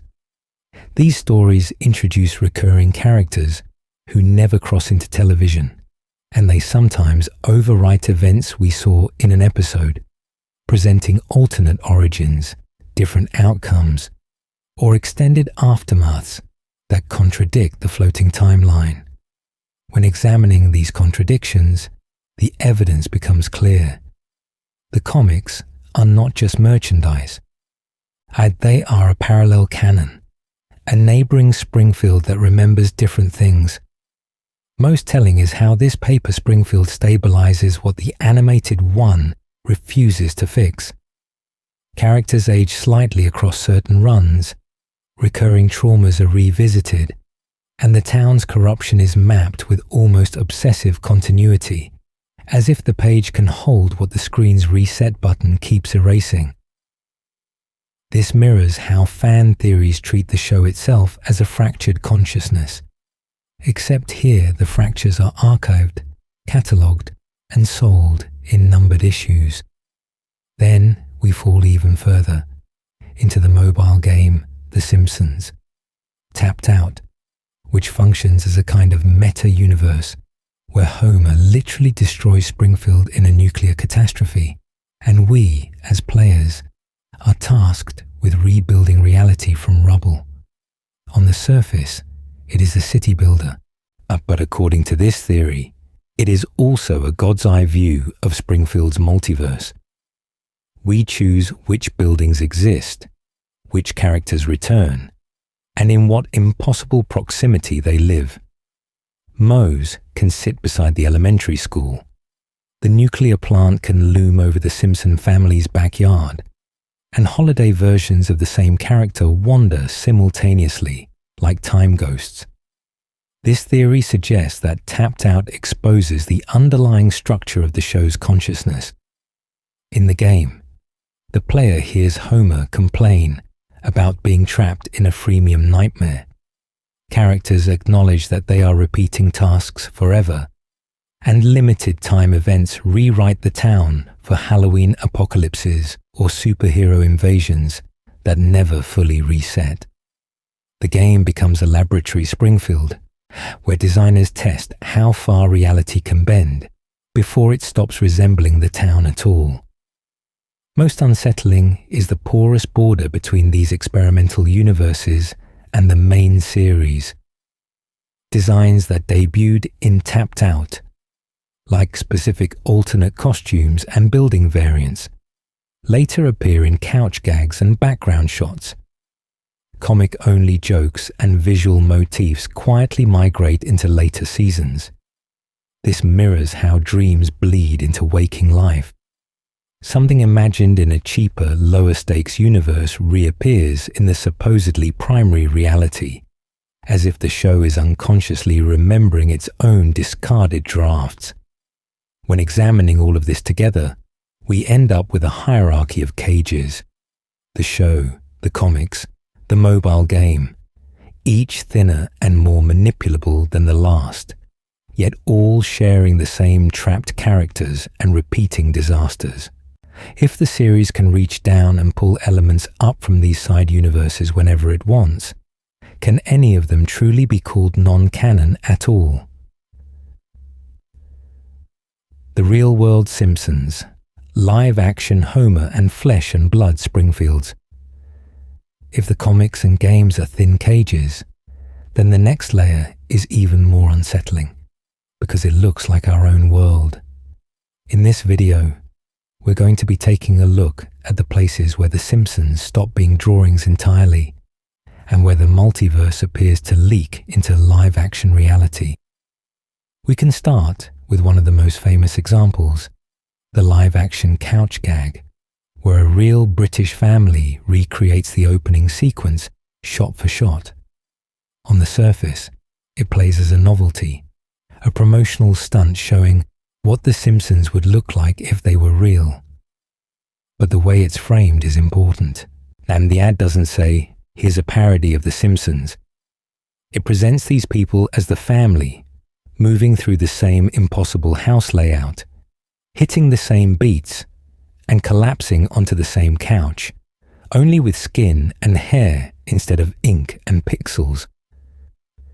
This theory suggests that this isn't just a cute recreation, but a direct analog, a neighboring universe where Springfield's geometry and routines exist in physical space. The show itself has flirted with this breach. In the opening of the Simpsons movie, we see an extended, glossy version of the couch gag that already feels closer to cinematic realism, and then later, brief shots of Homer interacting with three-dimensional elements, as if his two-dimensional body is being forced into a more tactile world. Even more explicit are the moments where Homer becomes live action, unlike the short segments where a costume performer or a CGI hybrid Homer appears in a real environment, stumbling through our kind of space with his cartoon logic still intact. When examining these segments as part of a multiverse map, they stop feeling like throwaway gags and start looking like documentation of a permeable barrier between drawn and physical realities. Outside the episodes, the line blurs further. For theme park openings, commercials, and late-night appearances, we repeatedly see actors in full Homer, Marge, Bart, Lisa, and Maggie costumes introduced on camera as The Simpsons, not as fans, not as cosplayers, but as if the actual family has stepped out to greet us. Hosts talk to them as though they are the characters. The camera lingers on their awkward, oversized heads, and the audience is asked to accept that these rubber-faced figures are continuous with the beings on television. According to this theory, that insistence is not just marketing language. It is an unconscious acknowledgement that there is a live-action Springfield, and that these events are brief, awkward crossovers. Most telling is how none of these appearances ever fully address the ontological horror of what we're seeing. No one in universe reacts with appropriate shock to a flat drawing becoming a man in a foam suit. The transition is treated as natural, as if it happens more often than we're allowed to witness. This mirrors how the show treats time travel, alternate futures, and Lego reality, as casual side trips that still somehow count. The evidence becomes clear when we line these live-action incursions up with the animated Multiverse episodes. They occupy the same conceptual space, just shifted into our material world. If Springfield can exist as ink, as plastic bricks, and as sweating actors under hot studio lights, then the question becomes unavoidable. Which version, if any, is the core reality? In the next section, we're going to be taking a look at how all these layers force us to rethink what counts as the primary Springfield, and what it means for Homer's consciousness to be spread across so many incompatible lives. Revisiting the core Springfield, narrowing down the prime timeline. So if Springfield can exist as ink, as plastic, as live-action flesh, In this video, we now have to ask what counts as the real one, the version the show quietly treats as home base. To get there, we need criteria, a kind of Geiger counter for continuity that lets us separate disposable realities from the timelines that actually leave scars on the characters' minds. The first criterion is long-term continuity. This theory suggests that the core Springfield is the one where events echo across seasons, where an episode doesn't just reset, but leaves residue. Marge and Homer's near divorces that are referenced years later, Ned Flanders' widowhood after Maud's death, Krusty's fraught relationship with his father that keeps resurfacing in new contexts. These are not one-off dreams. They are treated as ongoing wounds in a world that otherwise pretends nothing ever changes. The second criterion is emotional weight that persists even when the details wobble. When examining Lisa's depression, her saxophone as a lifeline, or Bart's sense of being chronically misunderstood, we see feelings that recur even as specific origin stories are rewritten by the floating timeline. The continuity is not strictly factual, it is psychological. The evidence becomes clear that the show guards certain emotional truths more fiercely than any concrete date, job history, or map of the town. From there, we filter. Treehouse of Horror episodes announce themselves as sealed terrariums, gleefully killing the family, warping physics, or dropping Homer into explicit multiverse machinery like the time-traveling toaster, then returning him, damaged but intact, to a different frame. Lego Springfield, the Family Guy crossover, and advertising tie-ins and couch gags that feature Rick and Morty, or live-action Homer, all function as quarantined universes, acknowledged by the text as play spaces where reality is allowed to be obviously impossible. Yet most telling is how these side universes still shape how we perceive the core. According to this theory, once we have seen Homer literally shatter into bricks or meet his flesh and blood counterpart, even a normal episode feels contaminated, as if the character has a dim, unspoken awareness that his consciousness has worn other bodies. This mirrors how dreams bleed into waking life, leaving moods and images even when the narrative is forgotten. So what actually anchors us? We keep returning to the same basic ages. Bart locked at 10, Lisa at 8, Maggie pre-verbal, Homer and Marge perpetually middle-aged. The nuclear power plant remains Homer's default workplace, Moe's tavern, his confessional, the family home on Evergreen Terrace their psychic center. Springfield Elementary, with Skinner and Edna or her successors, is the site of arrested development, while certain relationships, Homer and Marge's codependency, Bart and Milhouse's fragile friendship, Lisa's isolation, rarely change no matter how many jobs, scandals, or soft reboots orbit them. Taken together, the evidence becomes clear that there is no single pristine prime Springfield. Instead, the core is a tight cluster of nearly identical timelines, each adjusting details of backstory, technology, and history, while preserving those recurring anchors. The show drifts between these close universes without fully alerting us, like a camera cutting between takes that were never meant to match perfectly.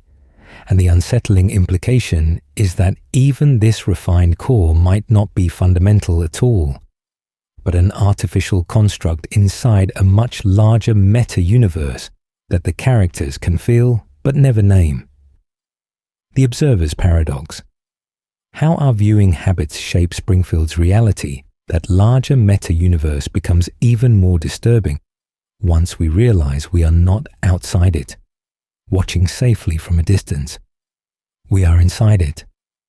In this video, we're going to be taking a look at how our own viewing habits act like the camera cuts between those close universes, quietly deciding which Springfield solidifies and which ones evaporate.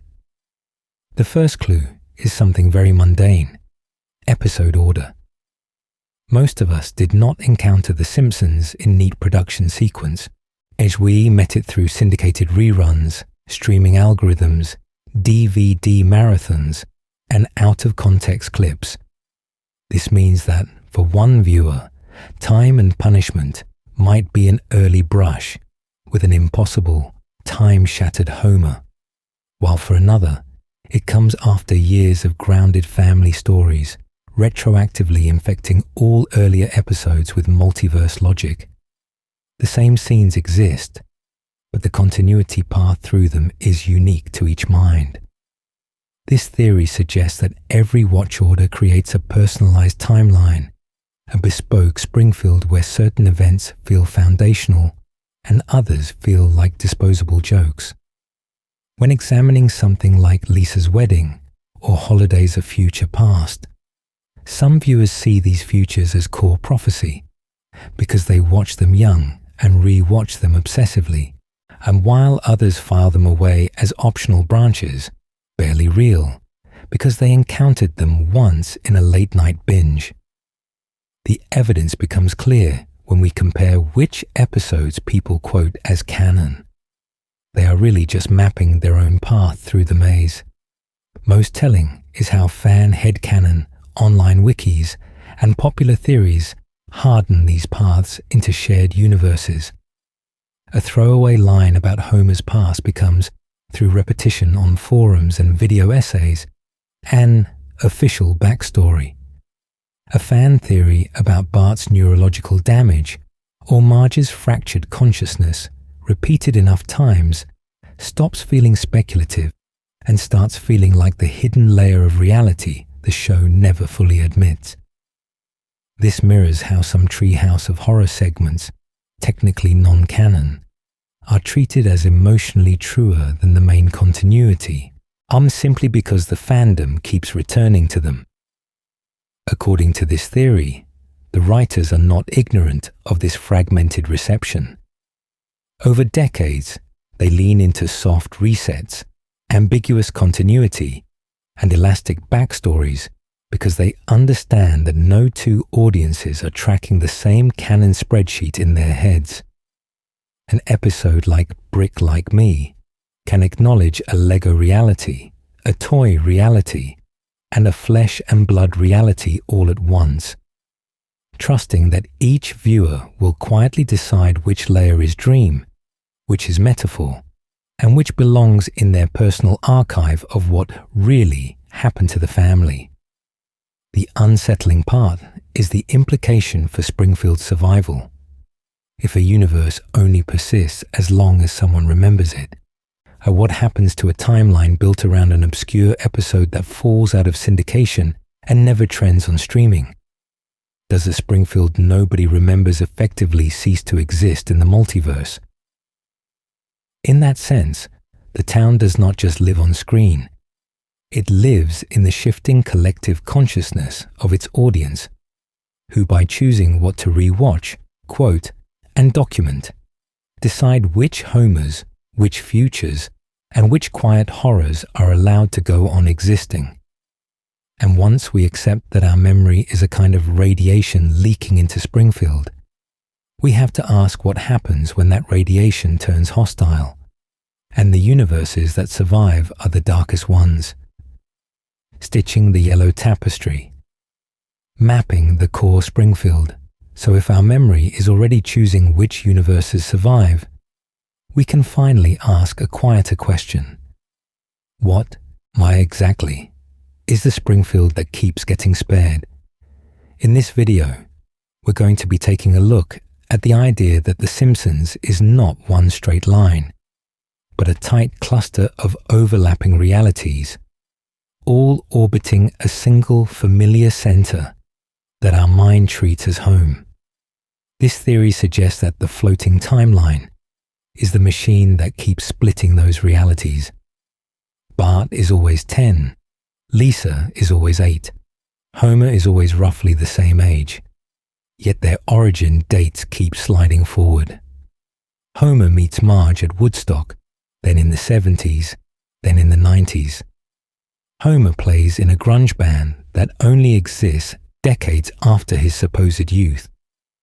Each time the past is updated, the previous continuity doesn't vanish.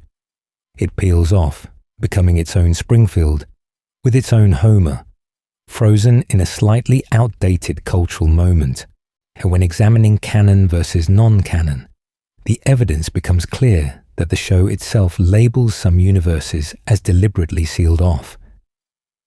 Treehouse of Horror episodes are openly anthology worlds, where the family dies, mutates, and encounters demons with no expectation of return.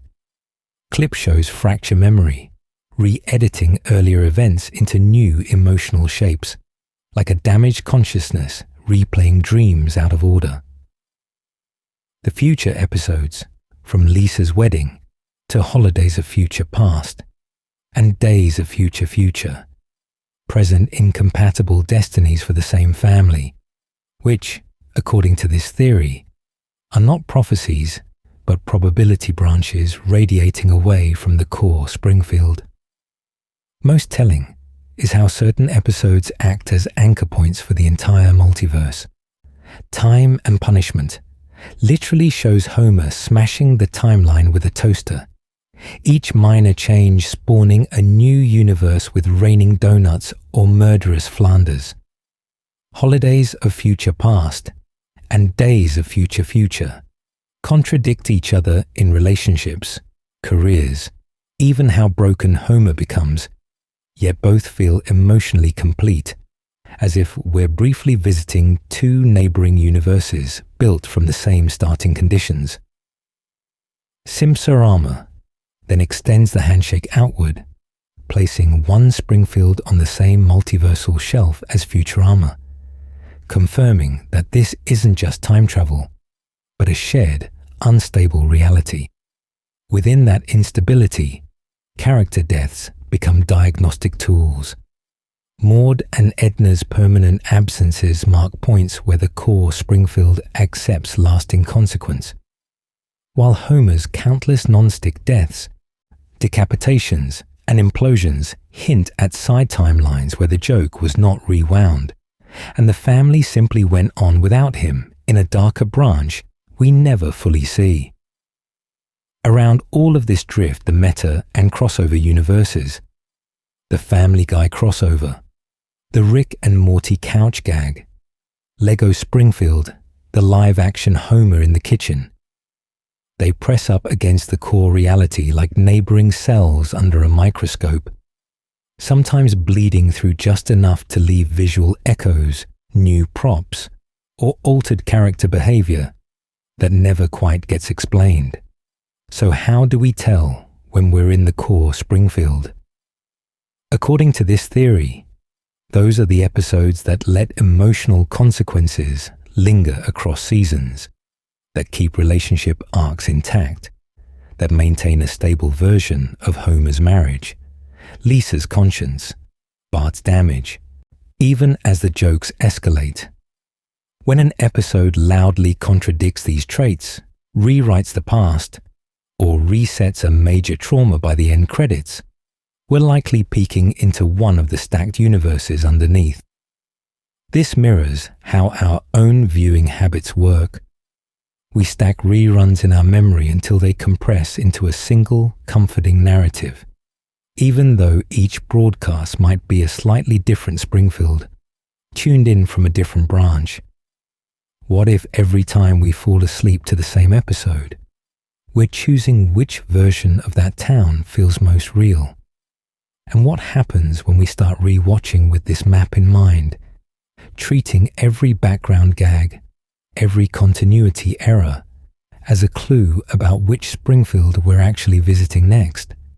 How to watch The Simpsons like a multiverse investigator.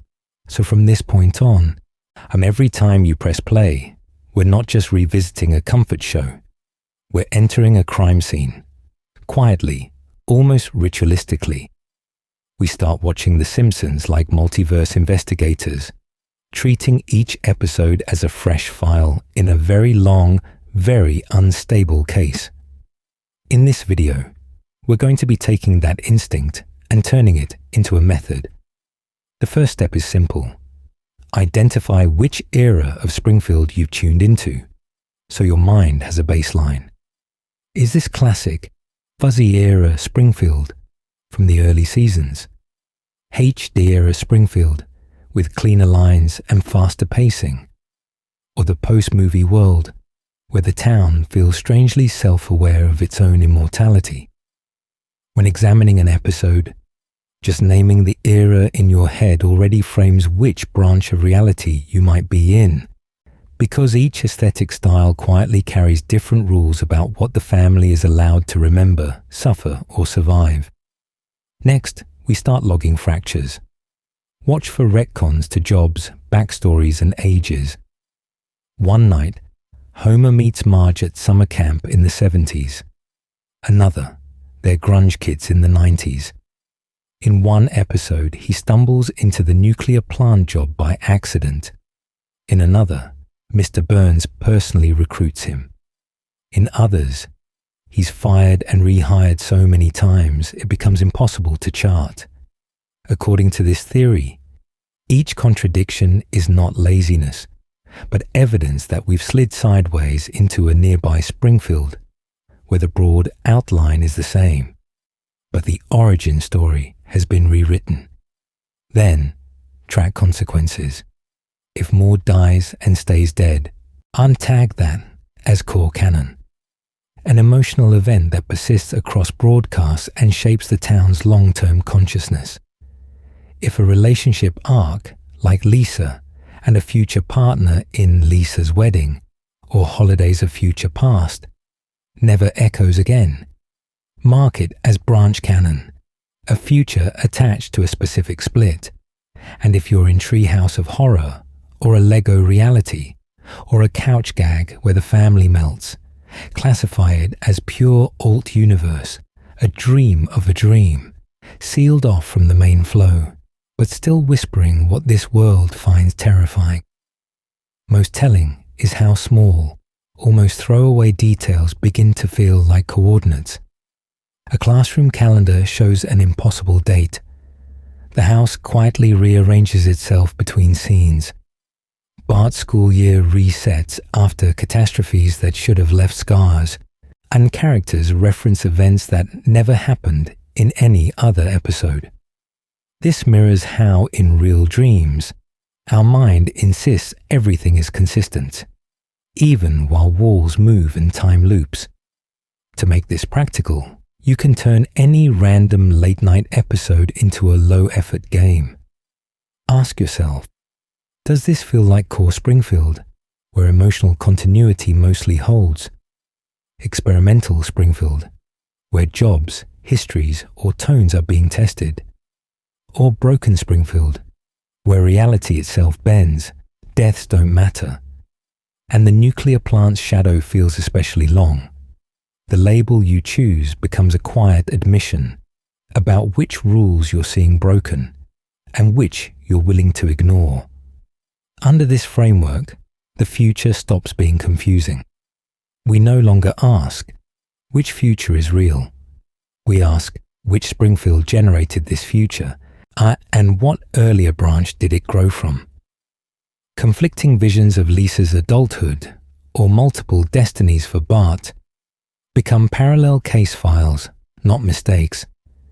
This theory suggests that even filler episodes and impossible survivals are no longer disposable. Every joke where Homer should have died, every reset button disaster, becomes potential evidence of a branch where he didn't walk away, and where some other consciousness is still trapped under the rubble. Fandom debates over canon transform into something more intimate. Different people defending the Springfield their mind settled into as home. By the end of this video, the map we've sketched will only be a starting point. The way you re-watch, what you notice, and what you let slide into the background will quietly decide which universe of The Simpsons becomes your personal reality. The Springfield you carry with you, final thoughts, and what to do next. So we end up here, standing at the edge of a town we can't quite map, looking back over the roads we've followed in this video. We started with the floating timeline and the impossible refusal to age, moved through branching deaths and mutually exclusive futures, and drifted into Lego bodies, crossovers, and meta couch gags that behave like portals. Taken together, this theory suggests that The Simpsons has been hiding a living multiverse in plain sight, one that reboots itself every Sunday night. But that multiverse is not just a cold sci-fi diagram or a neat continuity chart. It is also a way of describing how long stories live in the mind. When examining a series that has been with us for decades, the evidence becomes clear that each of us carries a different Springfield, assembled from childhood episodes watched on worn VHS tapes, late-night reruns half slept through, memes that replaced entire plots with a single screenshot, and jokes we misquote so often that our version becomes more real than the original. This mirrors how the core Springfield actually works. Officially, there is no single master timeline, just a floating present that keeps pulling the family's origin story forward through new wars, new technologies, new traumas. Unofficially, our core Springfield is the composite universe we build from the episodes that mattered most to us, the seasons we rewatch until we can hear Homer's breathing between lines, the Halloween segments that scared us, the future episodes like Lisa's Wedding or Holidays of Future Past that quietly became our emotional canon. According to this theory, every time we quote a line, misremember a scene, or skip an episode we dislike, we are editing that universe. A joke we repeat becomes reinforced reality. A subplot we forget is a branch allowed to wither. What if your mind is already pruning Springfield, deciding which versions of the family get to exist? What if the town you return to when you cannot sleep is already an alternate continuity you authored without noticing? Most telling is how the show itself appears to understand this. It constantly reboots the past with new flashbacks, rewrites how Homer and Marge met, shifts when Bart was born, and treats continuity as something fluid and dreamlike.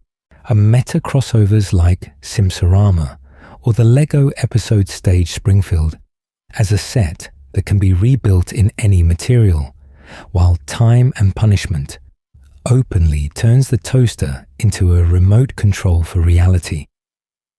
Rather than breaking the show, this branching structure is what keeps it alive. Contradictions stop being mistakes and become the nervous system that lets the series flex, regenerate, and survive cultural changes that should have fossilized it long ago. So here is what we invite you to do next. Pick one episode, an early classic, a strange late-season future, a Treehouse of Horror segment, and re-watch it as a multiverse artifact. Look for timeline fractures, impossible callbacks, or hints that this Homer does not quite match the one you remember.